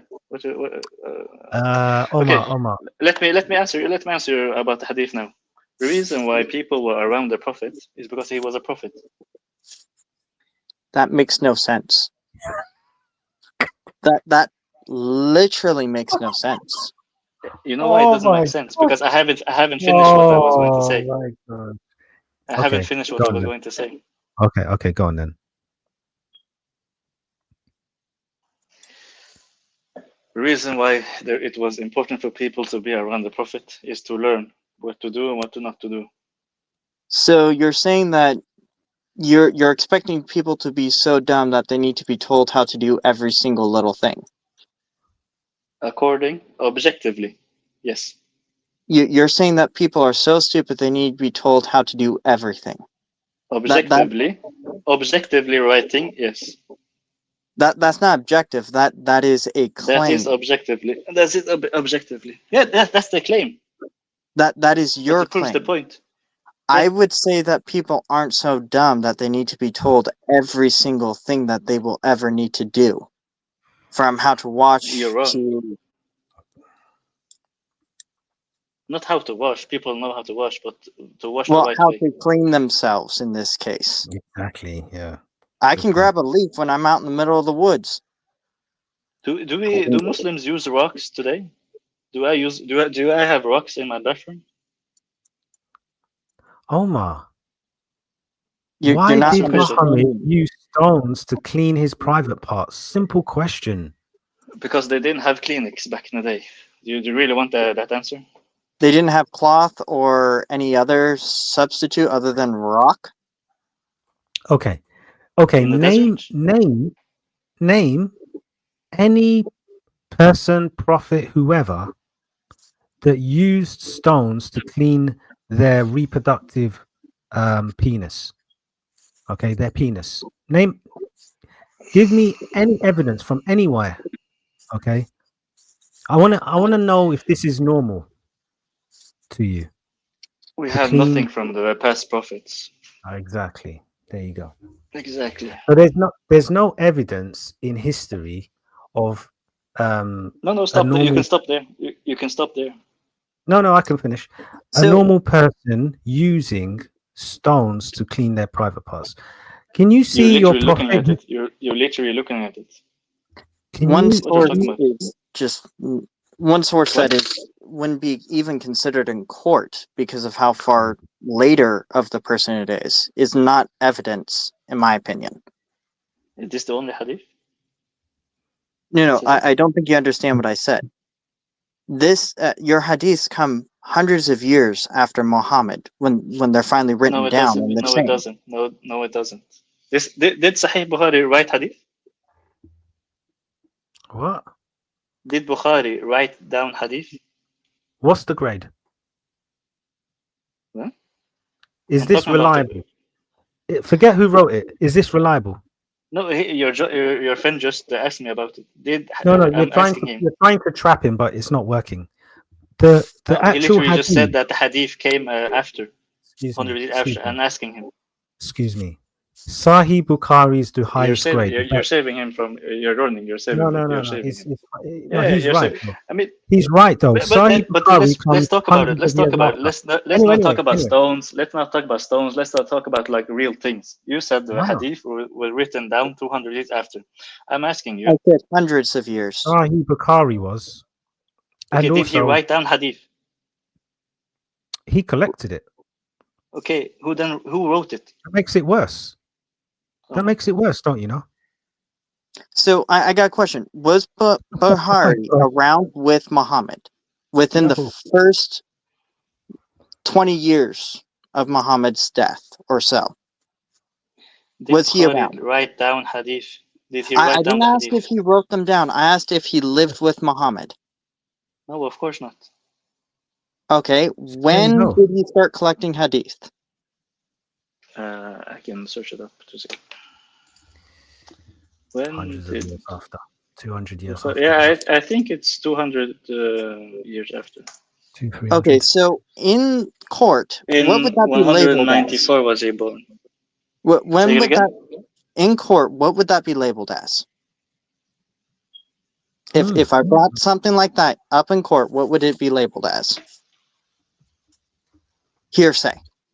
Out of date. It is me claiming that this somebody who is far removed from a subject is saying something. That is hearsay. I can literally say the same thing about the Bible. What are you doing? No way. You in your dreams. In Yes, your I dream, can we have do it. manuscripted evidence all the way up to 20 years after the death of Jesus with No, you don't. eyewitnesses. Yeah, a credit card size. A credit card size. Not Okay, full so then He manuscript. doesn't understand he, manuscript tradition. I know he does. He's a lightweight. The thing is, right? The Yeah, I told issue, you at the start I'm lightweight. you're a lightweight, Omar. Honestly, but Okay, this okay. is Then teach me. this is Then the teach me. When time. was the first? What Omar, Bible you're do you struggling, read? mate. What Bible do you read? You are panicking.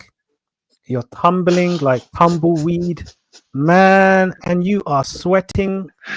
Telling you, man, Do you You're you know trying what's to have be really dog you sad? logic have soaked your pants, bro. so you're You trying have to be soaked dog your logic pants, so man. bad. You're trying to To be dog who? logic so No, bad. no, no, no. Uh, What's sad is that you I'm think that you've myself. actually I'm gone myself, man. anywhere in this.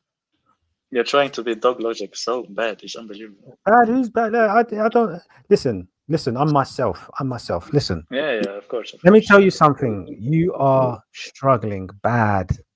So, in all Bad. honesty, I listen to God Logic and I listen to Godhead here. Godhead has been way more patient and way more forgiving than God Logic would have been with you. God Logic That's would have because already put you off that's your because this stream. house doesn't have anyone else. I literally just on my recommended. It showed up and I clicked on it last time. Yeah. So you No, have like 8 views. If you want to kick me out, kick me out. But you have no one else. no one's trying to listen. Whether you're here or there, the reason why I'm doing this presentation Now we is have to 6. show. Okay, to show the world. If you think it's about numbers, then that's interesting. But this is to show the You're world. offended. You're offended. You're offended. Not me. I'm not offended about anything. No, He your did. friend. I said I've your been doing friend. this with 0 people. But the thing is, listen. The thing is, yeah, is I didn't say you were offended. I said your friend. I said that it was about numbers. He said that. okay. No, it doesn't matter. It doesn't matter. But the thing Okay. is this, right? Right. The aim is to show the world that this Muhammad who people claim is a universal prophet who is a mercy to the worlds is a fraud. He's not who he says he is. And also, right, you can't compare Christianity. It's so organized. We have, the first page is the beginning, the last page is the end. You don't get that with the Quran. There's contradictions in the Quran, there's contradictions in the Hadiths, okay? Plenty. I can show you There's one no right now. contradiction in the Bible. There's no contradiction in the Bible. Okay. So the thing is, you remember, you have to realize, right? You have 600 years of time to sort things out. But you have an unorganized book, which you call is the uncreated word. And then you have Hadith, which shows a violent man, a man who's not mentally stable, a man that tried to commit suicide 3 times, even more times, somebody who had open heart surgery. Apparently, according to the Hadith, Jibril You're making fun of opened miracles his now. no, it opened his chest up in front of Anas You're and making fun pulled his of heart out miracles. and washed it in a golden basin. Do you No, believe it? he removed a black dust. I think that everyone has. No, he removed the part of Satan. You don't lie to me. I know I know the Hadith. Don't lie to me. Part He of Satan. removed it because it was a part of Satan. Do you want me to show you? Yeah. Do you want me to go show on. you? Can I ask you who had 600 years to get their facts straight? Are you saying that they were Muslims from the year 01 that was writing down and perfecting Islam? I didn't You're understand that asking part of your monologue. You're Yeah, I asking just didn't questions. understand. I'm still waiting for you to tell us why, Muhammad is using stones to clean his private parts. That one I never. Because that is what they had in the. Yeah, Or yeah, yeah. bringing people with him. Both are Yeah, strange. oh my god. Maybe welcome to reality, man. It's not. He's not who you think he is.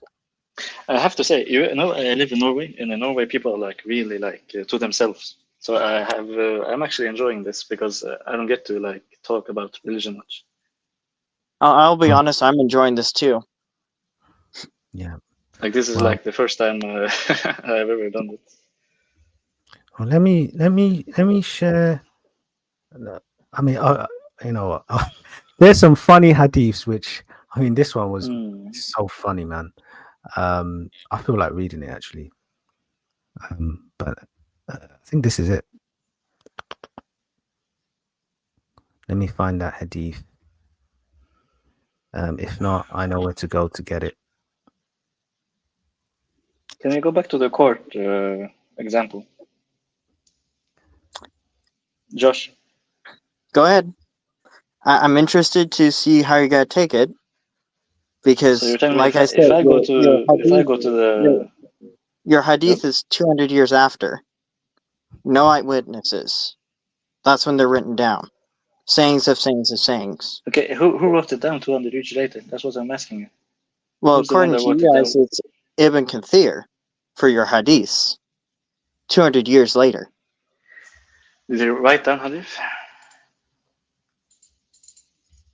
I just answered you. 200 years after the death of Muhammad. Or when these hadiths are written down. That would be considered hearsay.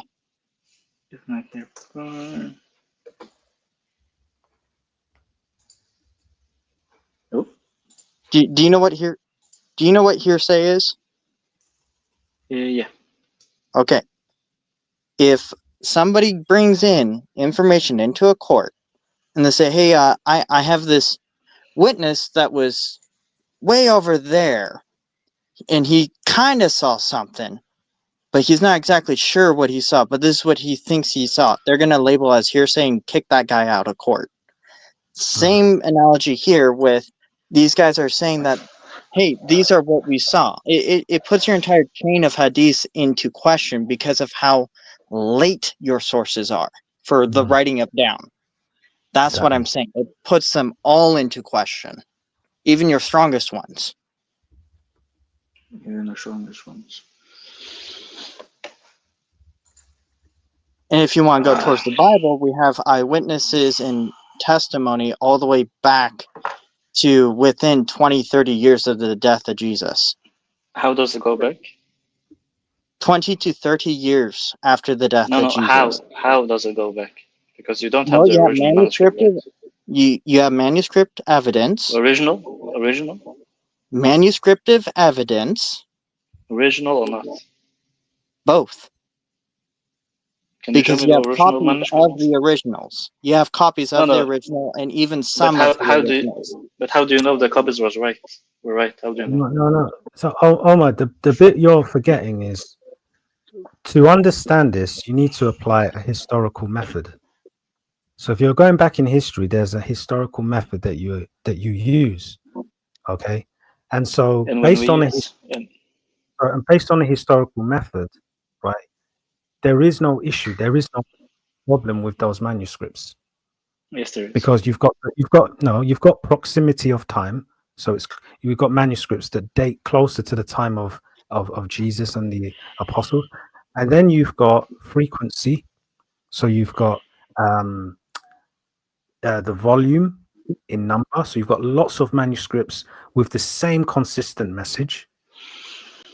Okay. And then you've got affirmation, which is you've got, people that are not even Christian, that literally you've got or you could say secular sources. You've got secular sources which are attesting to the claims made in the Gospels or the Old Testament or the New Testament. So, not including archaeological. Oh my gosh, we haven't even touched on the archaeological, geographical, inscriptional. Can I say more? I can touch on so much. Literally that attest to the claims made in the scriptures. And when we look at the Quran, we've got big problems. There's a mention about the people of Ad. They never existed. There's mention about the father of Mary in the Quran. His name is Imran. Imran? Have you ever heard Marys? Oh, excuse me. This Mary not is the same. Excuse me. So are you saying Imran is not the father of Mary, the mother of Jesus, according to the Quran? I haven't looked into that, but exactly. I know there's two. Okay, so no. Imran is supposed to be the father of Mary, who is the mother of Jesus according to the Quran? Imran, is that a Jewish name? Okay, where was Jesus born according to the Quran? No answer. Where did Jesus grow up according to the Quran? Are you No going to say No your answer. answer or no? No answer. Did I tell What you I are was the a names? scholar? Excuse me. What are the names of the disciples of Jesus? Remember, this is 600 years after the Gospels. What is the name of the disciples? Basic information. It's actually, can I answer that? It's a Nothing. good thing you can answer. Nothing. I'm So, trying to answer. Hello? I'm trying to answer if you get the question. Hey, Omar, another question. Where was Jesus No, born? I'm trying to according answer to the Quran? a question. I'm trying to answer the name question. Okay. How do you know the names of the gospel of the disciples were Matthew, John, and Luke when names of the gospels came 200 years after they were written? Oh my, this is too much for you. Let's be honest. Those are basic questions. Is it referencing the Council of Nicaea, which was about the divinity of Christ, not the canon?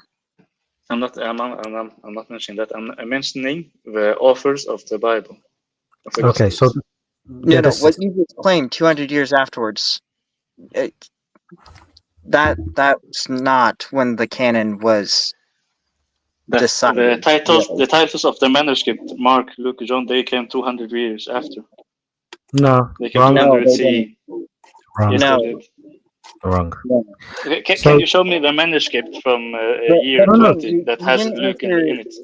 You didn't answer any of his questions about the life of Jesus whatsoever from the point of the Quran, like where he was born, who his disciples were, what he actually taught, if anywhere. Yeah, according give to us. the Quran. Okay. Give me 2 seconds. Silence. I literally just said something. By the way, I've got this hadith, which is this. It shows you a Sahih Muslim as well, the kind of prophet of Islam. Okay, whilst you're looking at that, I'll read. And Josh, tell me what you think. Look, let me read this, right?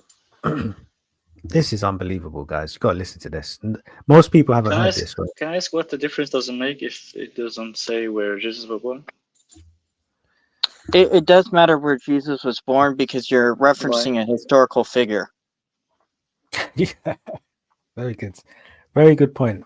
No, but where does it say he was born? And where was he actually born? If you have the answer. Well, according to your Quran, it says under some palm tree. Doesn't tell you where.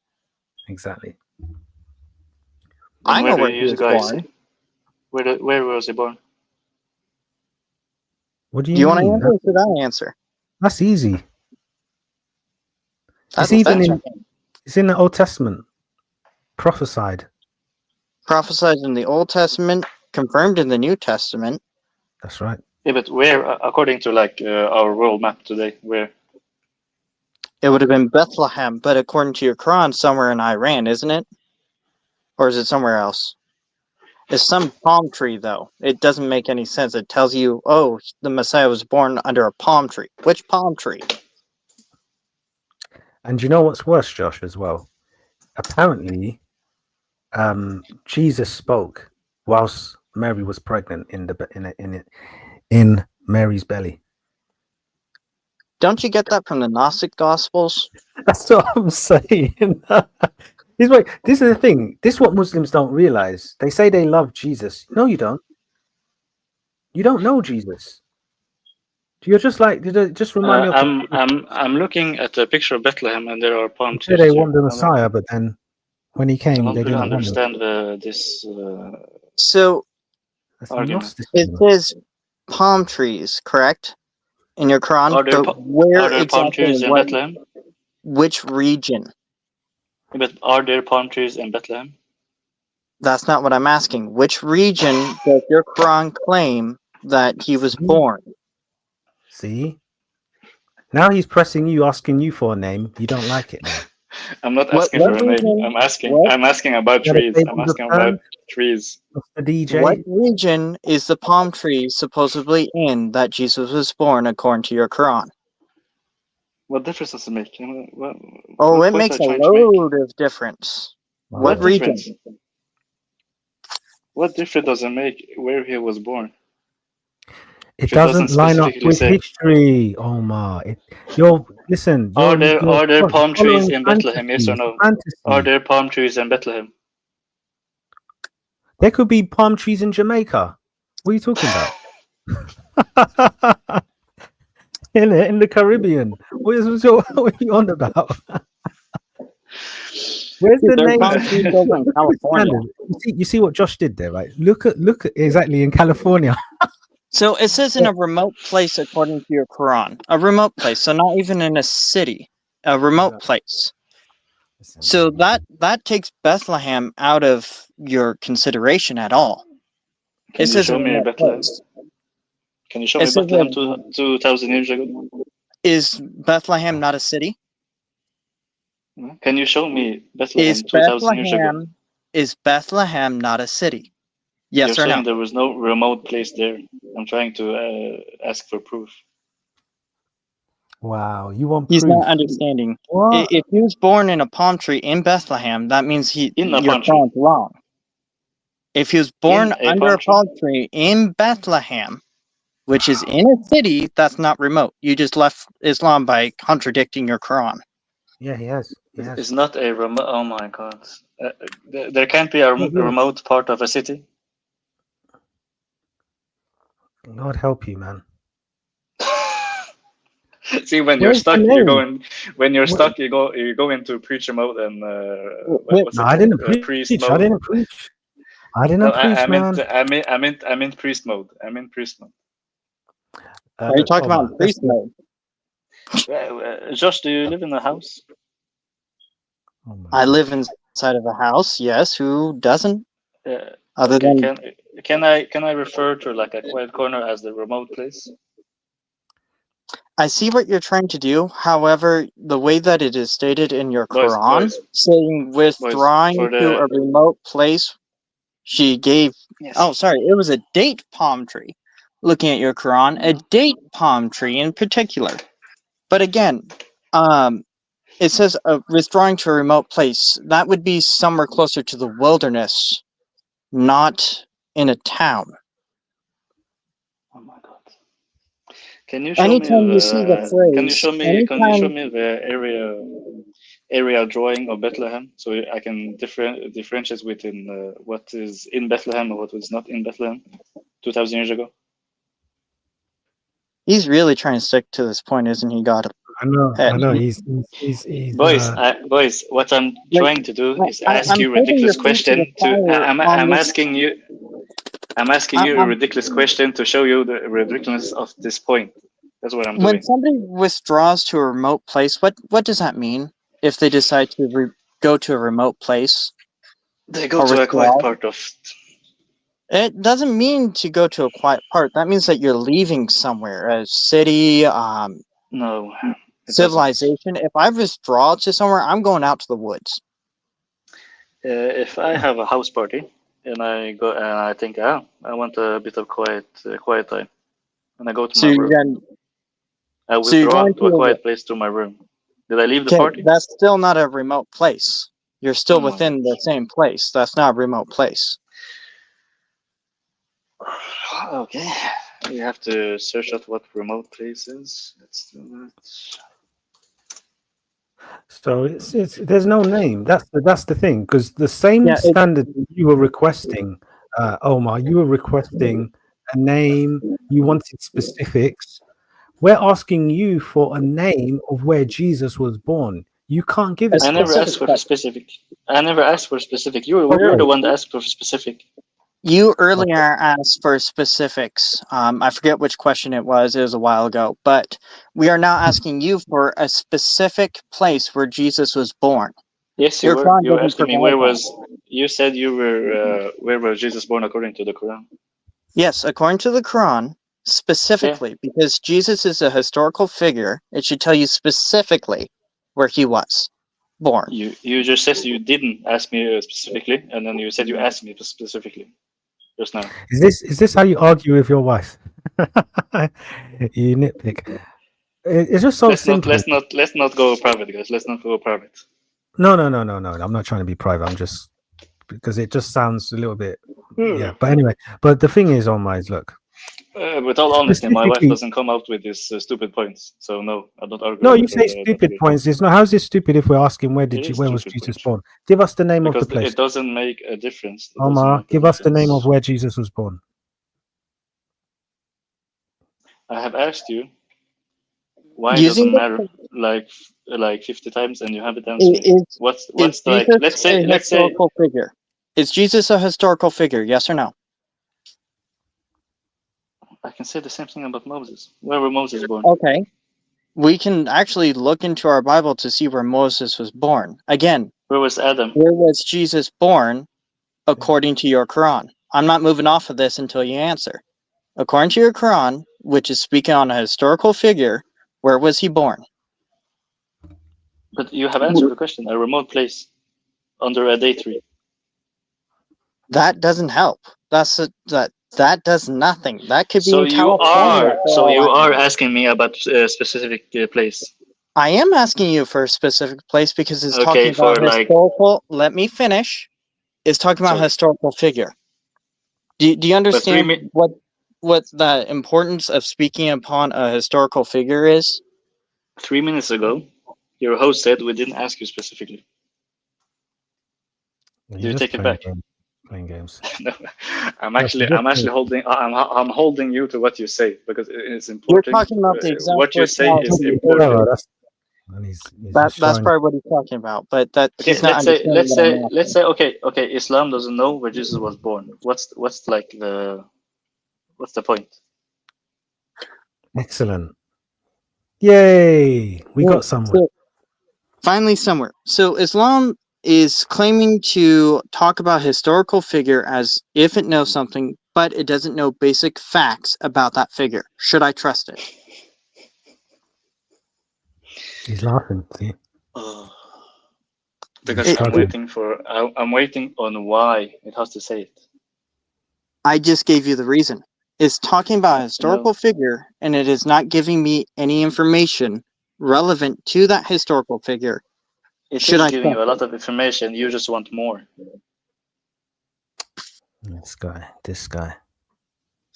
He doesn't understand can- history. Oh. You can GodHead, keep repeating you that have a better way he of was a phrasing my historical question? figure. You can Say that keep again, repeating Josh. it. Say that Do you again, have a Josh. better way of phrasing my question? Maybe I'm not phrasing it correctly to be understood. I thought you said it well, but I'll try. So, okay. So, okay. So, if the Quranic position regarding, let's just say, where Jesus is born, okay, let's just say, if we cannot find the location, the town, or the name of where Jesus is born in the Quran, okay, then why would history support the Quran? Because the Quran isn't a biography of Jesus. Okay, but you have history, which is neutral. History is no one's friend. History is saying. Where does it say that the Quran is a historical book? So excuse me. Sorry. So we have, for example, Josephus, who mentions where Jesus was born. But anyway, we have secular sources, unbiased history, okay, neutral sources, right? Who are not on the side of the Christians, who say, for example, things like Jesus was worshipped as a god, that Jesus was crucified by death penalty by Pontius Pilate, who say that Jesus was a wise man. There's secular sources that say he did many miracles. There's secular sources that say that between 12 and 3, as we see in the Gospels, there was a special darkness that overcame the earth, We have secular sources that attest to this at the same time that the Bible says it happened. So we have all these sort of historical writings which support the gospel narrative. So why doesn't history support the Quranic narrative about Jesus?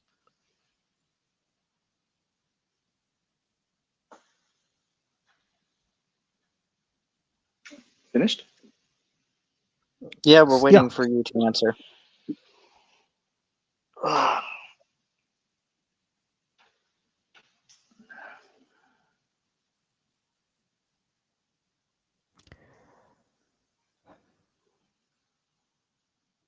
Sorry, I'm searching. I bet you are. I bet you are. How is it going against what the Quran is saying if the Quran isn't specific or where he was born, which city? Those were just specifics that you're using there. Just in general, your Quran doesn't give us enough information to go off of to know And what I Jesus. have asked you like 5 times, why does it have to say where he was born? Because Where it's do you get talking his on a criterion? historical figure. Okay. So if I'm talking about Does every single person the Bible is talking about, does it give us the whole biography of them, where they're born and everything? Every single person I think about in the Bible? 98%. Yeah, the majority. Yeah, the Yeah, majority. like most of the Old and New Testament will actually go through genealogies Yeah, on yeah, people. Like it takes exactly. up entire chapters. Okay, do you remember the woman that Jesus called a dog? Where was she born? Okay, so now you're going on to the fringes of stuff. No, I'm asking you. Said every single person, and this is a person in the Bible. I didn't Where was say she born? I said about You said 98% of the people of relevance. for reverence. People of relevance. Yeah. So what we have with the Bible is Okay, where was Abraham born then in the Bible? okay. So let's wind track a bit. Yeah. So in the Bible, right, we have like based on, for example, the Gospels. The Gospels are a historical account of the life of the Lord Jesus Christ of Nazareth. So obviously the focus is on him. But what's beautiful is that in the book of Luke and I think in the book of Matthew, you get genealogy of his descendancy. So you get extra information that will allow you to corroborate what we find in history with the actual reality of the gospel. So even though it could just laser focus on Jesus, which it does, you're still getting a lot of detail. Unlike the Quran, which is not even bigger than the Torah. The Torah is only 5 books of Moses, just 5. And the Torah is at least 25% bigger than the Quran.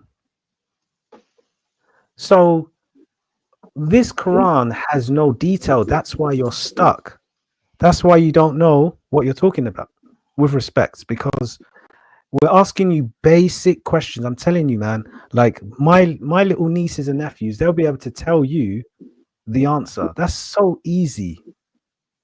Just give us I have where always Jesus told was you. born. You don't have it. Where Jesus grew up. You don't have it. How many the names of the disciples? You don't have it. And we have to realize Quran came 600 years after Jesus. Okay, now I want to read this because this is going to show the people who Muhammad is, right? Sahih Muslim 162c.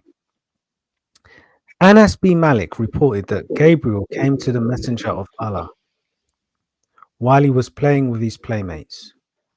He took hold of him and lay him prostrate on the ground and tore open his breast and took out the heart from it and then extracted a blood clot out of it and said, "That was the part of Satan in thee." And then he washed it with the water of Zamzam in a golden basin and then it was joined together and restored to its place. The boys came running to his mother, i.e., his nurse, and said, "Verily, Muhammad has been murdered." They all rushed toward him and found him all right. His color was changed. Anas said, "I saw the marks of needle on his breast." Okay. So, are you aware that Jesus, according to the Quran, was not pricked by Satan? Did you know that? And his mother. And his mother as well. Now, Muhammad was not only pricked, he was stabbed by Satan. Mm-hmm.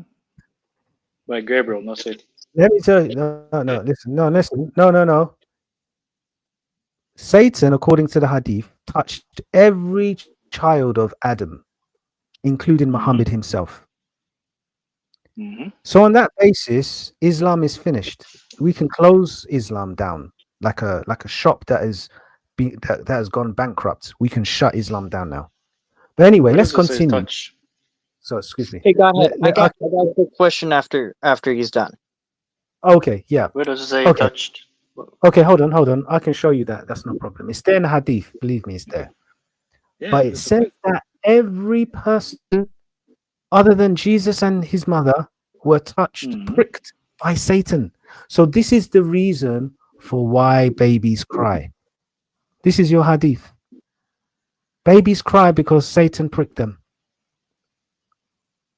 So I know you don't know that because Muslims, they don't read their Hadith. But anyway, now what's interesting here is this. Look. Are you going to... So yes, 1 second. I'll ask you the question in a minute. So this is the question.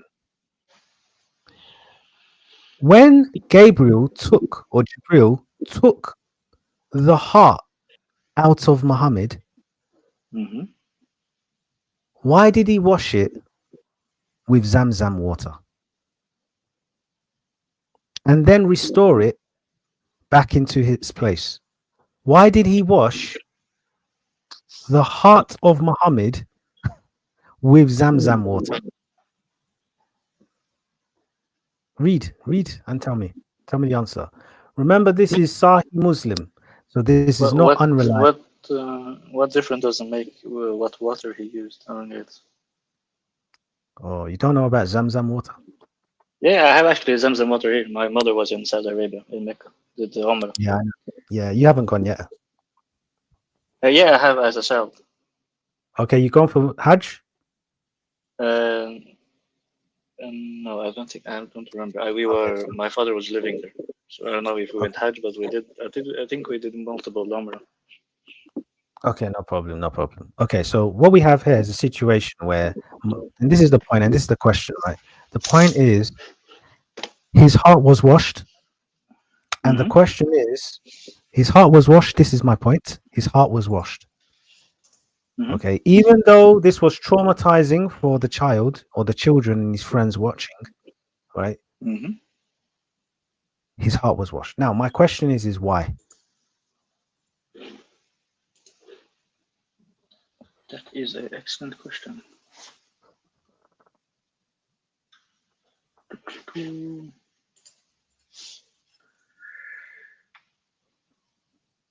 And then, Josh, you can ask the question after. Just. Yep, I want to give him plenty of time to think on that before I ask a question. I think you might know where I'm going with it, since you mentioned Jesus and Mary. Well, Jesus in particular. The reason why the heart was washed was to symbolize his spiritual purification and readiness for his unparalleled event. That's why it was washed. Yeah, I he's feel reading. like He's did reading. look that up on a Islamic source site. Not to be rude. You keep forgetting that I have told you I'm a layman. No, and that's perfectly fine. But does that pass muster when you think about it? Like, really chew it down to the bone and think about the answer. Yeah. Think for yourself. Critically think for yourself. This is the thing. You know, I actually do the same thing. Don't use the imam's brain. Don't use the shaky, Imam's brain. dodgy Dai's brain or the dodgy Sheikh's brain. Use You know, your I own actually brain. disagree. I'm going to actually agree with you. I disagree with the guys when they point out like ridiculous, what they think is ridiculous thing in the Bible and Yeah, that's why everything. I call them dodgy, Because Dai. yeah, it's fine. I actually agree. Like I don't agree because they haven't said it really, but I don't. I disagree. Is what I want to say with the guys when they bring up like ridiculous miracles in the Bible, like the prayer when the donkey talks and everything. Because I'm thinking like if this story let's say this story was in the Quran, this Da'i Muslim shouldn't have a problem with it. Okay. So let's say this story about Gabriel cleaning in the heart of the prophet. If this was in the Bible, you wouldn't have a problem with it. That's why Oh, I yeah. believe There would be a big problem with it if it was in the Bible. it wouldn't. I would have You know thought. what? Firstly, that wouldn't If the be the angel Bible. cleaned the heart of the prophet when he was a child, that would be the problem for you. Of course, it would be a problem. How would it be Especially a problem? Because this especially is with people thinking he died. That would be a big problem. a big Huh? problem. It was a miracle. They didn't know What what they were miracle? watching. They were kids. Okay, so you explain to me this, right? Firstly, there's so many issues here. So Gabriel Oh my god. is supposed to be an angel, right? Yes. He doesn't Mhm. follow the tradition of the angels. There's a holy tradition from Genesis to Revelation of what You have angels do. you have to prove that that is Simple. something that I When actually angel have to know. Gabriel appeared to Mary, what did he say? Fear not. And all the angels, as we see throughout Scripture, they say, "Fear not." They always want to reduce fear. This And angel didn't say anything like this. He's a I think violent angel that choked Muhammad 3 times. So, and he told him to He read. didn't choke him. He didn't choke him. You're a liar. Strangled He him. You're didn't. a liar. If He you're didn't saying would that, you strangle him. mind if I ask that question now, He since pressed he his. doesn't He really was want pressing to? his chest. okay, this was the reason. Sorry, Josh, and I let you. Josh can Yeah, ask go this ahead. question, but let me just. The point I want to make is just this bit. This is the reason why. Okay, can you see it here? This is the reason why. I'm just trying to highlight it. This is the reason why the angel in this hadith washed his heart, because he had a part of Satan in him. Okay. So Muhammad couldn't have been born a Muslim, no? This idea of fitra, is it fitra, where the child is born with no sin? No, that's not fitra. Okay, what's that? What do you call it again? Fitra is innate belief in God. Exactly, that's my point. So every child doesn't have sin according to the Quran. They don't have Yeah. any sin and all this kind of stuff, Until right? they're what's it Yeah. called? Yeah. Yeah, exactly. So this is a boy that is super young, okay? Mm-hmm. And your own sources, Sahih Muslim, is saying Mm-hmm. that there is a part of Satan, Mm-hmm. shaitan, like you guys say, in Muhammad, Will you and say Iblis? But okay. he had to have open heart surgery to Mm-hmm. pull it out and get it washed. Mm-hmm. Your own sources is telling you that this idea of a child being born sinless is nonsense. But also, it's showing you. Sorry, excuse me. Stop. It's Stop. Stop. showing Stop. you. Sorry, 1 second. It's showing you Okay. that Satan was always in Muhammad as a boy. Mm-hmm. Wow. And he's born Muslim. Muhammad was born Muslim and he has a power of Satan in him. Everyone is born Muslim. Wow. You Yeah, were but born Muslim until yeah, until but someone no, but juked you. Muhammad, folks, Muhammad has Satan inside of him, Mm-hmm. a part of Satan. And Wow. it was washed away before he reached the age of what's it called? I don't think your religion has the age of accountability. Exactly. Yes, it does. Yes, it does. That's a Christian and Jewish concept, not an Islamic concept. You can see it in the Age Quran. of. Omar, you are getting broken right now. Honestly. My question was going to be, since Jesus was never touched by Satan and did not sin, does that make him a creature or not a creature? Can I first answer Yeah, go ahead. the first one? Go ahead. Do you see where that question Yeah. leads to? Very good. Good. Yeah, I do. That's really good, actually.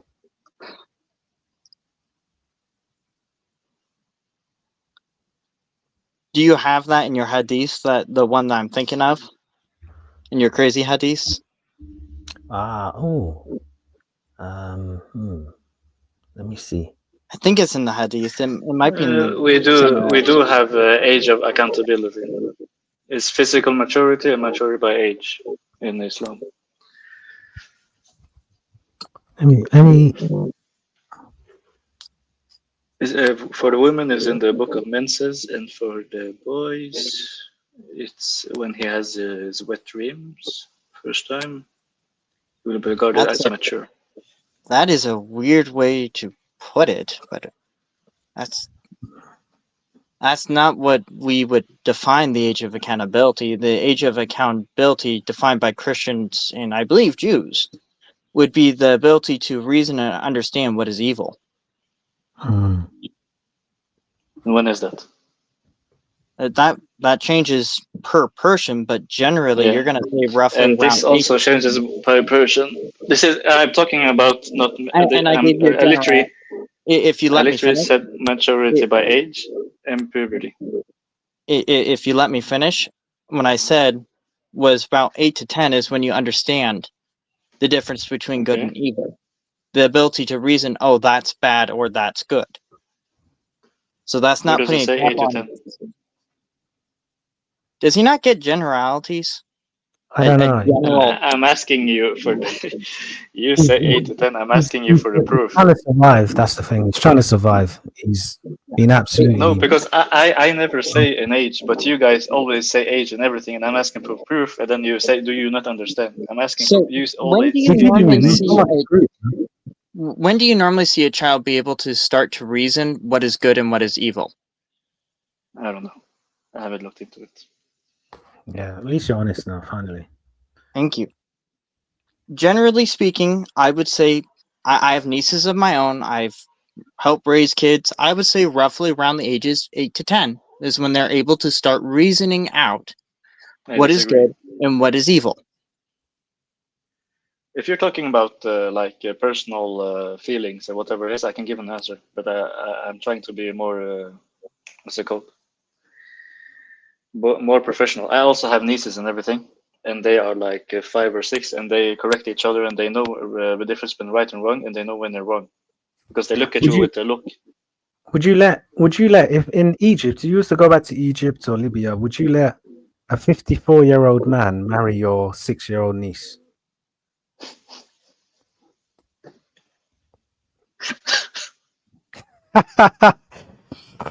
See? If I was living, can I answer? If I was living 1400 years ago, yes, but not now. Today. That's not objective morality. You said that you believed in objective morality. That's not that's society morality. Objective morality means it's wrong no matter the time. I never. So Islam earlier, doesn't give an age. How many times do we have to tell Islam doesn't give an age? How but many times you do we have keep to going say by societal standards, not objective. Because societal standards is one of the objective ways to get married. So mass murder would be okay to you? Oh my god! If a society said mass murder was okay, would you say it's okay? Oh my god! No, because that isn't the only criteria. No, I'm asking you that because you're going by societal standards, not objective morality. Objective morality means that no matter the time, place, wrong is wrong, truth is truth. Exactly. Society standards about marriage, not genocide. Yeah, marriage has in my mind, never In changed your by its mind? definition. Now, society has changed it, but biblical standards have never changed on the age of marriage, past the What's the age then? flower of the youth, Well, and what is that? past their flower of the youth. If you can't understand that, I'm sorry for you. If you can't understand, societal norms, physically and mentally ready, that's up to you. Well, according to you guys, ready could be all the way down to 3 years old. Really? Even One of birth, your even birth. Dawa guys said yes. Really? One of your Dawa guys said yes. And it's on video. Marriageal contract, but when that 3-year-old No, grows up, have no. puberty, He didn't mean marriageal contract. Not at that time. He did not mean marriageal contract. first of all, I disagree. I don't think he said it. For second of all, this Dawa guy, even if he has said it, he's not my scholar. He's not my prophet. He's not nobody. I don't have to take my religion from him. Okay, so your prophet says it's okay to marry a 6-year-old consummated at 9. Is that right? Where does it say? Where does it say? Where does it say it? He says it's okay. Where does it say it's okay? According to the Ida period, it doesn't give you an age limit. So how? Okay, so at one part of the argument, you say you give an age, and then another part you say, well, it doesn't give an age. No, I'm saying according to your Quran, it doesn't give you an age. According to your Quran, I've given you an age a couple of times. You're asking for a specific fallacy from my side. I told you past the flower of the youth, which in my mind is anywhere, according to the biblical sources. With all due respect, I don't care about your mind. I care about what the Bible says. If you don't have an age, then we are on the same boat. No. Past the flower of the youth. Okay, so what is that? When is that? When is that? That means that the person is past full maturity. Past. When is that? To be an adult. At what age? So 21. What is an adult? Oh my God, 21. Mary would have been. She was 12. She was 12. No, there's no biblical source or external sources that say that she was 12. Yes, it is. Yes, there is. If you're talking about Christians, sources, those are speculative on that. Okay, well, how old was she then? Was she 21? She was 21. Okay, 20. Can you give me a source? What's the source? Early 20s. Early 20s. Where's the source? Where is the source? It was 20. Okay, so if you go to the prophecy, Isaiah 9 verse 6. Okay. I gotta write this one down. That's right, Isaiah 7:14. Isaiah 7:14. 7:14. Oh, I'm already there. Okay, I can read that. I'm reading out of the NISB. Okay. Therefore, the Lord himself will give you a sign. Behold, the virgin will conceive and give birth to a son, and she will name him Emmanuel. So you want me to go to the interlinear? Yeah. Well. The question there, Josh, is this: if she's 12, would she know what to name Jesus? Would she know? Would she have the maturity to name her son? No, not at that time. No, not according to their tradition. Okay. Are you actually serious? Okay. So then another question is this as well: how old is her husband? 93. 93. See? Can you see just the ignorance, Josh? I mean, come on. Yeah. 93. I mean, come on. Okay, so outlining the biblical passage, I'm looking at I'm breaking down the word here. It says virgin young woman of marriageable age, made or newly married. That is what that word in the context means there. The alma. Exactly. So according to the Hebrew in the text there, it's a young woman. She wasn't 12. When is that? See, you gotta be honest. You're actually honest, man. Mm-hmm. I'm asking you for age. You keep telling me young. She was young woman. She was this or this. Give me an age. Woman. How old is a woman? Young woman. 21. That's the marriageable age. Says who? Says the. So, for example, let me give you an example. Adam and Eve, right? They were fully developed. Okay. For this reason, Genesis 2 verse 24. For this reason shall a man leave his mother and father, and the two and shall cleave unto his wife, and the two shall become one flesh. Okay, so Adam and Eve were fully developed. Okay. At what age? Okay, just hold on, So when we look at Moses' wife, Zipporah, okay, how old was she? I don't know. Exactly. She was a fully developed woman. Abraham, let's look at Abraham. What? She was a fully developed woman. What, you thought she was 3, like Rebecca? I don't know. What I'm trying to show you. Wait. Saying she was a fully developed woman is the same thing as me saying I don't know. I never denied she being a woman. No. Oh, this guy. So you want? Why do you want? I don't want to play. I don't want to play the age game. Wait. I can get you the exact age, but what I'm trying to work out is, I'm just saying it for brevity's sake, for time's sake. Why do I have to show you a specific number because when all I have to prove is that she's above 21? That's all I need to prove. I don't need to prove anything First of all, anyway, the burden of proof of you making the claims that they were like babies and stuff like that, being married off during the times of ancient Israel, that's on you to prove, not me. I don't need to do that. I mean, it's super clear for us. There is no precedent in the Bible of any child marriage. Do you understand? Okay. There's none, unless you can show me. Disagree, but okay. Show me the precedent. Show me the pattern. Show me the trail of evidence. You don't have anything. So history doesn't agree with you. The Bible. I never said anything about history. And like I said, the Bible does. Nothing agrees with you. Nothing agrees with the Quran. Nothing agrees with the Hadith. Nothing. The reason why you have to give me an exact age because you're trying to give me an objective. Huh? I don't think all I have to prove, and I could do, but it's a waste of time in a way, because you have to be sincere for me to give you the answer. But anyways, we know I have to have the Holy Spirit to understand it, right? I have to have the Holy Spirit to understand. Well, you have to be but you have to be sincere.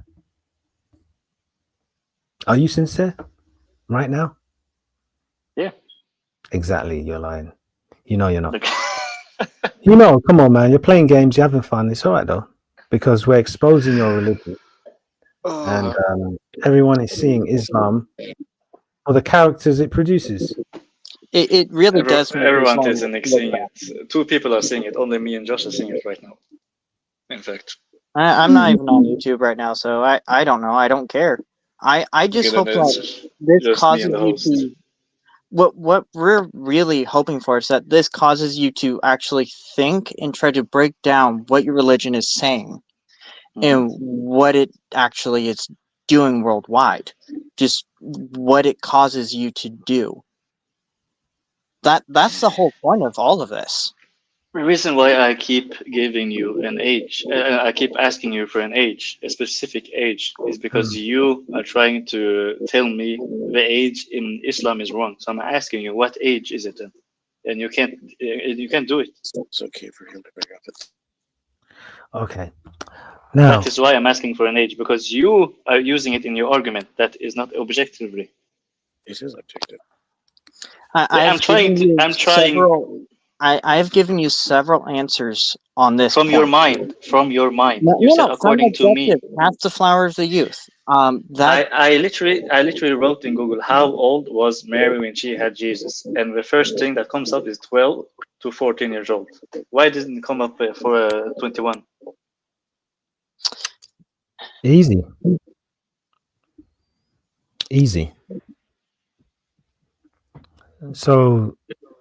So firstly, we know that 15 to 16.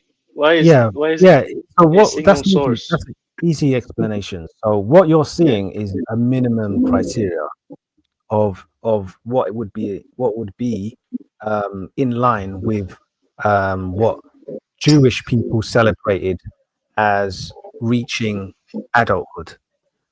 Okay, so they saw the bar mitzvah that a woman would have, a boy would have, and a girl would have, as reaching a certain threshold. So any claim under 12, 13 is not acceptable.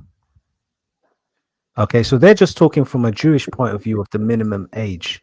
Okay, now It's it's literally very, Bible chat. man. Listen. You've got to use. Okay, you've got to read the context of the Gospels. Have you read the Gospels before, Omar? No.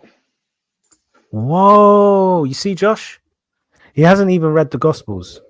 Because it was after that she was married that she gave birth, not before. If he actually knew the marriageable age, that would actually help a lot. Exactly. I wrote. I didn't wrote You have- when she was married. I wrote when she gave birth.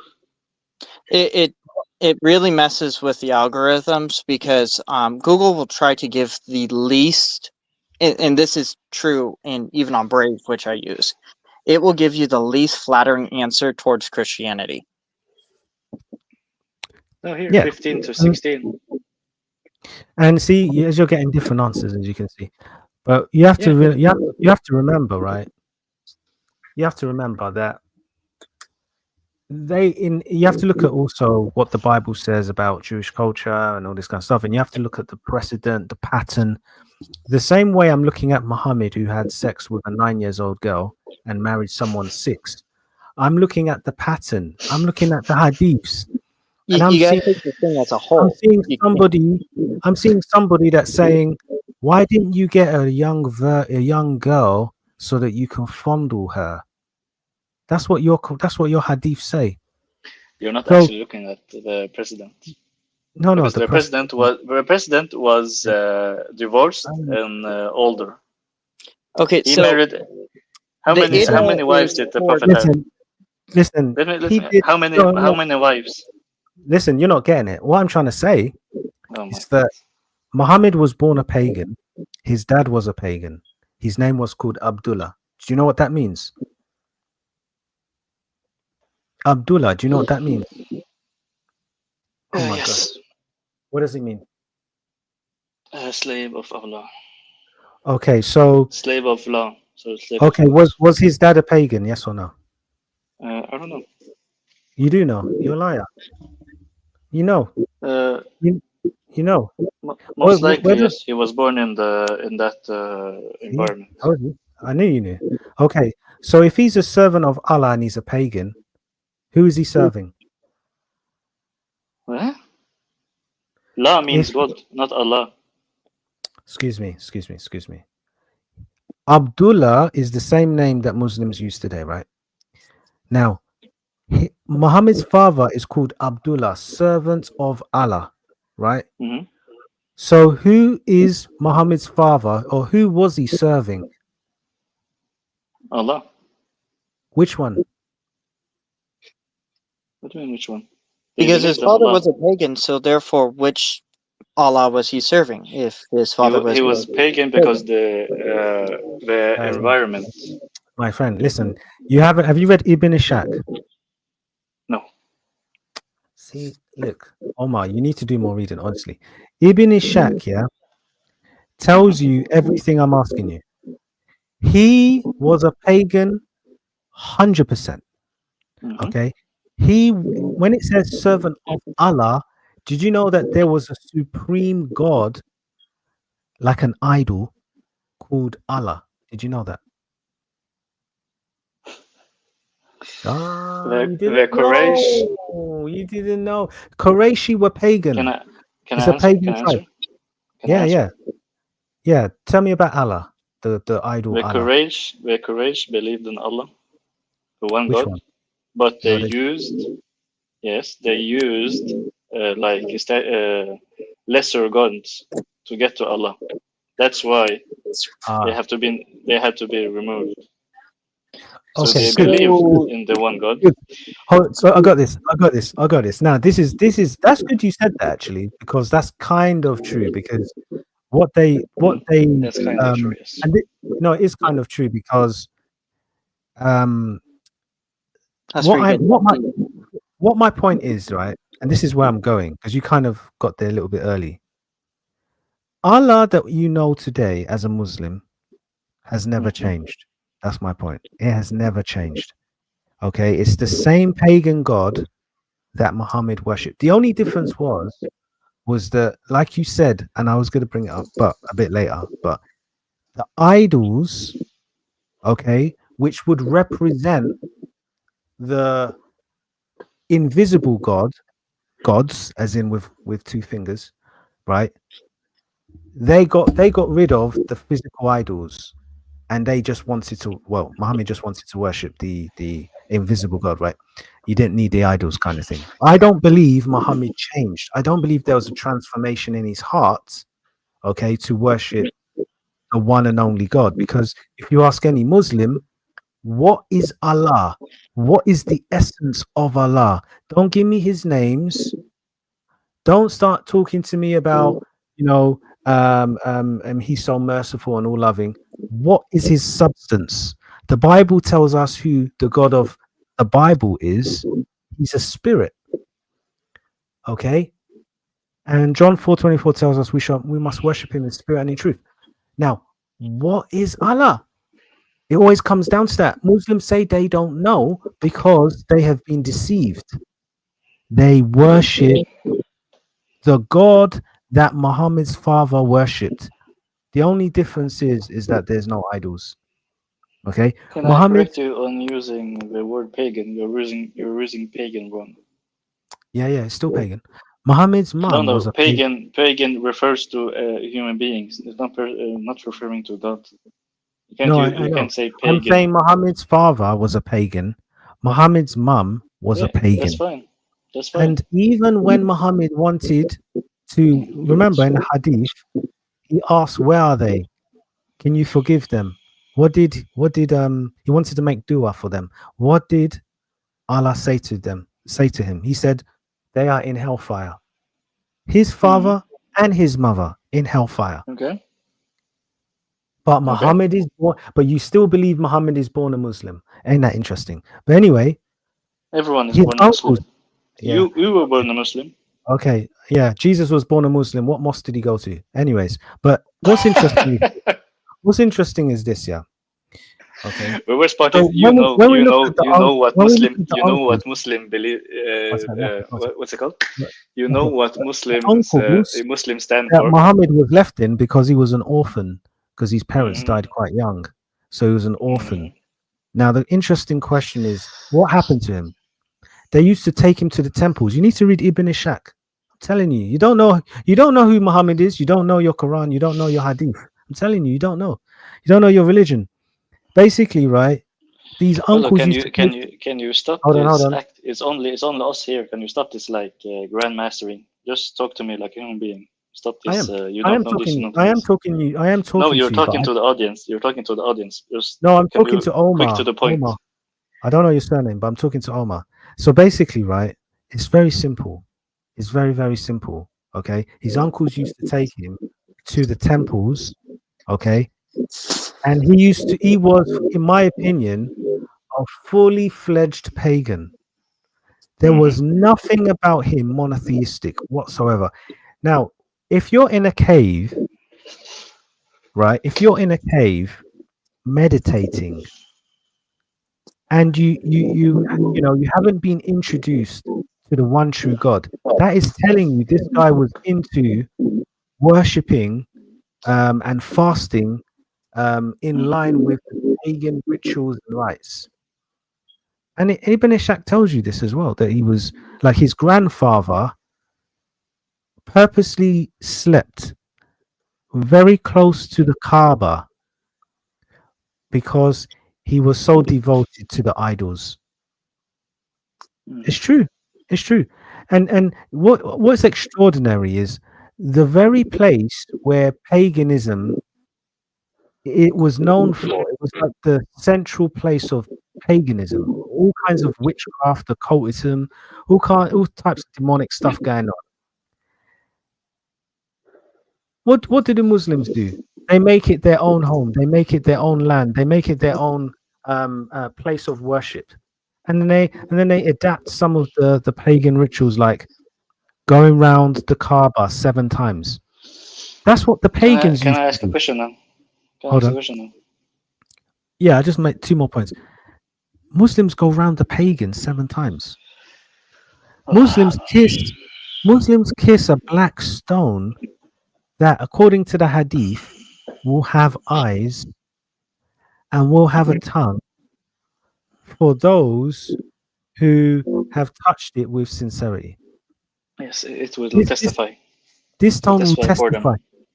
Yes. I mean, and you can't make this up. And then you read their Quran, and what do they say? They say that Jesus spoke as a baby.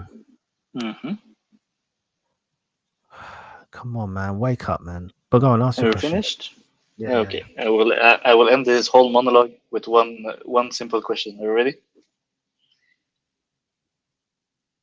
Okay, you're ready. Is Muhammad gay? Were Abraham parents pagan in the Bible? Abraham's parents. Okay. Were they pagan? I can answer then. Okay. Okay. You can go to Joshua 24 too. Very good. Answer. Very good. Okay, so Abraham's parents. Okay. Yeah. Were they pagan? Abraham's parents. Yes, Abraham left. Okay. Then it's finished. Paganism. Then it's finished. And he heard the voice of God direct. Okay. You can also see a change in character in the fact that he doesn't worship any of their gods or participate in any of their type of worship, such as and like the change of character, like maybe his heart being washed or something, maybe like that. What do you mean? From my point of view, Muhammad did not have a change of character. He left his home. He packed to go up to where? left. Okay, but were his parents pagan?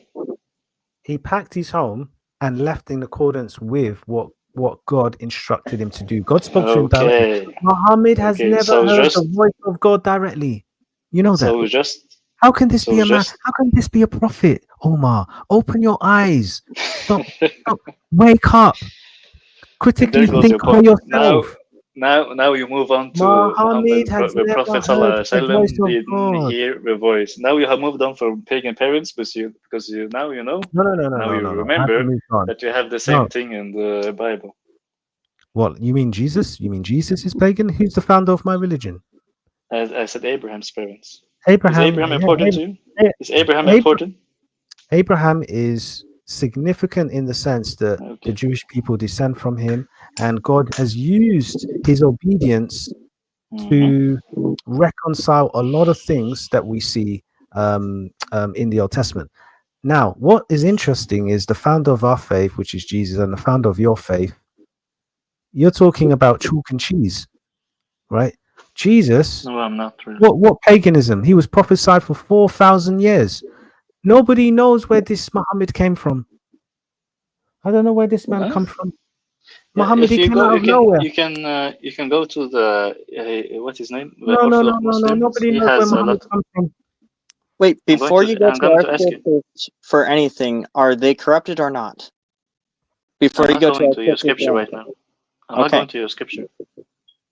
Okay. According to Orthodox Muslim, he has a great. He's live all the time on TikTok, so you can go on him and ask him where is Prophet Muhammad, Orthodox Muslim. Well, these people, man, they're not ready for like Christians to debate with them. They're just, I don't know. Brother. I have literally watched him. I literally watched him convert like 10 Christians to Islam. So how they probably know their Bible. I would love to debate him. Bring him. No debate. Why debate? Why can't you just have a discussion? Why debate? Discussion, whatever. Tell him to, I mean, this is the thing. How it works is.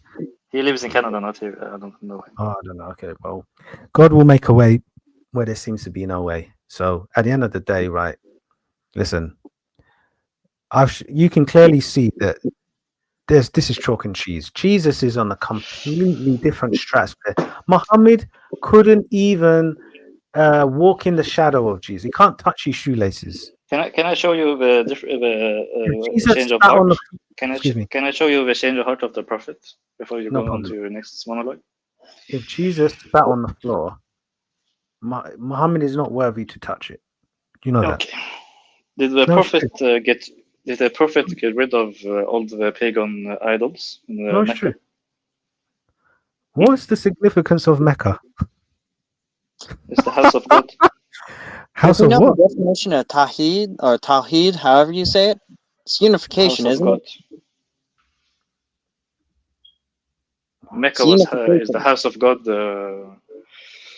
I think it's a bit what's it called?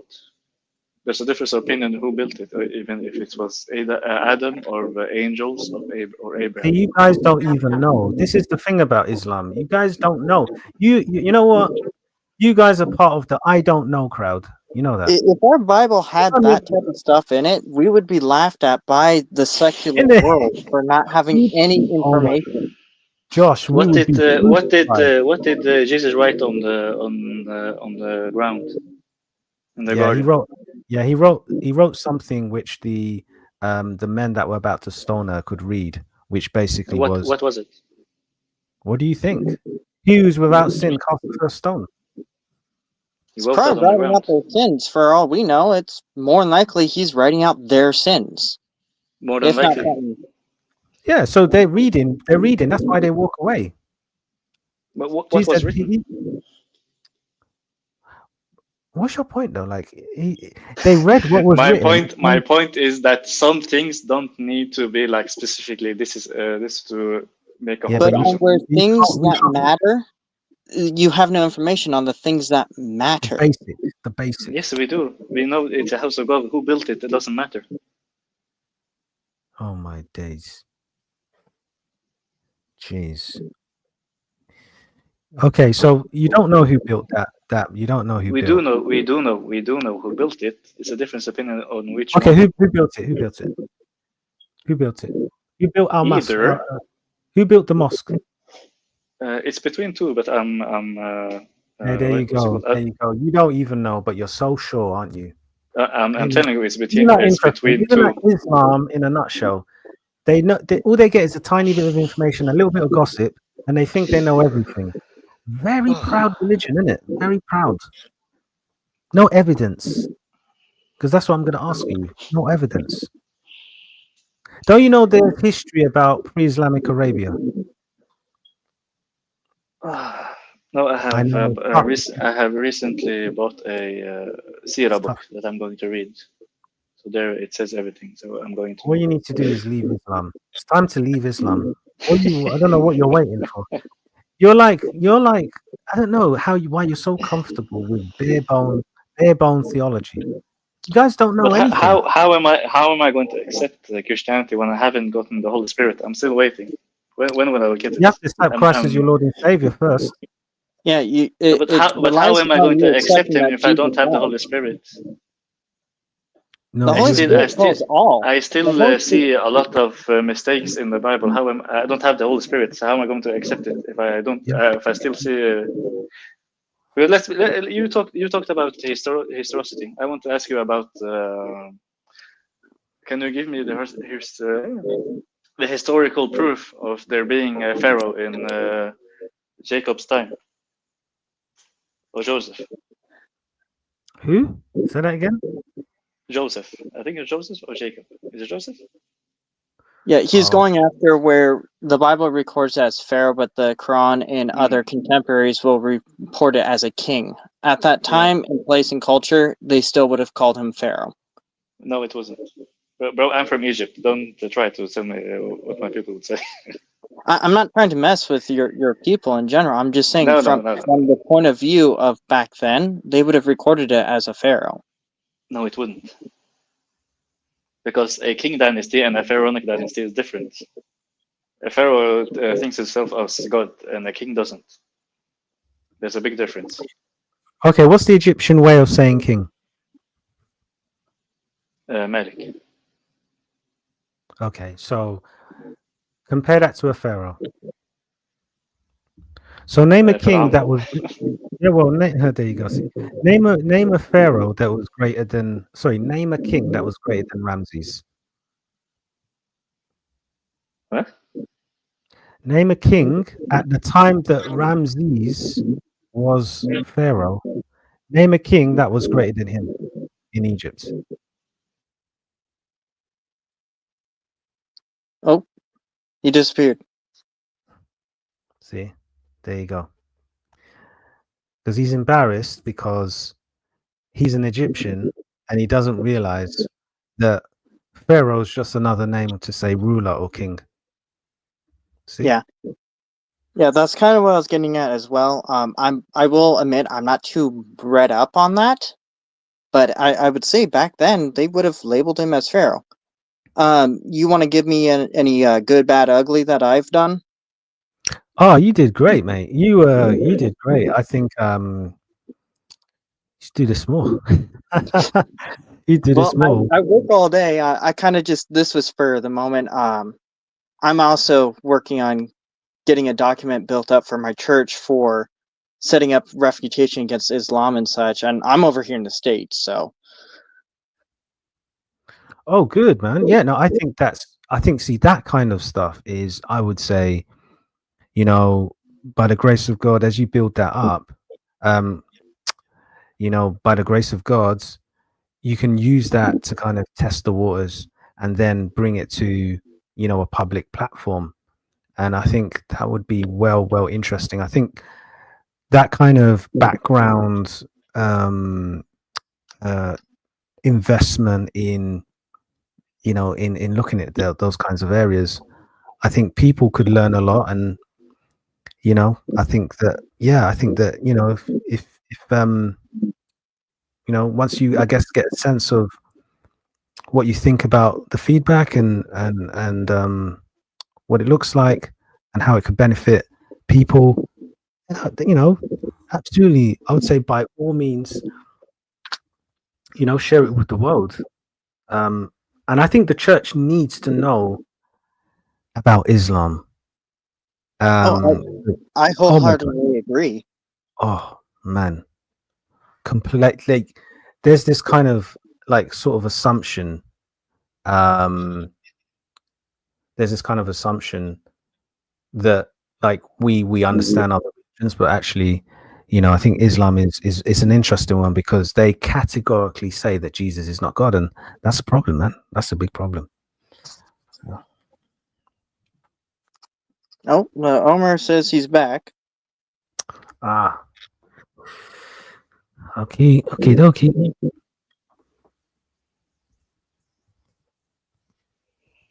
Sorry, I saw that atheist in the chat.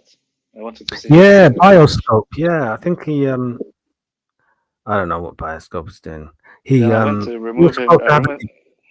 were supposed to have a debate actually. Oh, interesting. Yeah, just about, it was supposed to be about is Adam and Eve in line with modern science? But he chickened out. Considering that genetics traces us all back to one common ancestor. Exactly. Yeah, that's what you just have to count. Who is your grandparents? Who was your grandparents? And then you have to start. It isn't really that. He chickened out. That would have been a good debate, But I think I don't know whether he's working on stuff. I don't know, but he's yeah, he sent an email. He wanted to set a debate up. That would have been good, but anyway, that's another. Really, it isn't really. I don't time. think it's a debate-worthy topic. No, it's just for the atheists. It's more like for different audience. To be fair, it's like people that sort of want to know kind of the intricacies of how much it makes sense. But that's another time, innit? He would 100% brought up the incest. Wouldn't you have brought up incest? I mean, they were the first humans, and their genetic pool will have been much more stronger than it is now because it's declined over the many X amount of years. And one could essentially. say that God would have changed them somewhat genetically, so you wouldn't get the inbreeding problems. Yeah. His argument was that he had this kind of cloning argument that if you took the rib from Eve, then you're just going to get XX rather than sorry, if you took you get XY, sorry. Yeah, so how can you get Eve? But this is the thing, God is an editor, isn't he? He's the creator, so Yeah. he can do that. So that's the bit he flopped on. Because we had a conversation, but it's very brief. I think on was it the other session, last session, or previous session before? But yeah, back to you, Omar.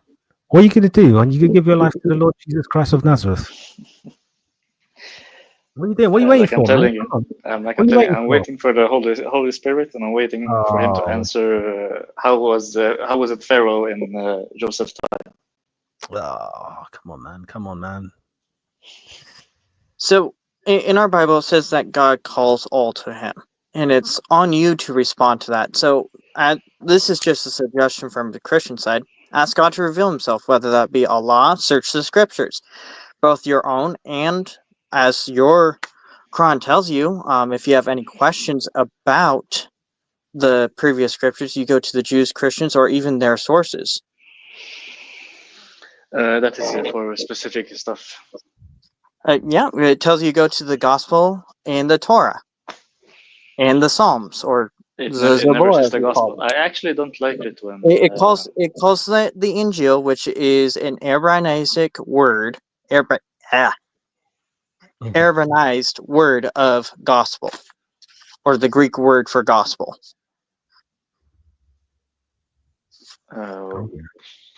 So the Injil is the Gospels. When you look at it in the histories, it's the Gospels. Sadly, it's not. It's what- the good word that Jesus was preaching. It's not Mark or Matthew. Which would have been written down by his Oh. disciples. But it wasn't. Did you hear what he just said, Josh? He said that it's not the Gospels. Yes. It's the Even good though news that Jesus was preaching in the garden. The Gospel has been in history recognized as the full books, or the good word, when it was applied. Really? I mean, look at your prophet, Omar. Look at this man. I'm actually walking around my living room. Let me get back to the computer. Oh, damn. Wow. Okay, so you had used to pass by sexual relations with all his wives in one night. Another time, he had 9 wives. Yeah, that's a good man taking care of his wives. Okay, what kind of man? What kind of man can have sex with 9 women in one night, not day? How many hours in a night? You tell me. I'm guessing it's 9. after, according to us, it's after Maghrib, so after sunset. It's like 9. So Maghrib. How many hours? How many hours? Maghrib now is like 8 o'clock. And then Fajr, which is sunrise, is 4:30, like 4:30. Jeez. That's So how many hours? estimated. So 8 to 4, yeah?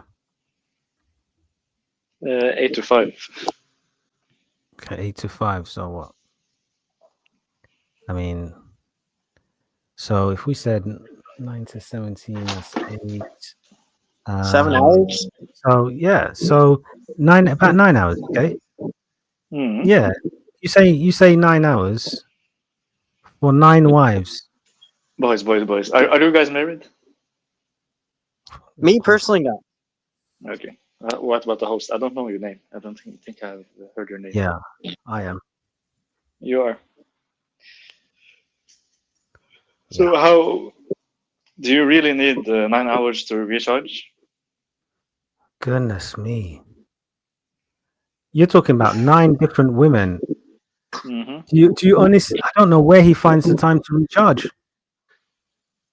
Let's be honest.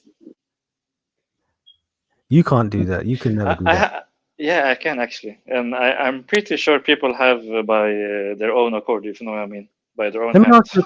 Let me ask you a question. Let's see how honest you are. Okay, you're Mhm. Egyptian. Okay, so have you had sex with a prostitute? Is that something we Egyptians do? No, no, no. You see, the thing is, right, is in Islam, right? No, but you I'm not. mentioned that I was Egyptian. What's the correlation between No, Egyptian no, and no, no, no, prostitutes? no. It's not. No, not really. No, Not it's really. It's okay. Look, really. I don't have like a nationality. I don't have like that. I know. I know. I'm. I haven't got any problem with. But the point is this, right? Is in No, no. Islam. I want to In say Islam, stick this to is this what point. people do. Yeah, this is what people do. Yeah, Prostitution. they present themselves as pious on the outside. Okay. But if only God had a camera to show everybody on YouTube how they get on, you'd be so surprised. You're looking at the church like one thing. Thank God the church has governance. At least it has 10 commandments. Because I tell you Mhm. what Muslims get up to behind closed doors, you'll never believe. I will actually because I don't really. I know. I will say to Look, my I'll ask you the friends that question. the worst thing about I'll ask Islam you is the Muslims. question. I'll ask you the question for a Oh, reason. Have you had I'm sex? answering you. I'm answering. The worst thing about Islam is Muslims. Yeah, I know, but have you had sex Yeah. with a prostitute? Yes. No. Liar. Huh? Are you honest? Can you Are you prove being that I honest? have? Ah, okay. Fair enough. Fair enough. I don't know you from Adam, so fair enough. Okay. Where was this going? If I said yes, where was it going? I don't get it. Well, to be fair, you didn't have to say yes, but the point is that there's a culture in Islam for doing this kind of thing, where Islam isn't a culture; it's a so religion. You mean like Egypt? no. So what I mean is basically you can have secret wives. Okay. That's halal, isn't it? Secret wives, yeah. No. Come on, let's be honest. Muhammad had secret wives. There's no When such thing as secret wife because in Islam you have to announce your marriage. You can't have a secret wife. Your prophet is different. He did it. I can show you hadiths, man. I can show you. Then show me. Okay, no problem. I'll get something. But basically, right? I've But shown it I would just want to. I have in yes. You don't have to. If you mean the you don't have previous. to tell your first. You don't have to tell your first wife about your second wife. Yes, you don't have to. But none of the scholars actually recommend it. At least, see, this is what happens. You have to spend time with Muslims because then that's when they'll begin to open up and tell the truth. You have to, it takes time. Brother, I was born. I have literally no like. I Oh, have okay. no non-Muslim friends. Every single friend of mine is Muslim. No, I know. Yeah. Yes, yes. Look, there are I believe. boys that there are rumored that they have bought it, but what does that have to do with Islam? I don't get. I No, can sit here and no, Muhammad. So I'll show you a hadith. Don't worry, I'll get it for you. There's a okay. hadith where Muhammad basically has sex outside of marriage. Okay. Do you know that? Do you mean I want to his show you. concubines? This is not even so he basically he had sex with somebody. He had sex with somebody. It's not the right hand position, is it? What the right hand possess? Is that? Well, before we answer that, do you believe that's a good enough reason? Let me get it. The concubines. No. Right hand possession is a slave girl. No, it's concubines. It's the same thing. Synonym. Mm. We don't have slave. We don't have slaves in Islam. What? Do you want to show him the Black Friday sale as I've heard it? Which one's that? Which one's that one? It's when he trades 2 Muslims in for 1 Muslim. Ah, Or not yes. 2 Muslims, but 2 slaves for 1 black Muslim or something like that. Yeah. This is it's there, my friends. Trust me. Let me go back. Can you also bring up where we are not allowed to say slave? We're not allowed to call them slaves. Goalpost there. You just No, I moved your won't. goalpost. You just said that there is no slave in Islam. Now you're saying where you're There not allowed isn't. to sell slaves. No, I said we are not allowed to call them slaves. Then why does it call them slaves in your hadith? Maybe And that's the Josh, word they use. Josh, are you aware of this particular hadith? As I'm just going to show him, I'm going to go back because we've done a few. This is part 5 of crazy hadiths, but look what it says. Anas narrated some people from Urana arrived in Al Medina and they were comfortable with the climate. So the messenger of Allah sent them some camels I've seen this one. from I've seen charity. this one. Listen to this, Josh. He told them, drink from their milk and urine. You know, they did a study on this, the urine part of it in one of the Muslim countries, and they had to stop it. Look it up on Giant DOC. Oh It my, this is the religion that you're following, man. Come on, man. I'm coming to the computer. Wait. Is that I- giant DLC, yeah? yeah, Oh, Giant DOC. giant DLC. Okay, yeah. Yes. I try to follow some guys. Oh my gosh. Now, we know for a fact that urine is basically toxins. Toxins leaving the Urine, body. oh yeah. Urine is waste product. Urine has pathogens. It has bacteria. It doesn't matter whether it's coming from a camel or a human being. How can who is supposed to do be you a believe in this holy hadith? prophet? Excuse me, Isahir. Okay, sorry. How can Yeah, how man. can Do you believe this happened? Do you believe this happened? okay, Isahir. Yeah, but Isahir. I'm talking about you. This is like a historical Sorry, claim. Do you believe in this historical claim? This only this hadith. Do you believe it? Okay, 1 second. How can a holy prophet who's supposed to receive information from God tell anybody to drink something that's toxic? Okay, Brother, so to answer your question, right? Yeah. To be honest, all this I believe is false. Is a false religion. Like Islam is a false religion. No, but this So- has nothing to do with the religion. So this, Let's say it wasn't a I have prophet. to go. I have to respect what you say you believe in. So if the hadith is saying it's sahih, which means that it has a good chain of narration, it's reliable, and that it's suitable for teaching, correction, reproof, and all this kind of stuff, then yeah, I mean, this is I'm believing the grade, and I'm accepting what you say is I'm accepting what you believe is from an Islamic theological point of view, sahih, reliable. So So you're I'm doing using, an internal critique. so if I look at history tells me something else. But Are you doing internal well, like I said, critique? Islam doesn't line up with history. Okay, the No, claims made. but this just say that let's say for you this isn't a prophet. For you, this is just a man in the desert, a leader in the desert telling people to drink milk and urine from a camel. Do you believe this happened? According to your sources, that's what. Listen, whether I believe or not is irrelevant. But this is what your sources say. Just the same way you would say, how can God come down as Jesus, right? I have never said that. I haven't said that yet.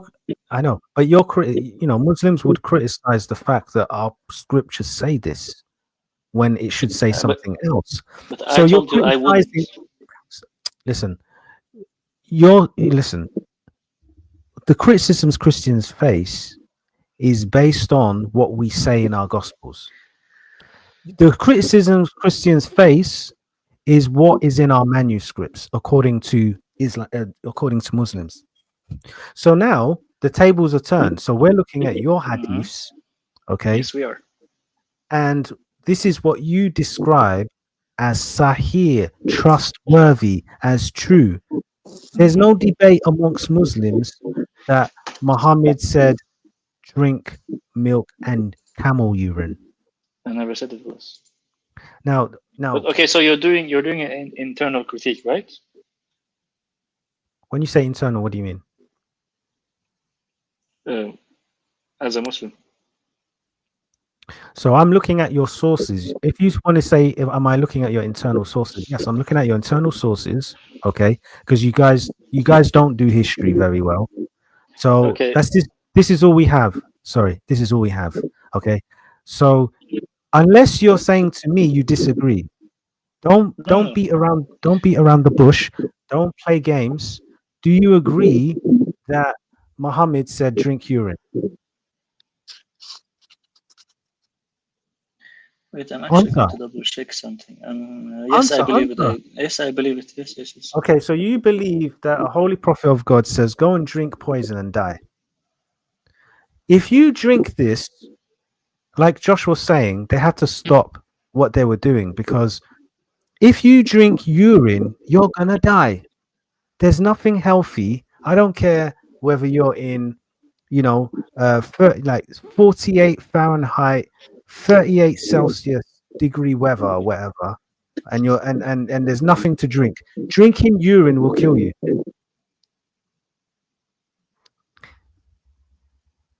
It's true.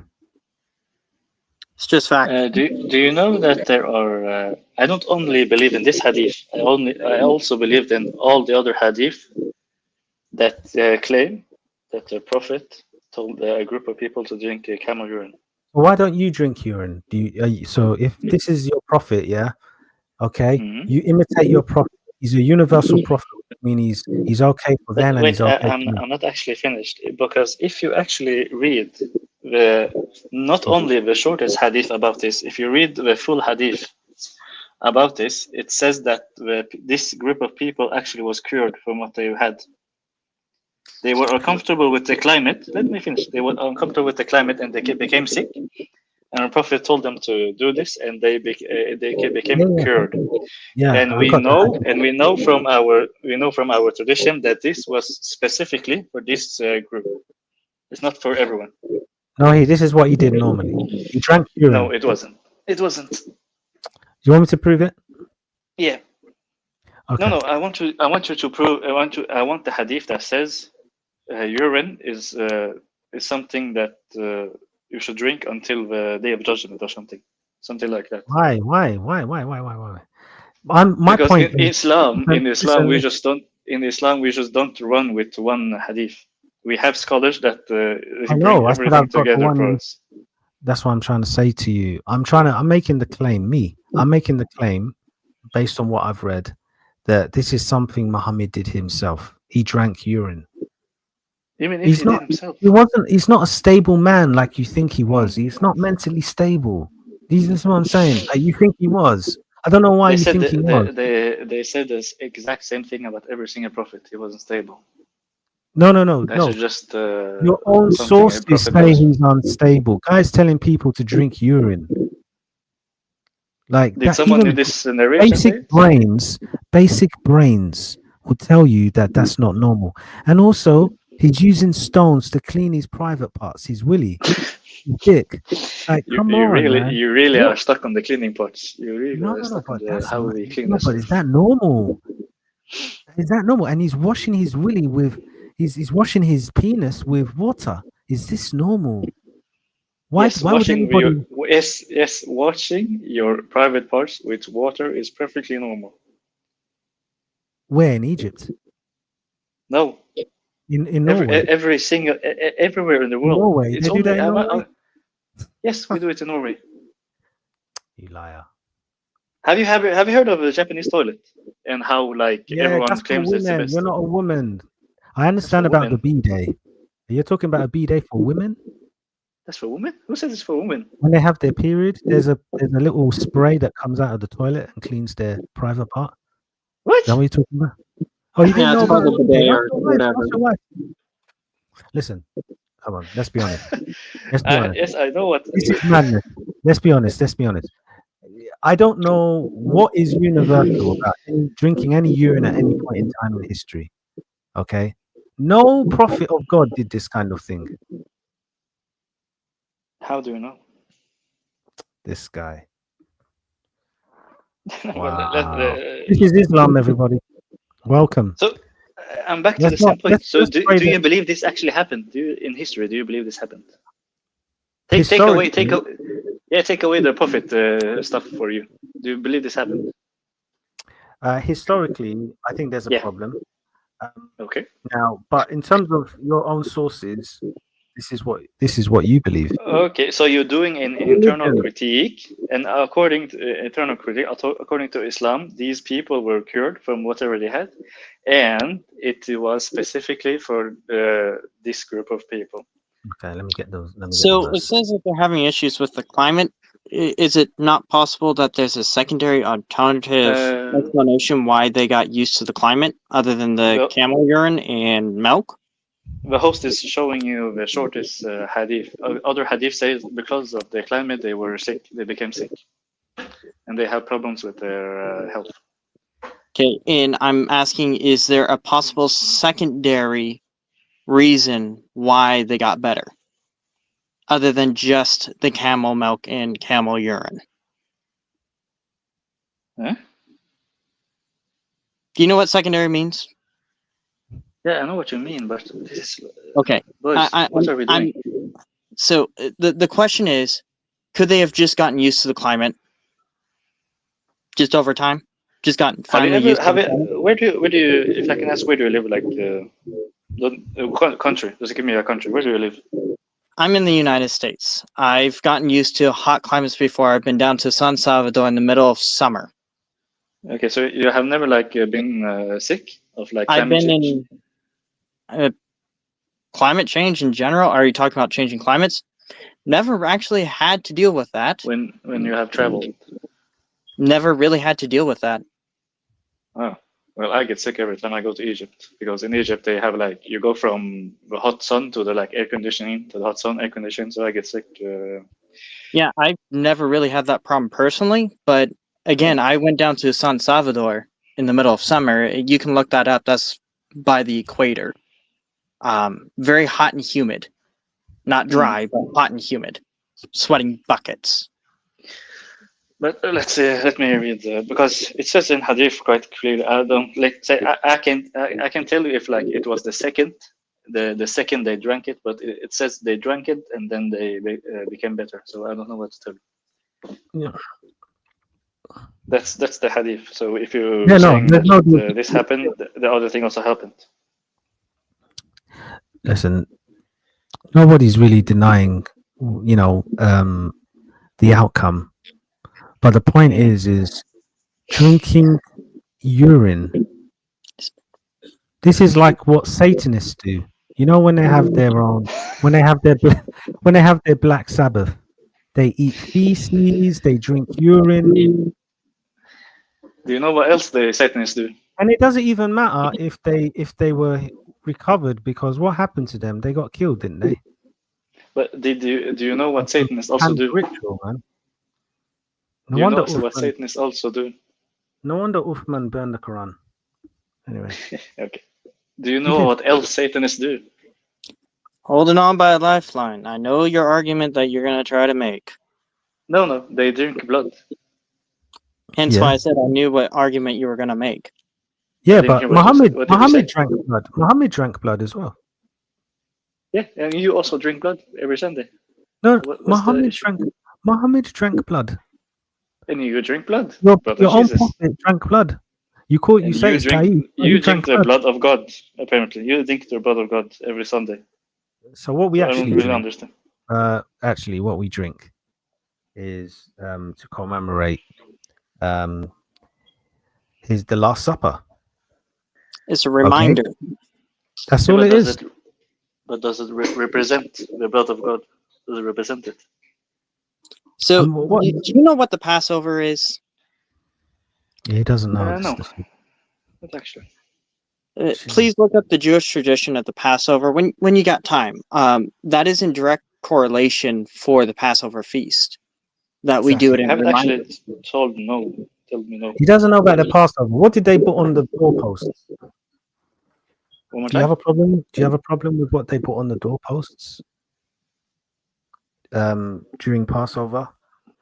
When I as you're an Egyptian, when the Jewish people Yes. were in Egypt, when the Mhm. Jewish people were in Egypt and they put blood on the doorposts, do you have a problem with that? You have a problem with that? I What don't did the actually blood remember it. represent? Why blood? I don't Why know. real blood? There you go. You don't even know what the Passover means. It's crazy. But is the result of a Passover that you drink the blood of God? You're saying they're drinking the blood of God. It represents, okay, the blood that was shed on the cross, okay, Okay. and also the flesh that was broken on the cross. Mhm. So this is nothing about any form of like cannibalism or anything crazy or superstitious. This goes back as far back as the Jewish people when they used to celebrate Passover. So, for example, the bread would have no what do they call it? Leaven. Leaven. There would be no leaven on the bread. Okay, so it'd be a super flat bread. Okay, that was like almost pure. Okay, and the drink they would drink would be, it would represent like it would be some sort of grape juice. Wouldn't be actually alcoholic at all. So we can see synergies and we can see a connection with the Jewish tradition, okay, in line with Jesus being a Jew and him leaving an example for us. He told us to do this. He told us to eat in remembrance of him. So Mhm. he's not saying eat, okay, eat and This is my um, actual blood or actual body. kind of thing. Yeah, he's reminding us that look, remember what he suffered on the cross. He's broke the way they scourged him, they beat him, and the blood that was shed, and like it's very commendable how he went about it as well, because really and truly, um, the crucifixion is one of the most amazing acts of omni humility. Okay, any divine being could do, and God did that in Jesus. So it's beautiful. Like I don't see what the actual issue is. Now compare that to drinking urine.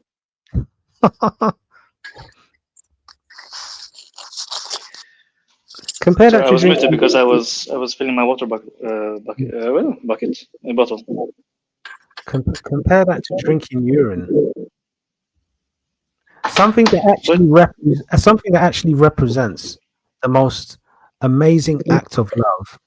Okay, the same equality with omnipresence and omnipotency.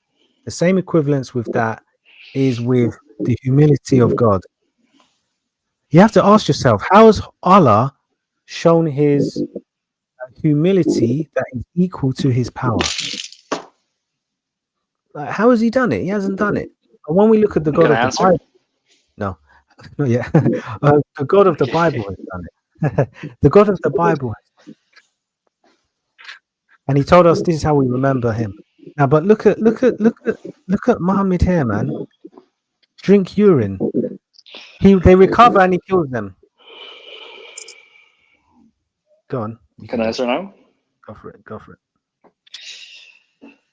So basically, what you told me that this was okay because it's what it was ordained by God, and that Who? is exactly. You told me this is okay drinking the blood and everything because it was ordained by God. No, because he showed and illustrated his character. Okay, Hmm. and he's saying, based on my example, remember me. And this is how you remember me. This is a symbol of how you remember me. And for a group of people that the prophet told to drink milk and urine, that was an example for his prophethood. that they did something out of the ordinary for the time, Or and drinking they were piss, healed. drinking toxins and pathogens. You can't say exactly. That is actually a miracle. They drank poison and toxins according to you, and they were healed. My And friend, then this is later on they get killed. Is that how the hadith goes towards the end of it? They get killed to gather their urine back? No, they getting killed has nothing to do with they drinking urine and being healed. Well, what I'm saying is it something that we can verify that they were killed not because of the urine or something else? Or like I'm not familiar with the hadith. So I'm asking a question of what killed them and why. Okay, let's look at it. Oh, so he didn't want to see. This is what I say. This is why when I do these sessions, I always try to say that look, these da'is and these Muslim teachers, they will leave things out. They won't tell you the whole story. So the only way here we're it is. Here it is. Here it is. Here it is. the only way we're going to understand that people died. And regain their health because they killed the shepherd and drove away the camels. Don't worry, That's I'll get why. that hadith. I'm looking at the hadith right now. I can send it in the chat, but Yeah, I've got it. I'll share it on the screen. This is something. Sahih Muslim 16671b. Yeah, go to 568. 28. 5686. This has got the way you've presented it is nothing like the actual reality. So Sahih Bukhari 5686 narrated Anas. The climate of Medina did not suit some people, so the Prophet ordered them to follow his shepherd, his camels, and drink their milk and urine as medicine. So they followed the shepherd, that is, the camels, and drank their milk and urine till their bodies became healthy. Then they killed the shepherd and drove away the camels. When the news reached the Prophet, he sent some people in their pursuit. When they were brought, listen to this, he cut their hands and feet, and their eyes were branded with heated pieces of iron. I done told you, man. Muhammad is one ruthless guy. If you were the family of the shepherd, maybe he was his father or something. No, I wouldn't do that. Yes, you would. Yes, you would. Yes, you would. If they killed someone, listen. It's just like camels represented someone's car, yeah, because it was a means of. No. They didn't kill the camel. They killed a man. This is what I'm trying to say. Yes, the car is not the man, obviously. The camels represent the car. Let's just say, for example, yeah. Okay. And let's just say the shepherd represents the chauffeur. Okay. Now, obviously, killing the chauffeur is bad. Justice. How bad is it? What do you mean? When you kill somebody, you go to jail. Jail or death penalty. No, according to God, according to Jesus. What? God. This is after Jesus. Have you forgot? There's no theocracy after Jesus. Remember, Omar, use your brain, please. Listen. After Jesus, there's no more theocracy. This is where Islam gets it wrong. Capital punishment is unnecessary after Jesus. Do you not get it? How do you know that? Because the whole point of theocracy in the first place was to preserve the bloodline of the Messiah. Because if you have, for example, a bloodline of, people intermingling and like you've got like the Perizzites mixed with the Jewish people, the Jebusites mixed with the people, the Amalekites mixed with the Jewish people. How can the Messiah come from a pure bloodline? How can he be Jewish? He can't be Jewish. How can the covenant that was promised be fulfilled? It's not possible. So there had to be some super conservative, strict things in place to prevent that. Now, also there were a bunch of laws which Christ fulfilled, and also there were a lot of laws which Jesus showed the objective of, and also showed the truth about and he did a lot of explaining and highlighting to people so they could understand why these laws were in place. And through his character, we better understood, everything about him. So is there not an objective law to follow nowadays? Okay, right. So now, listen. So, firstly, there's a number of issues with capital punishment for Muslims. No, we can go Okay. back to Hadith. We can go back to Hadith, but I No, want we're to know sticking on your this. No, why? objective way to looking at the Hadith. Yeah. So, like I said, when Jesus came, he fulfilled the law in the sense that he made it clear what the law was always supposed to be about. And he said, "I have heard an eye for an eye and a tooth for a tooth, but I say to you, whomsoever, you know, sues you, give them your tunic. Someone slaps you, turn the other cheek." So Jesus was emphasizing that you need to have a heart of forgiveness, and have a heart of mercy and justice, have a heart of mercy and integrity, which is what the Pharisees didn't have. The Pharisees, the spirit of the Pharisees, I believe, have now flowed into Islam. Okay, so exactly what the Pharisees were doing, being so legalistic and so evil, is now what we see in Islam. Okay, it's no different, right? But the emphasis with But Jesus, just the on that emphasis, point, on the Pharisees' point, isn't it? Doesn't it say in the Bible that you should follow every word from the Pharisees? no. So the Pharisees, the whole point of the Pharisees, okay, there was no encouragement to necessarily. Jesus said, "If your righteousness does not exceed that of the Pharisees, then you will by no means enter the kingdom of God." So you couldn't even get into heaven if your righteousness did not exceed these kinds of people. That's why I say to people all the time on these sessions, every time I say, look, guys, you've got to critically think for yourself. You've got to really not depend on these dodgy dais and dodgy sheikhs and dodgy social media Muslims, right? You've got to read for yourself, learn, study, and ask God to guide you. That's it.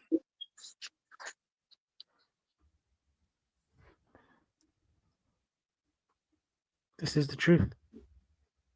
So the Pharisees also, what people don't realize is when we're talking about the law and the capital punishment, I think there's feedback coming from you, mate. I think there's feedback coming from your phone. It's like croaky. But anyway, yeah, I could still hear it. I don't know why it's making. Do you want to sort that out, Omar? Oh, is it? All right, okay, all done. You sorted it. All right, no problem. So, oh yeah, if you just go on mute, then just a second, just go on mute. Yeah. So basically, right, when we're looking at the Pharisees, it wasn't me. I was on mute. I was putting something in the fridge. I was on mute. Oh right, okay, no problem, Okay, no worries. Yeah. So when you're looking at the Pharisees, the same expectation that Jesus had for the believers then about people exceeding the righteousness of the Pharisees is now being applied not only to the Christians but also especially to the Muslims, because they have that religion. The religion of Islam is very Pharisaic, very legalistic, very controlling. Basic things like freedom of choice to move, to think, to just and so forth. There's a is totally blocked. To even have a sense of freedom, the religion is full of fear, full of insecurity. So rightly so. So when we look at the old law, Can we I we just look read you something? one one second. We look at the Okay. old law as a mirror. So the whole point of, for example, the Ten Commandments, it's like it's kind of a mirror to look in the mirror and be like, okay, well, I see my sin. The Bible says, do not steal. That's in the Old Testament. The Bible says, do not commit adultery. Old Testament. The Bible says, honor your mother and father. You look in the mirror. The Old Testament says, do not lie. So the Old Testament is useful in terms of the law is useful because it shows us the perfect standard of God. But there's no human being that can meet this standard. That's why, and this is why we see even in the Old Testament we see love thy neighbor, because God says, because when you was in Egypt, you was a foreigner in a strange land. So God is even highlighting from day one, okay, the importance of mercy and justice, because the law was so hard to meet. You couldn't meet it as a human being. It's very, very difficult because it's the perfect standard of God, right? Only God cannot lie. Only God cannot steal. Only God cannot commit adultery. And literally, because if you break one commandment, you break them all. Only God can do that. And so when Jesus came, he did it. He didn't break one of those commandments. Not one. Not one. Only God can do that. So this is why Jesus was the one. This is why Jesus was the once and for all sacrifice, because in this sacrifice, if there's a word, it made permanent grace, mercy, and truth. That if Can you I? didn't meet the standard, Omar, right? If you did cheat on your wife, if you did steal from your friend, if you did do something that you shouldn't have done, the Christ's grace is sufficient if you repent and you move away from that sin. So, to cut the long story short, the reason why we have this move from law to grace is because we can't meet the standard, and also, that we need mercy and justice, which the Pharisees did not emphasize on. And when you look at the Hadiths, Muhammad does not emphasize on mercy and justice. That's why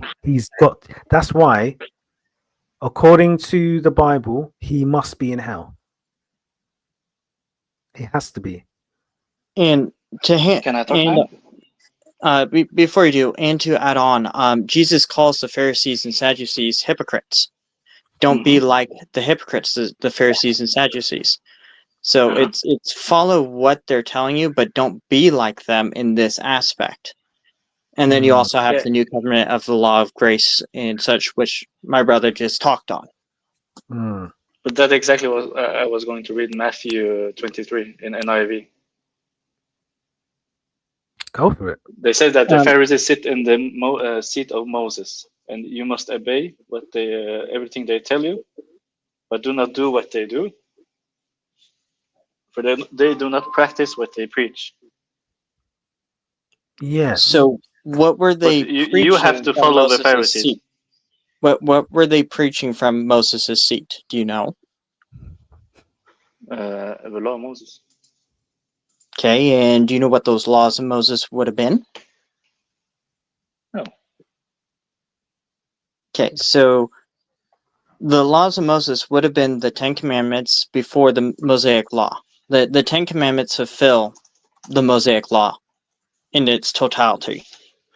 Specifically, one commandment fulfills all of it.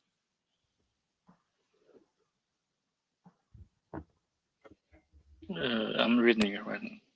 It doesn't. It's yeah. That's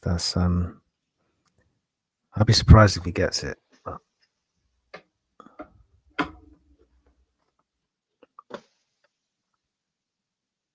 that's it. That's it, Omar. You just, pick up the Bible, read it, No, I'm reading it right now. They have 613 laws. They didn't have just 10 commandments. It was 600. I know. Yeah. That's what I'm saying. Jesus fulfilled all the laws. But So it just tells you. But it just tells you to follow them. Follow the laws. No, you're not. So remember, okay. So the old covenant. It says in Matthew 23, you have to follow the Pharisees. You must obey them. It says you must obey them, and do everything they told you. So every single 613 law. Let's get the verse. Don't worry. Matthew 23. Matthew, say again. Matthew 23, and it's in NIV. I'm going to King James, by the way. But boys, I actually it's really late here. It's like 4 o'clock in the morning. Yeah, we'll be done in a minute. 23. You say 18? You say 18? Sorry. What's Matthew 23. Yeah, sorry, yeah. Yeah, good. Okay.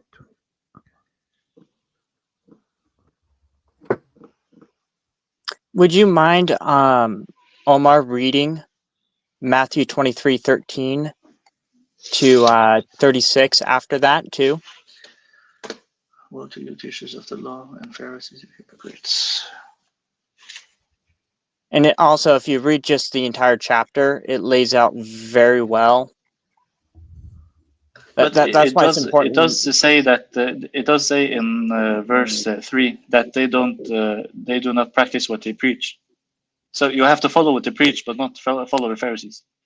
Yes, and this is why it's important to take the Bible as a whole.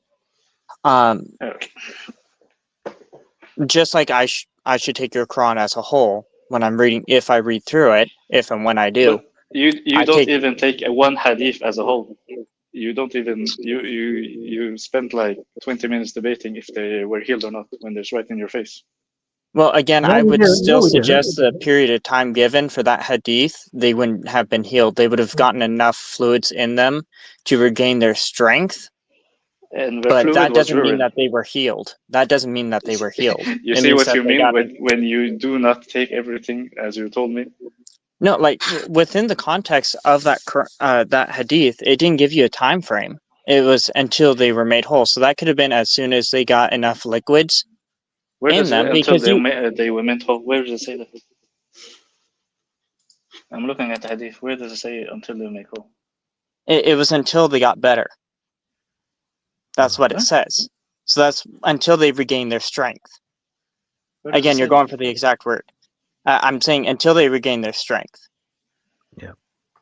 Okay, so all that you really need to do to regain strength. It says strength, they set out and drank their camels' milk and urine and regained their health. Where does it say a time? Where's the time? That's my point. It doesn't take very long. If you're getting enough, like if you had food already and you're just missing water, it doesn't take very long to regain your strength. It doesn't say they drink water. They drank urine. Are you trying to say they didn't drink urine now? I really. No, you do realize that water is in urine as well. It's nasty. I'm telling you, man, that is one of the worst hadiths ever, man. Like, I'm trying to get through it. Fluids in general. Not all fluids are good fluids, but if you have enough fluids in you, you can regain your health. So let me get it straight. You would drink poison and water at the same time, but the water will. Well, that's what they did. They drank poison and water at the same time. That's what urine is. Yeah, I'm telling you. If I'm out in the wilderness and I don't have enough water, yes, I would have to drink my own urine until I got to a water source. But you can only do that 2 to 3 times before you die.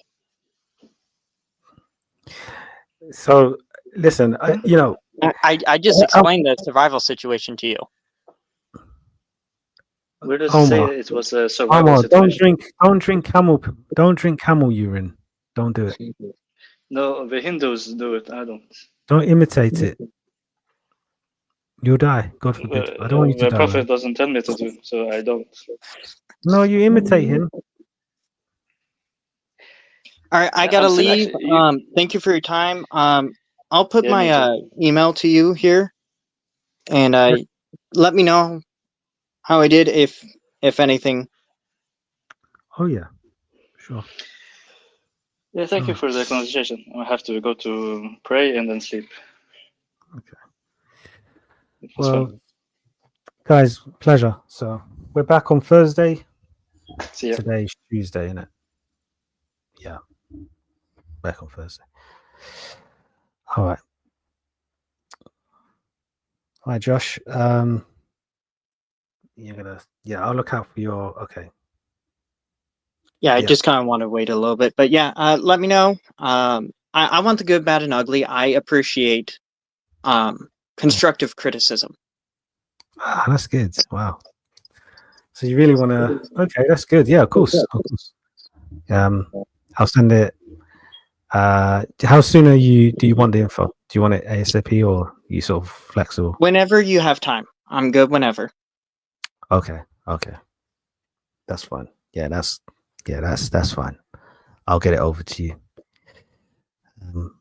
Yeah, well done, man. I think you've you did good. So, but yeah, I'll jot a few things down. All right, thank you. No worries, my friend. No worries. Bye. Bye. Take care, Josh. Have a good day. God bless. God bless. So, that was Josh from America. We had Omar from Egypt. Very interesting. Very interesting. We were getting deeper into the hadiths, and then we had Omar, who sort of was sharing. Well, he said it was his first time sharing his thoughts about things. But let's pray for him, man. Let's pray that God will touch his heart and that he will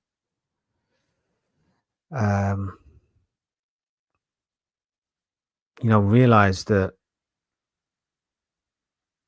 Jesus is worth investing our life to, and that Islam doesn't have the answers, and when you look at what history has to say, why is it that if what the claims being made in the Quran and Hadith are so true or picture perfect, and that come from a divine source, why doesn't history, support some of his miracles, Muhammad's miracles? Why doesn't it support, or should we say, this idea of splitting the moon, for example? Or why doesn't the claims made in the Quran about the sun sitting in a muddy puddle, why doesn't that match up with reality? Or just hadiths like this: drink urine. So it's just, you're not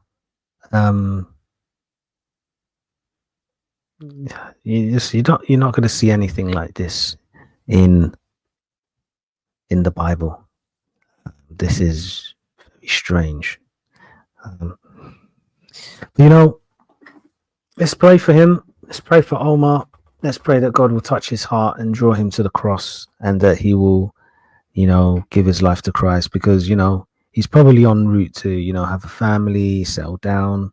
Well, he's settled down. He's married. So potentially grow his family. So, the best thing is if they're in Christ, he's enjoying the benefits of a country of Christian heritage, which is Norway. So even though they've got their share of mythology, etc., but the West is the destination for a lot of people leaving Muslim countries. They want to come to the West. Why? Because Islam is not serving them there. Islam is not serving them well there. They want to run to the West for good reason. For good reason. So, how many people that live in, for example, even somewhere like Dubai or Qatar, how many of them would, you know, give it all up to move to Britain permanently? You'd be surprised. You'd be shocked. You'd be shocked how many people would leave their Muslim countries to come to Britain. And they've got money, they've got cars, they've got houses, and you'd think they would be comfortable where they are. You'd be shocked how much they're prepared to give all that up to come to the UK and have a permanent stay, passport, everything.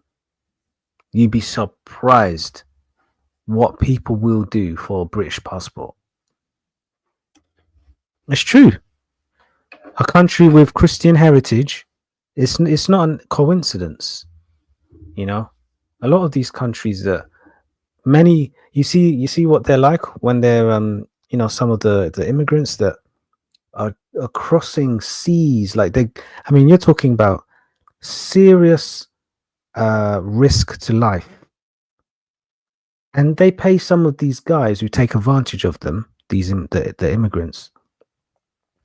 They pay them like almost $2,000. And sometimes I'm like, where do these guys get the money from to be jumping on a rubber dinghy, a rubber boat, and be traveling on crazy seas, stormy seas? Why? Just to get to Britain? Just to get to the UK? What is it about the UK that is so good that they're going to risk their life and their children's life? Some of these boats, it's only supposed to have about at least 10 people. They've got like 50 people on this boat. I mean, you can't make this stuff up. And the amount of people that die on the way, that try to make it to England's seashores. And this is not just England. This is obviously France, Germany, Spain, Italy, Norway, Denmark. All of these countries that are in the West with Christian heritage. It's for a reason. And UK, even worse. They will... you won't believe some of the stories. You won't believe just to get to this country that has Christian heritage. Now, why not a Muslim country? Why aren't the immigrants trying to get to another Muslim country? You'd think by the looks of Dubai that they'll be trying to get to Dubai, or they'll be trying to get to Qatar. Think about it, of course. Qatar with all of the flash and the luxury, the opulence, you'd think that they'd be fighting to get to that place. So why not? Heritage. Because Islamic countries, they're very controlling. I'm not saying all of them, but it goes back to the value system. Okay. It goes back to the Sharia law. It goes back to Muhammad himself and how he represents the values in those countries. In this country has institutional some institutional things ingrained because of the Christian heritage. This country used to send missionaries all over the world. This country, through William Wilberforce, banned, William Wilberforce was able to stop the transatlantic slave trade. Yet Muhammad was a slave trader himself, who traded slaves and called black people raisin head. And there's a lot of things he did to Ethiopian women, Ethiopian men. I mean, you know, if you wasn't a Christian, if I wasn't a Christian, I would say, you know, a typical black person wouldn't forgive Muhammad for what he did and what he, you know, there were slaves that were owned. The slave owner died and said upon his death, you will be free. What did Muhammad do? He blocked it. And he said, no, you're not going to be free. In fact, if we're going to sell you, we're going to sell you and give the money to, you know, the owner's family kind of thing. And so the person is now being sold off. Someone's made money on his head. Instead of having his freedom, he's now got to be owned by someone else. And then and hence, you know, he loses his freedom. This is what Islam brings. The Arab slave trade continues to this day.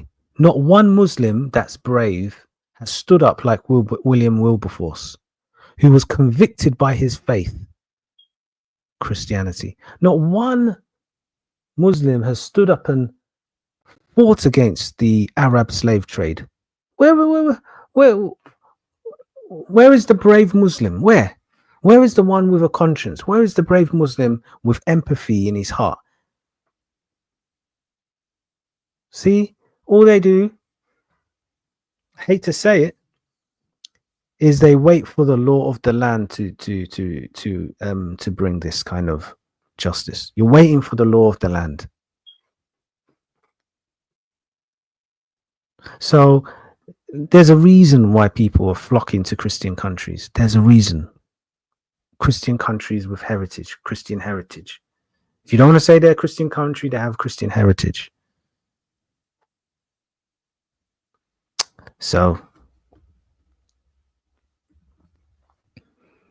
yeah, this is what people don't understand. They think that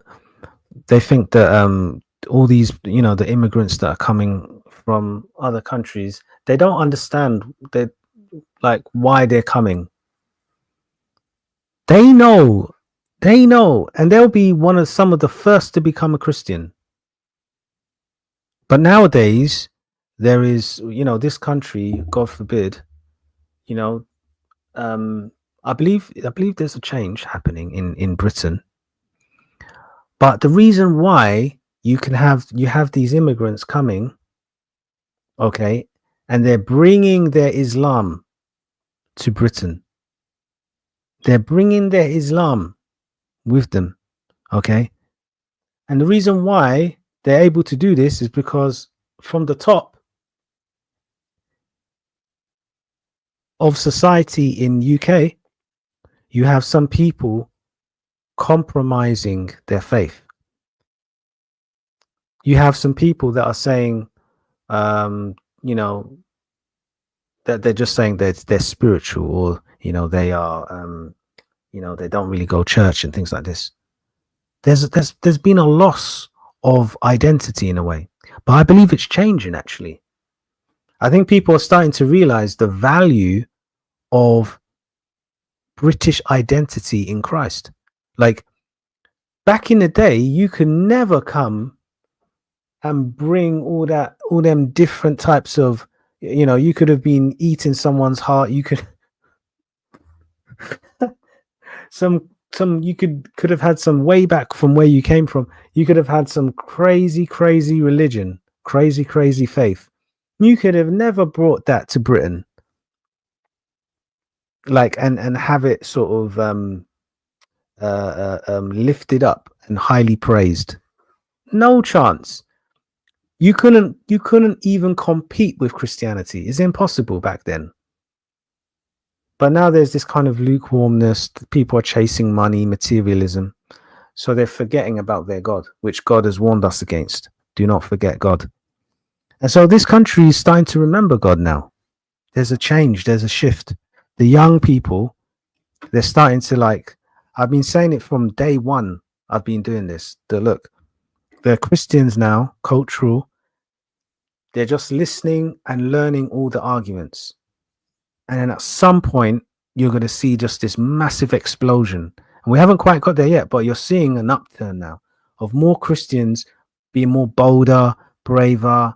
You've got people that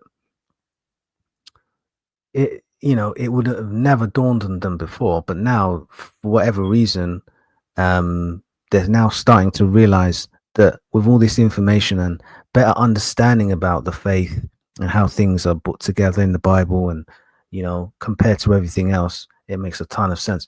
You're now seeing this kind of reality, or this sort of light, sort of brain switch, and the light bulb moments for a lot of these people are happening, and now they are beginning to realize that, wow, Jesus is who he said he is. I mean, look at the Shroud of Turin, for example. Look how you can literally now see how Jesus looked like, all the way back in first century. Look at all of the claims made in the Bible now being corroborated as fact, and there's no one really with all the information. The Bible's still holding up, still showing the test of time. There's nothing which is coming out that's saying, whoa, the Bible's false. And my prediction is that there's going to be two camps, and this is my prediction. Mark my words, right? This is a prediction that there will be so much evidence that comes out of the ground. Okay, mark my words. So much evidence that comes out of the ground that proves that Christianity is true. Okay, so there'll be the camp of Christians who, like, it's going to be known publicly that Christianity is historically true. Like, right now, you can have all the Muslims right now. Let them have their day in the sun, whatever, right? But there's going to be a time coming where there'll be so much information and evidence that Jesus was real, that everything the Bible says is real, that there'll be information about the Bible that comes out that proves its authenticity to the core. There'll be no debate anymore. That's coming, right? And so you're going to have Christians on one side, and then on the other side, you're going to have people that want to do what they want to do. Simple. I don't care what you call this side, whether you've got a mix of Islam, Hinduism, Zoroastrianism, atheism, humanism, Satanism, whatever, right? But you've got one side of the camp who know the truth, who know that Christianity and the Bible and everything that has been established, how history aligns with the Bible, is absolutely, there's no debate anymore. They know that, but these people on this side, they're gonna do what they want to do. That day is coming, and it's very, very close. Okay. As you're going to see, you're going to hear more stuff about archaeology. You're going to hear more stuff about stuff coming out of the ground. You're going to hear more stuff about inscriptional evidence, geographical evidence, genealogical evidence, and the list goes on and on and on and on, right? You'll hear more about that stuff. The strands, the tree of evidence is going to be so supreme on the Christian side that it literally is going to be black and white. You decide. It's either Christian or whatever. Okay, I've spoken about a one world religion coming, and I really, really believe that's on its way. And Islam right now there's a bit of pride, but this pride is not going to last. It's impossible. It's not possible that Islam is going to stay around for long. I tell you why. People think it's going to take over and all this stuff. It's not going to take over the way we think. I don't think Islam is going to take over. Actually, I believe it's going to dwindle. Now, it's going to go into what I describe as a resuscitation phase, right? because of what's happening with Christianity and the explosion, because we haven't seen anything yet, there's going to be a huge explosion, a revolution of just people coming to Christ, standing up, bravery. Like I said, people are listening to the arguments right now. They're looking at the case for Christ, the case for the resurrection, all of this. This is going to be so big. Like, I don't think people realize how Christianity is going to be on the news every day. That's how serious this is going to go. I don't think people realize. Like, Christianity is going to be like, it's going to be like, you can't get away from the things that are happening in the, that are happening in society, but it always comes back to some of the prophecies that the Bible predicts in these last days.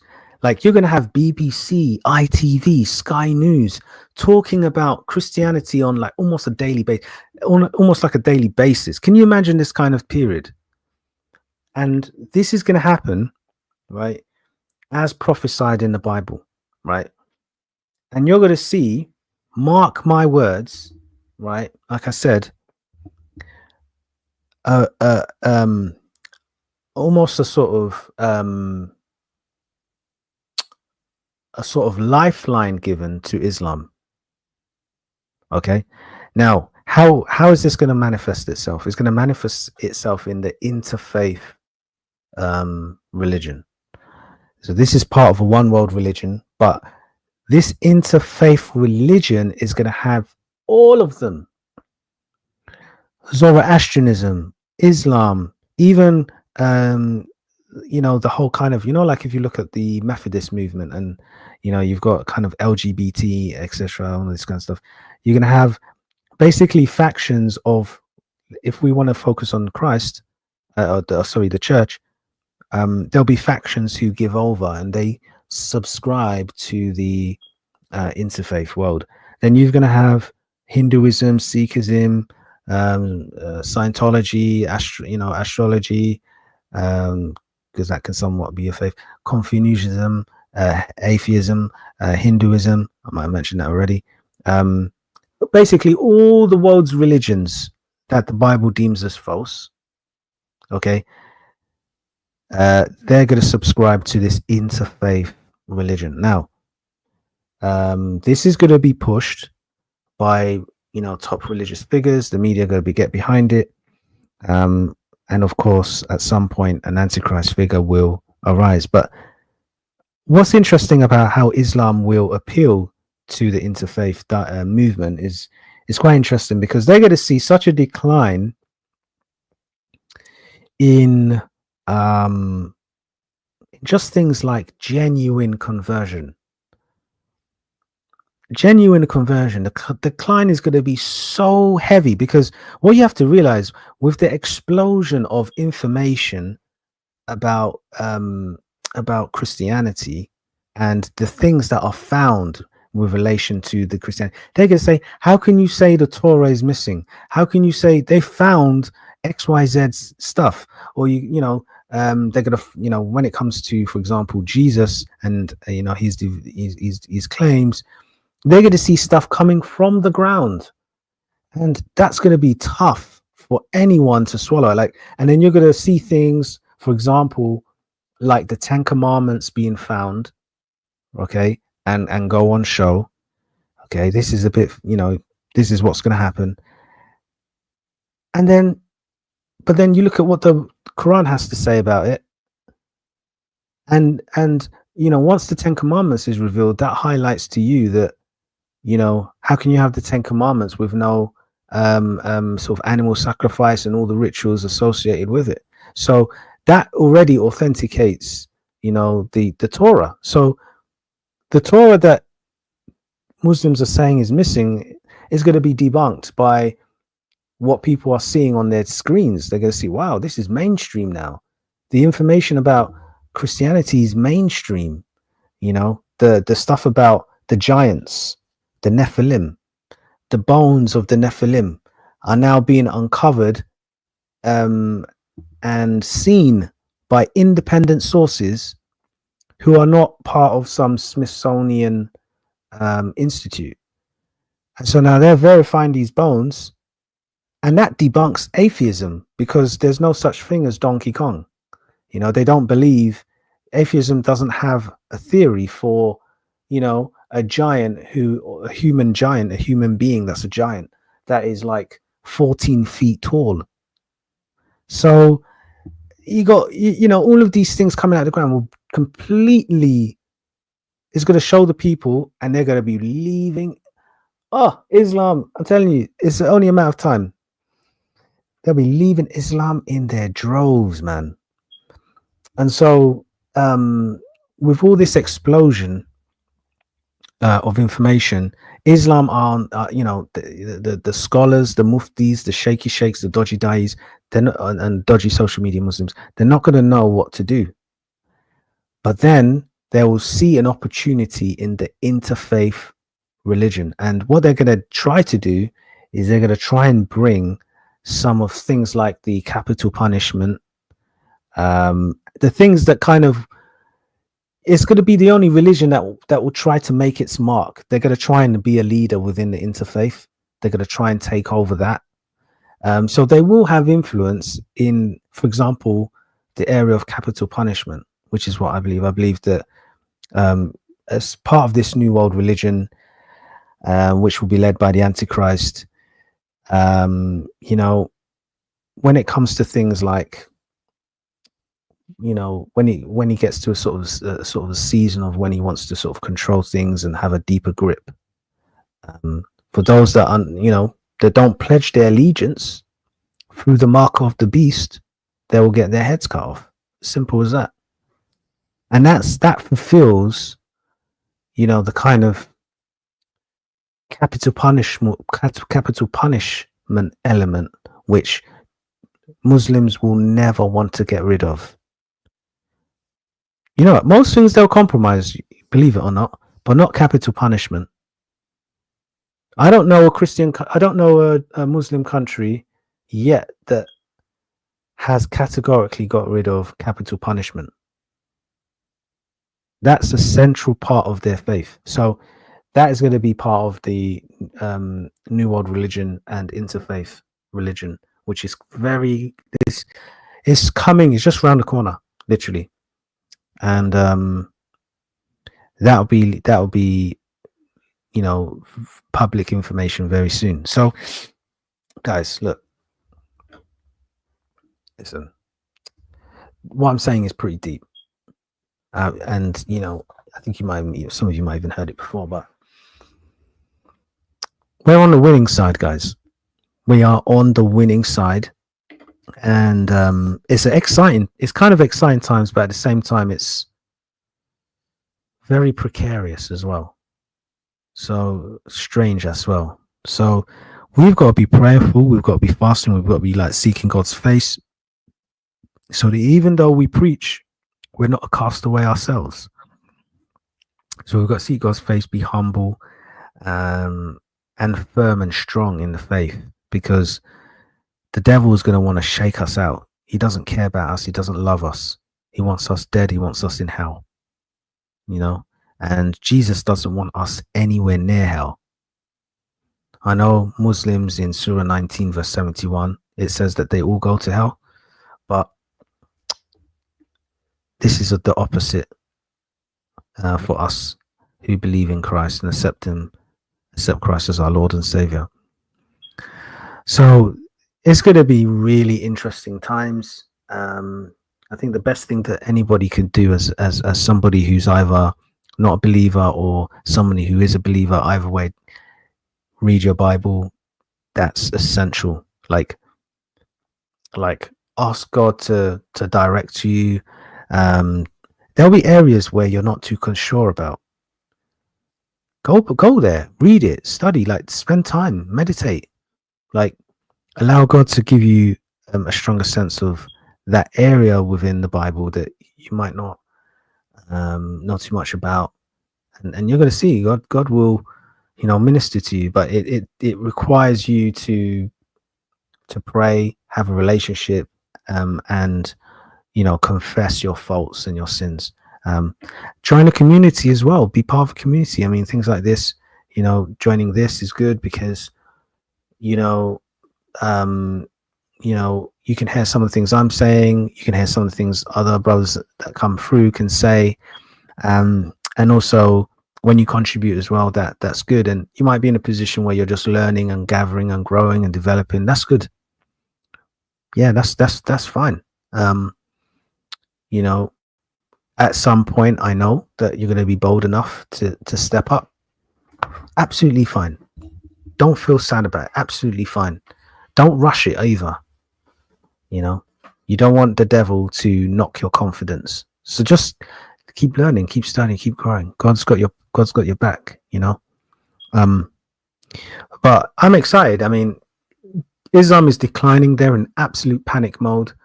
Like, you can go to Speaker's Corner within 1 year. What I've noticed in Speaker's Corner is that all the Muslims are proper defeated. Like, it's so bad. I mean, you're seeing you would have thought that they'd have better arguments. They'd be stronger. They'd be united. Oh, they are getting smashed right now. So, in terms of the ideological war, in terms of the spiritual war, it's over for Islam. It's finished. The religion is over. It's too late, because the guys they used to have on the front line,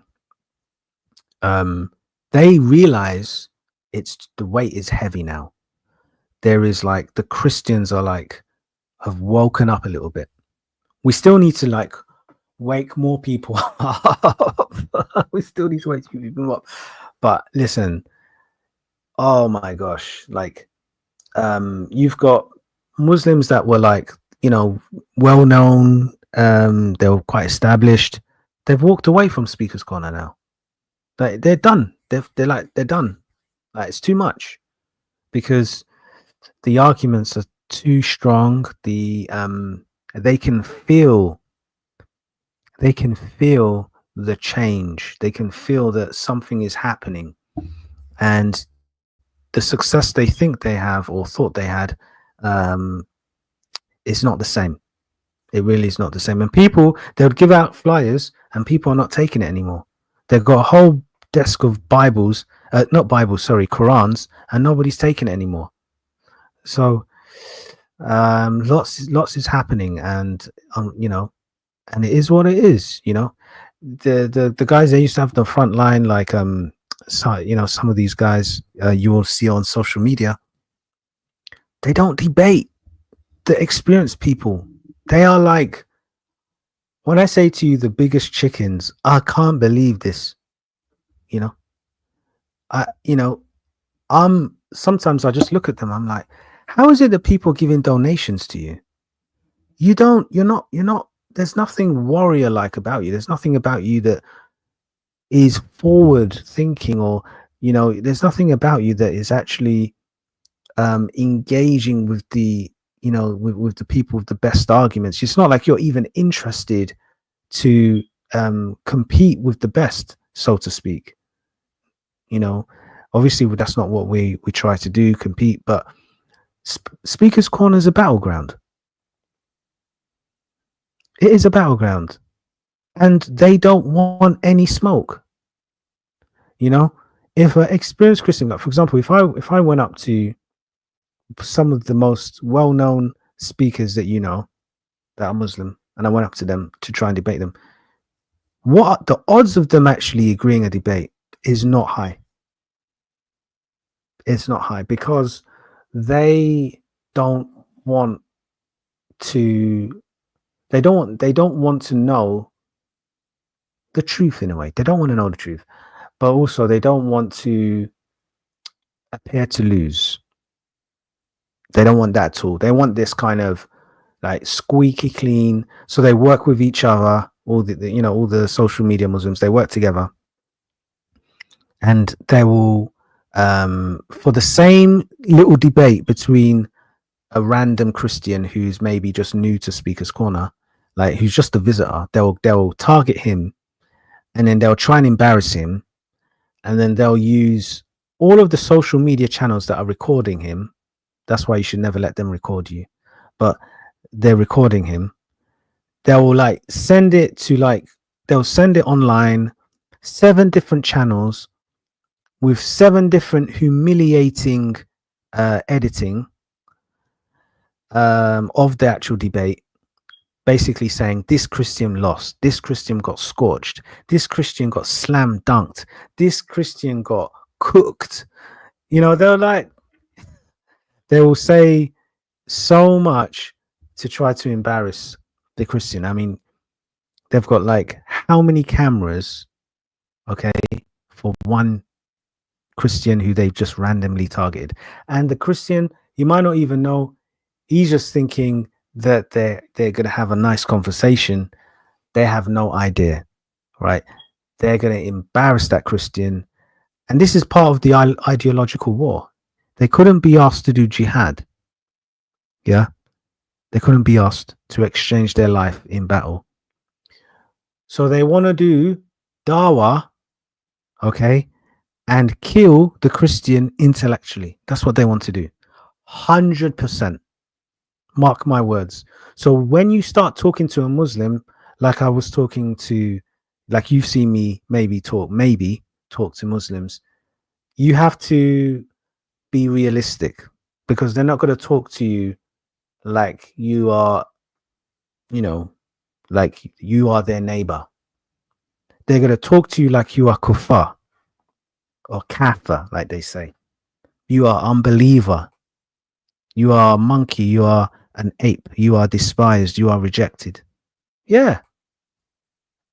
This is why they're going to talk. So you have to realize that they're not going to talk to you. If they're going to talk to you about religion anyways, they're not going to talk to you in a friendly way. It's not possible. It's not like Christianity where, you know, you're having a nice conversation, you know, and you're trying to understand, you know, their some of the matters in their life and things like this, and you know, and actually give them a chance to see how Christ can help them, things like this. It's different. No, when you're talking to a Muslim, Christian to Muslim, the minute they know that you have a degree of, I guess, some firm values to a degree, or even if they get a sense or a whiff that you maybe have looked at the Bible in some way or whatever, be prepared to get embarrassed, because it's through the humiliation that they think they can, you know, bring you to Islam. And they'll only criticize the Bible. And this is the problem with the debates I see with Christians against Muslims. They, you know, there's huge emphasis on the Bible. They're toasting. They're trying to really like tackle the Bible. But what us Christians need to do more is start challenging their Quran, start challenging their Hadith, because they have so much pride. Okay, and you think that it's difficult. It's not. You know, the amount of pride they have. If you remember the biblical verse, pride cometh before the fall. So they're going to fall. It's just a matter of when. Like if you look at the guy we just spoke to in this session, I mean, whatever pride he had, it's got to be, you know, it won't be the same. 100%. Whatever pride that he had about his faith, it can never be the same after all that we've showed him. Now, even though it looked quite dramatic and all of that, and it was just like there's a lot of back and forth, something has happened to his soul. 100%. He had no answers whatsoever. When someone is in this kind of situation, that's the soul starving. When they say they don't know, and they've been talking about faith, that's very serious, because faith is someone's confidence. Faith is somebody's trust. Now, if they don't have answers, that means that soul is dry. Okay, they're starved, either maybe because, I mean, even when talk from a Christian point of view, they haven't studied the Bible, they haven't read, they haven't, meditated on God and things like this. But the point is, for this individual and for the previous Muslims that I've spoken to, when they go into the realm of I don't know, which they have to, because the Quran doesn't have the answers, or the Hadith, something happens to their soul, and that does convict them behind closed doors. So whilst you might think, oh, okay, well, it's just it looks like two people going back and forth, actually something is happening to them that you won't even believe. And it might even take a day, it might take 2 days, it might even take a week, but they'll remember the argument, they'll remember the debate, and they'll remember that, oh, they didn't know what they were talking about. They didn't know what they felt was a sort of robust worldview. Their own worldview has crumbled before their face. Now, what makes it even worse is when you talk with somebody who's studied, who's actually done really well, and they still say they don't know. Do you know how devastating that is? That they don't have the answers. Now, obviously, we show love. We know we're different. We know we show love and things like this, and this is what we want to do. But when they don't know, when they don't have answers, then they have nothing left. There's nothing left. Right. So, guys, I think we got one more person who jumped in. Oh, what's happened? Oh, we go. All right, hold on. So yeah, I see you, Bioscope. I'm coming. Yep.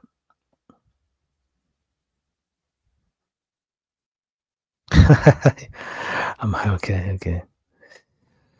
So yeah, Bioscope. Yeah, it's been. We've had a interesting debate. Let me add you to the stage, and what we're gonna do, right, is after you, then we're gonna end, and we'll be back on Thursday. We've had a good debate, man. Like, interesting conversations. I think people have learned something about the religion of Islam.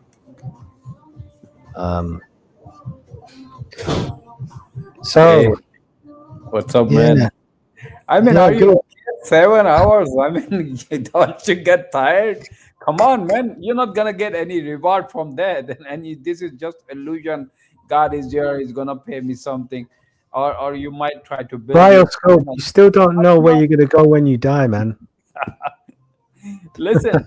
God forbid. It's all illusion. There is nothing in a real world. You have no evidence. Why you're still part of the I don't know crowd. I don't know. So if you don't know, that's then not going to help me. I want answers. Listen, Bioscope, if you was to take an exam and you said you don't know, will you fail?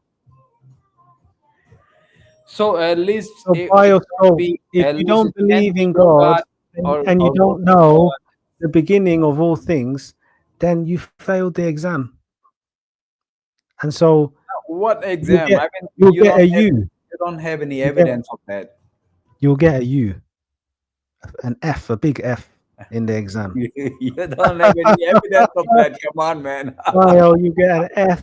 What you are saying, you don't know what you are saying. That's a problem. The problem is Bioscope is you trust in fairies. You trust in something which you can't even let me ask you your own worldviews you can't believe. Let me ask you something. The God who you think is a God, and I think it's a scam. It's the biggest difference between you and me. Why? Because your God says he created Adam, he created Eve from his ribs, and that's completely wrong. That's the first thing. And I can explain. We have a debate in modern day debate. because I think let's do it at modern day Yeah, debate. yeah, So a modern day lot of debate. crowd there, and a lot of people will listening you and me, and at least they understand where Good. the problems are in the creationism. The Okay, other, so guys, we're gonna do a debate on modern day debate. Okay, what's the yes, topic? What's the topic? Go on, bio. Tell them. you know what is the topic. So Okay, Adam and Eve story and Jesus Christ story. okay, no problem. I'll be sending you the proposal. What is my mind in my mind, and we'll be going from there. So at least, well, the thing is, I already debunk creationism on multiple times, not only by with Christians, but also I debunk creationism with Jew and also Muslims. Muslims are so violent; they don't even have a patient. They don't like to listen. But I would love to address, like, how can a donkey That's can fine. fly in heaven? Come on, man. I ain't gonna lie. That's funny, man. I ain't gonna lie about that It one. is such a Yeah, hilarious. that one, that one. I mean, you know what it is for me? It's the pattern of evidence in Islam. It's just crazy, man. That's just. I But, I mean, I but can't for, live on that because just imagine that the donkey has 600 wings. I don't know how many wings that donkey has, and it is flying in a space. Where is, your plane engine fails. You can't fly. You can't even breathe in space. There is no oxygen, no air, nothing. So how can the donkey can fly in this I space and don't flying know. I across don't. the universe? See, that's funny, man. Like, is this, Islam?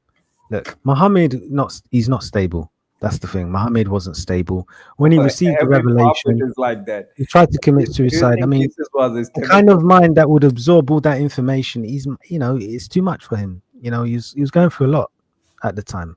So, I think he is psychotic, or he might have epilepsy, and that might be the reason.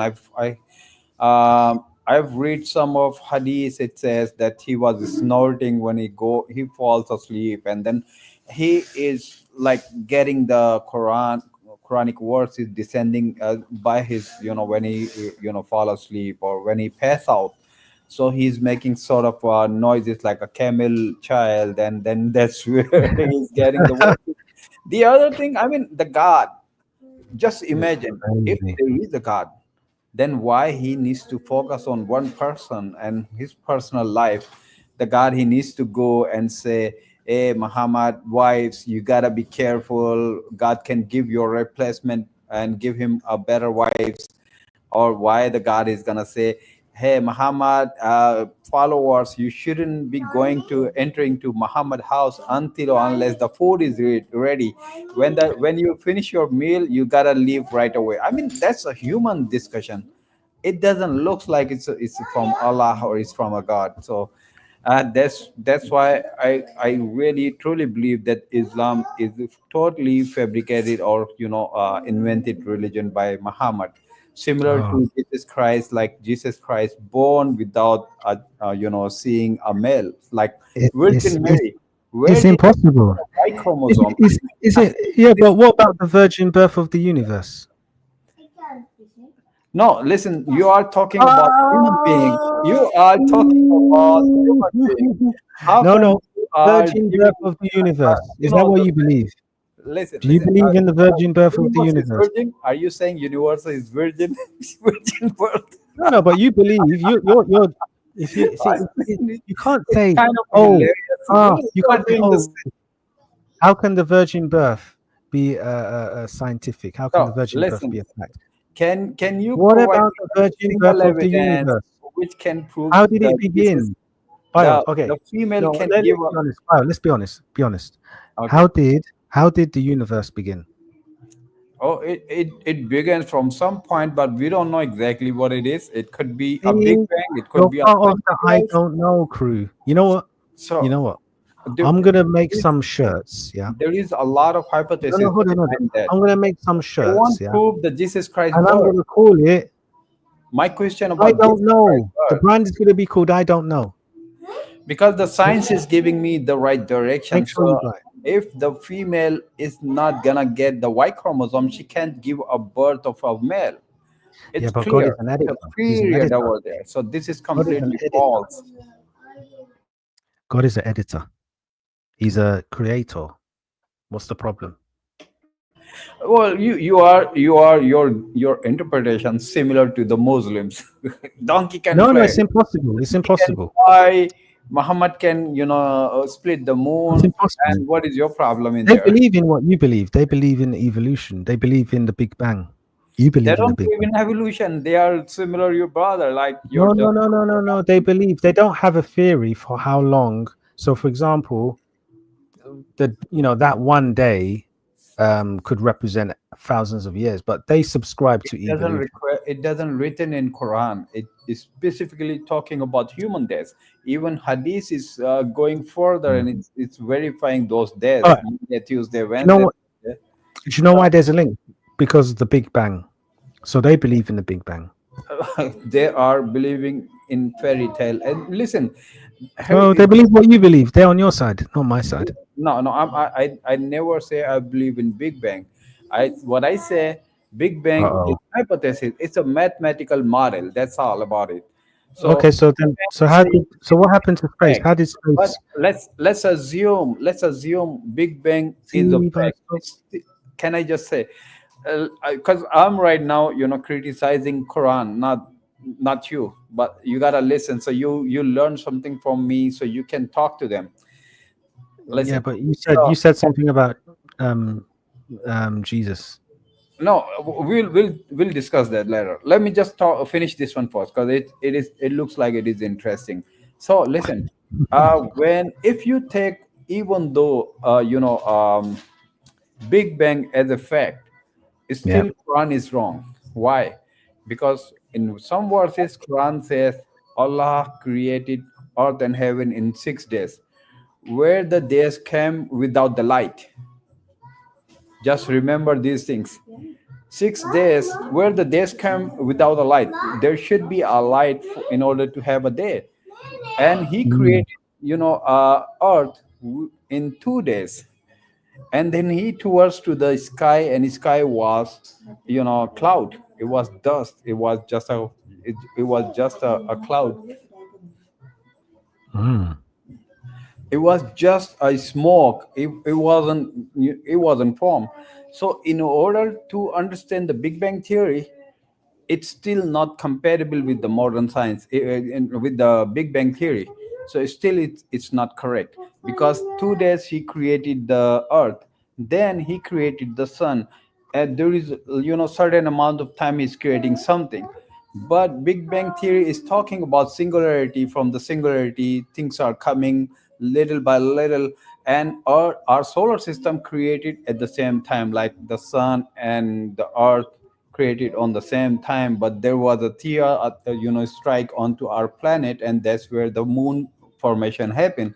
But God, Allah, he doesn't know how he created the universe. So there is a lot of errors in that. And that's what, when I speak with one of the Muslim apologists, his name is Mansoor, you might know him. He lives in UK, and he told me, I don't believe in science is wrong, my Quran is correct. Follow me. Yeah, yeah, yeah. I don't think he knows what he's talking about there. To be honest, I mean, He already um, know what I'm talking about, when I was just giving him, how the God created in Quran, or what the God is talking about. He created the mountain, then he created the earth, then he created the mountain, put it on top on the earth, and then he created the sun. It's all wrong. It's all it's wrong.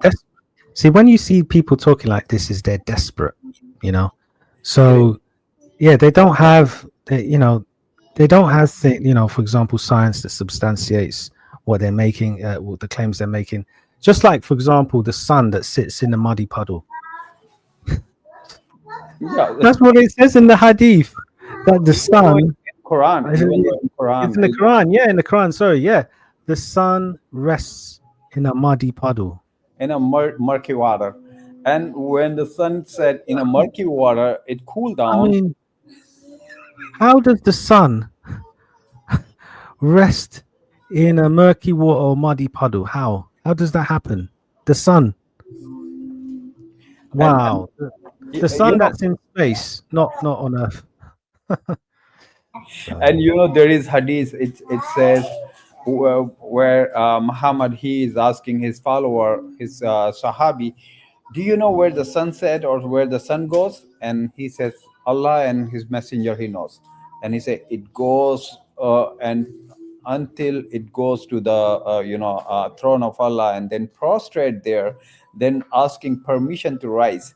When Allah permit him, then he is coming back to the world. And it sounds like he thought that when the sun disappear, it's nowhere, it's the darkness there, and then the sun needs to come back, so Allah giving him permission to rise back, and that's how it rise back. So I mean, that's cool. when you are giving these all your hadiths and Quranic verses to any Muslim apologists, especially the Muslim scholars, they will be saying, oh no, these hadiths are weakened. But let me tell you, these all hadiths are authentic. For until 5 years ago, they just Oh yeah, I see what you mean. Yeah, like I think, for example, some of the daifs they say is weak. I think if you read it, like Muhammad drinking blood.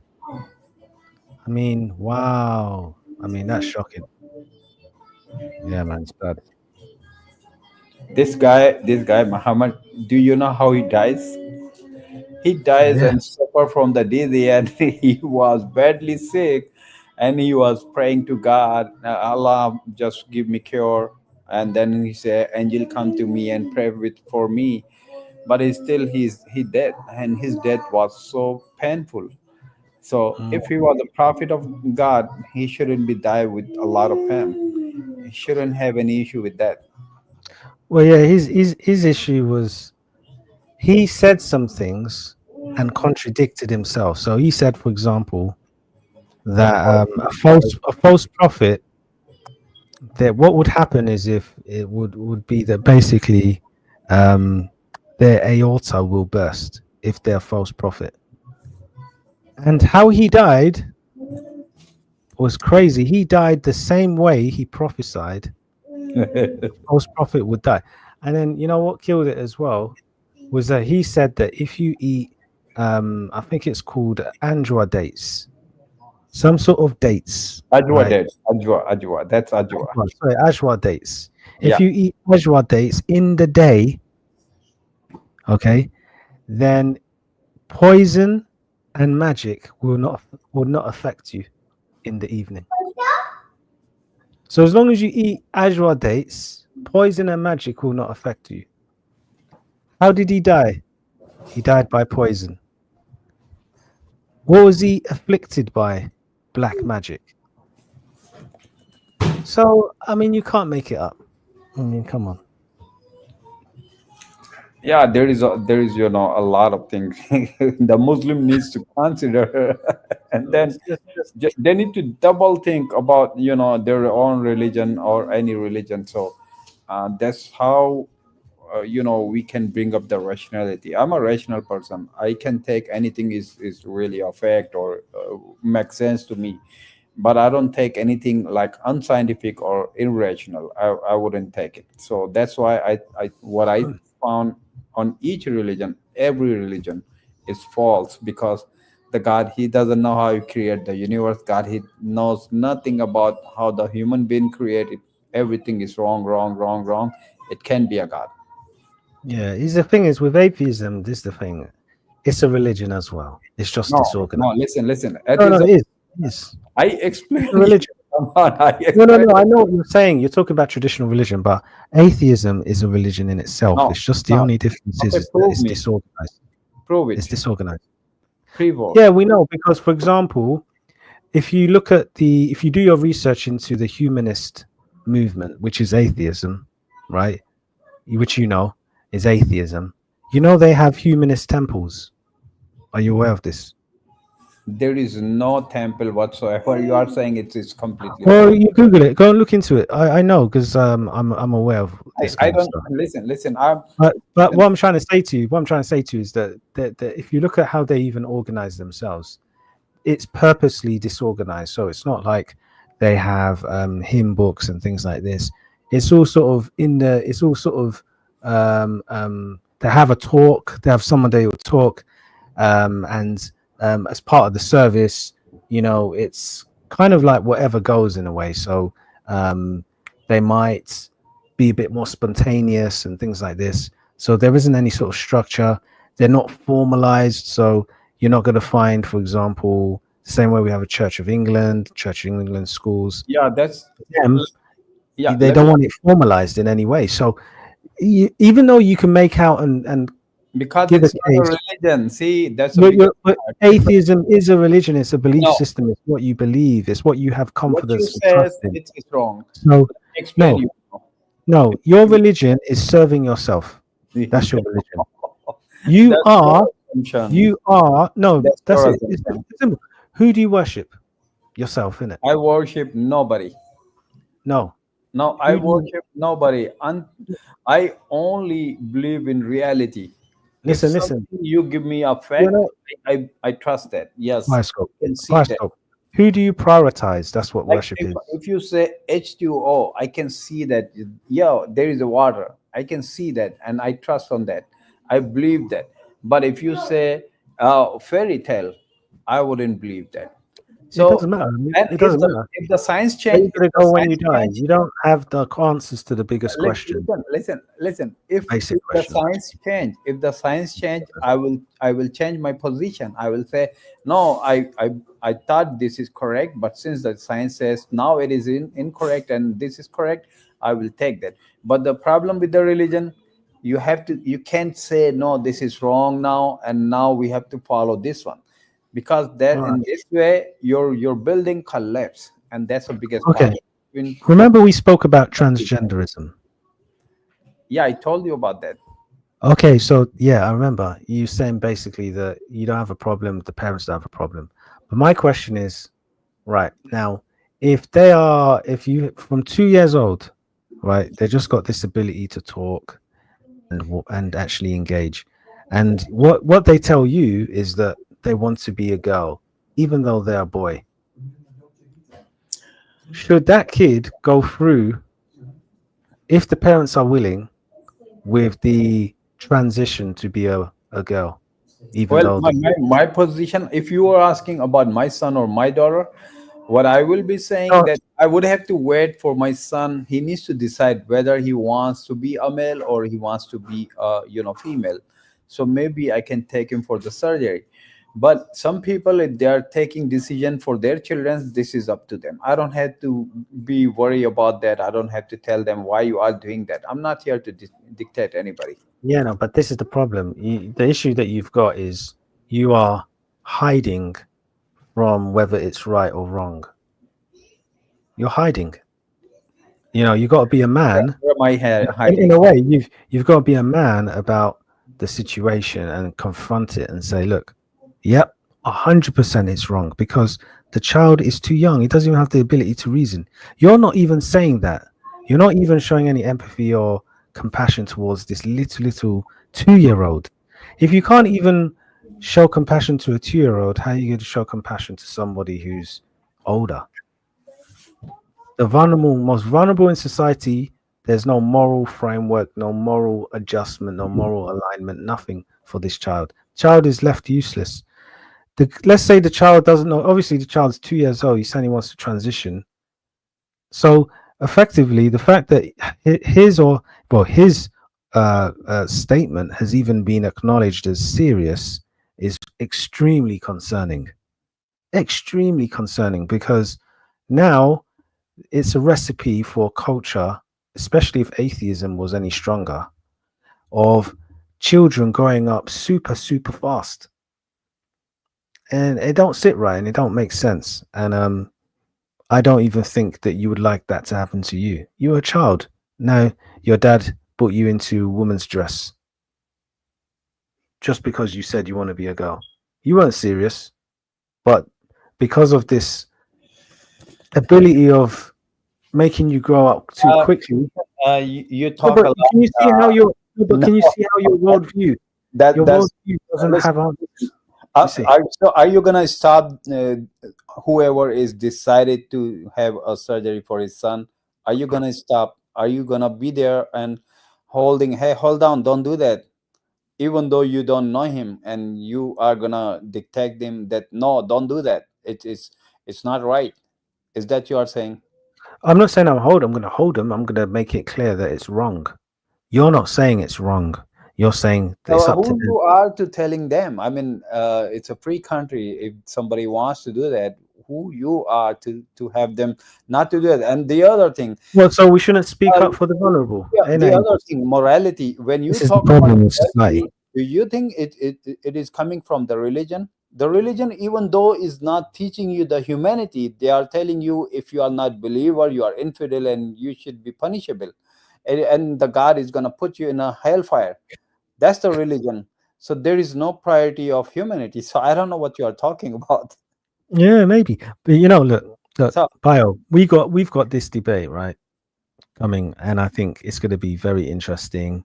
Um, definitely, it's so- already interesting. We already had a debate just a few days, might be 2 3 days ago, and you yeah. were to say show me anything, and I supposed to go further, but I just go keep you on a basic so you can just explain the basic, and you couldn't have, even though Oh no, I thought you struggled really. I think you really struggled, and this is why we're having a debate. Because I never I been tell you where stuck. you struggled. I tell you where you struggled. Just I go tell with you where you what struggled. You I ask struggled. question, You and sh- you never be able to answer any of my question. you couldn't even get your head around just the See, concept. you are sleepy right now, and I gotta leave. So I think Yeah. See, there you go. See. just email me back, man. Come on, man, and just let's see if the problem with modern day debate. I'm not sure if they're gonna let us to debate because I can't leave. I can't open my cam, so I don't know if they are okay with that. Then it's fine, and I'm willing to debate on Why Adam and can't Eve. you open your camera? No, it's a problem. I can't because in Islam I'm an infidel. In your religion I'm also infidel. So Ah, so you left Islam. You left Islam. I left Islam a while ago. When I was in college, I left Islam.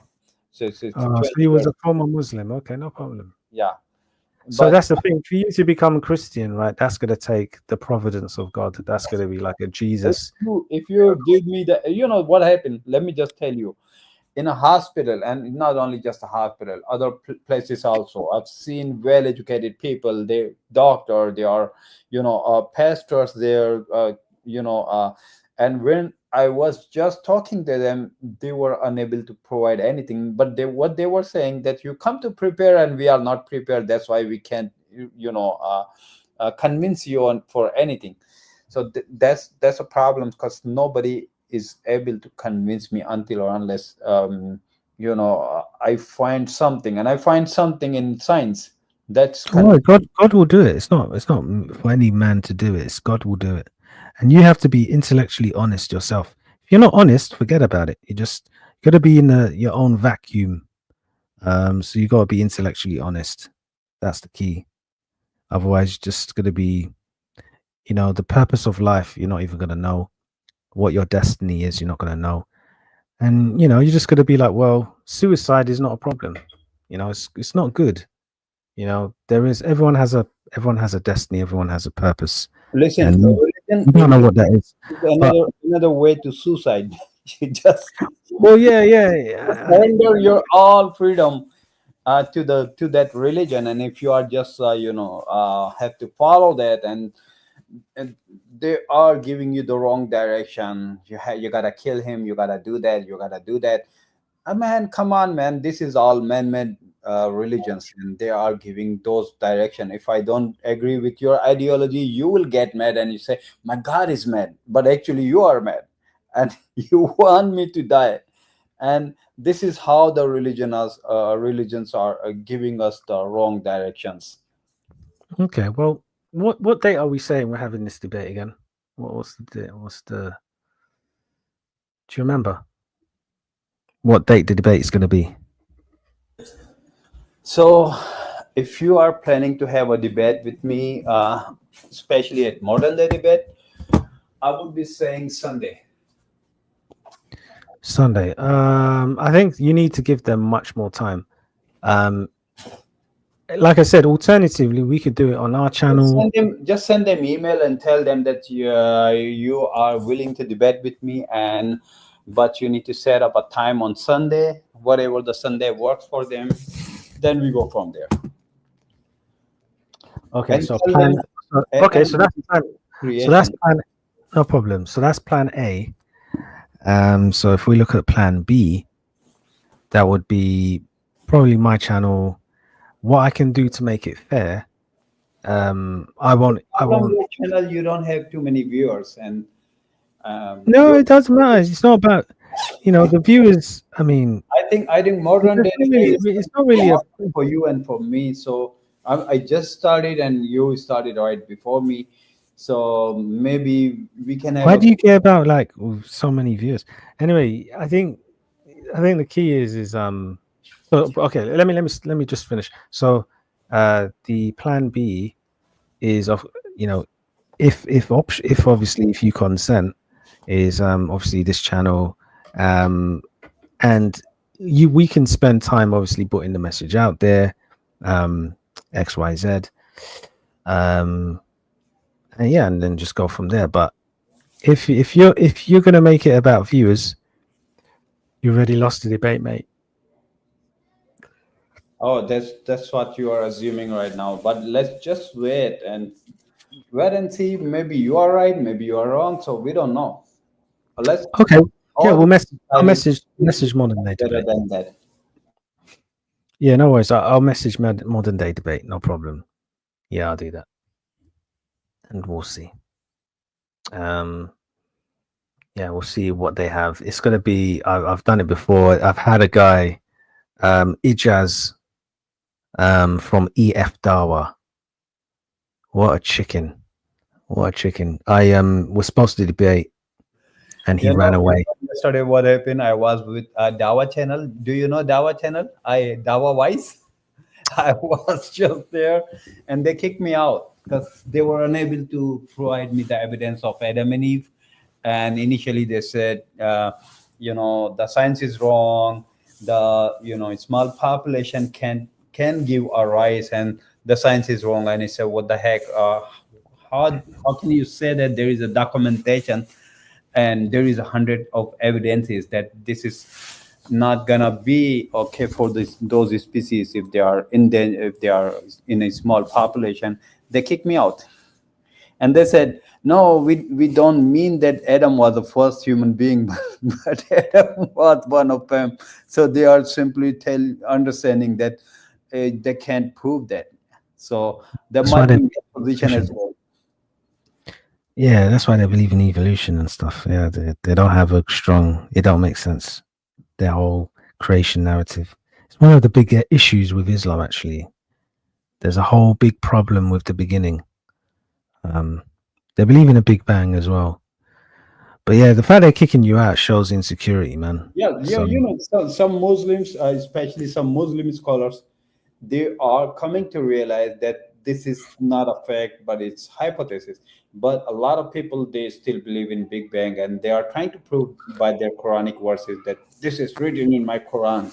It's all wrong. yeah, it's crazy. That's crazy.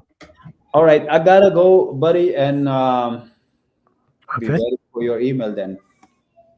Yeah. So yeah, we'll work on that. I'm not sure when. Hopefully, we'll get good dates. If he's happy to entertain it, but yeah, we'll see.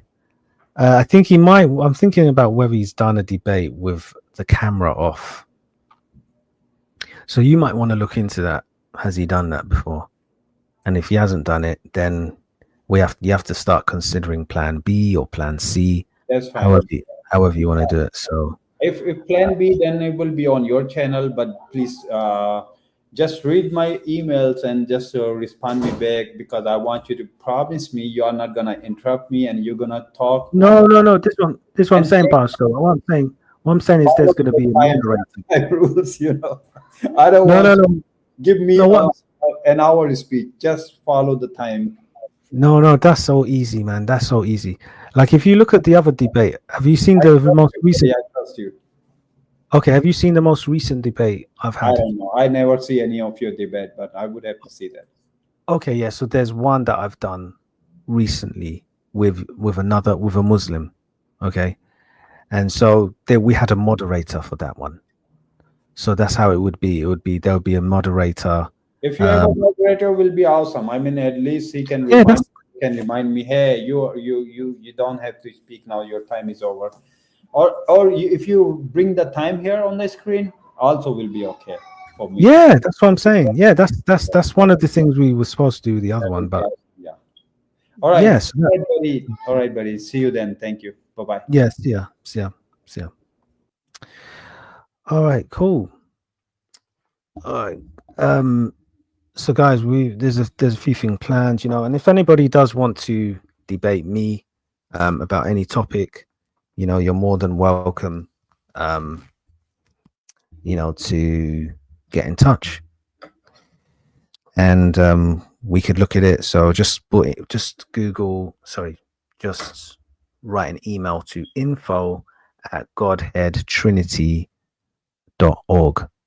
Oh, sorry, no. info@godhead.org. That's all. info@godhead.org. And also the email is on the about us bit on the YouTube. So it is easy to get in touch and set things up. So yeah, hopefully you guys will do that. Yeah, so guys, you know, it's been you know, an interesting conversation. I want to just encourage you guys to make sure to like, share, and subscribe if you haven't already.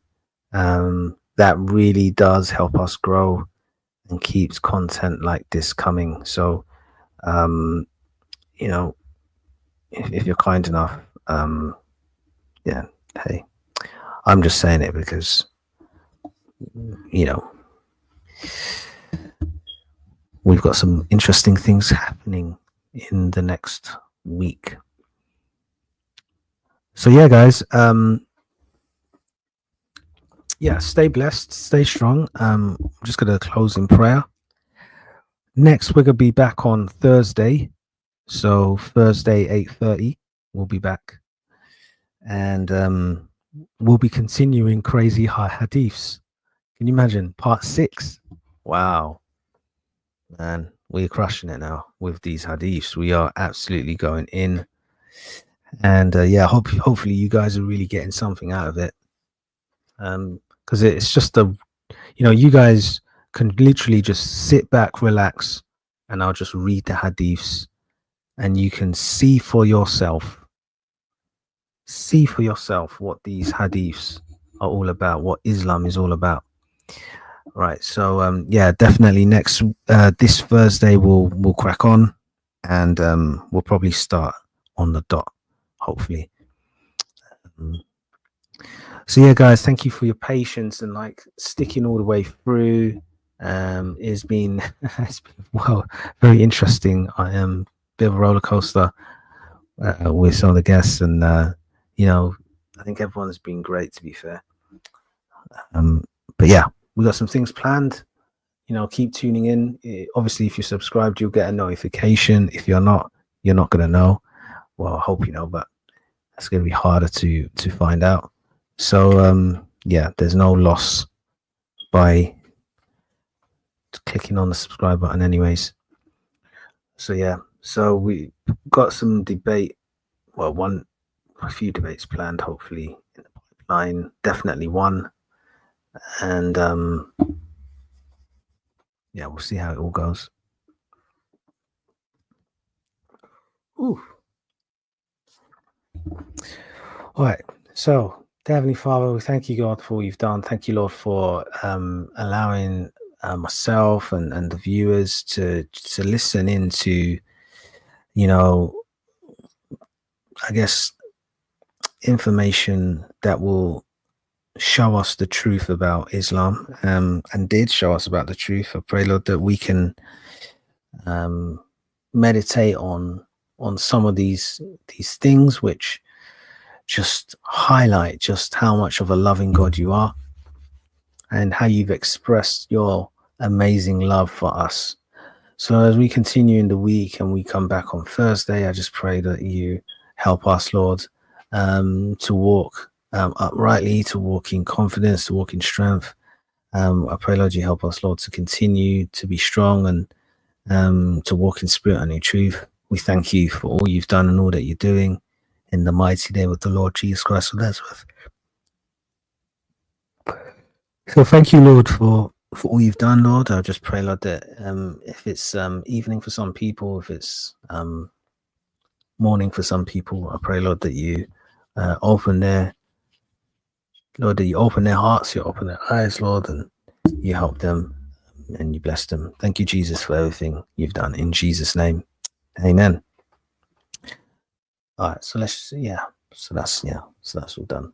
All right, guys. So have a wonderful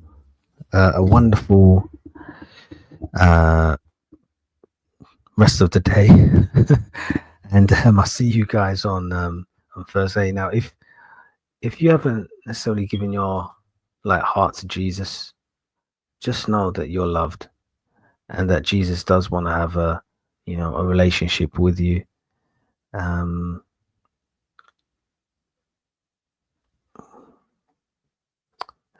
So Jesus is Lord, like Jude says.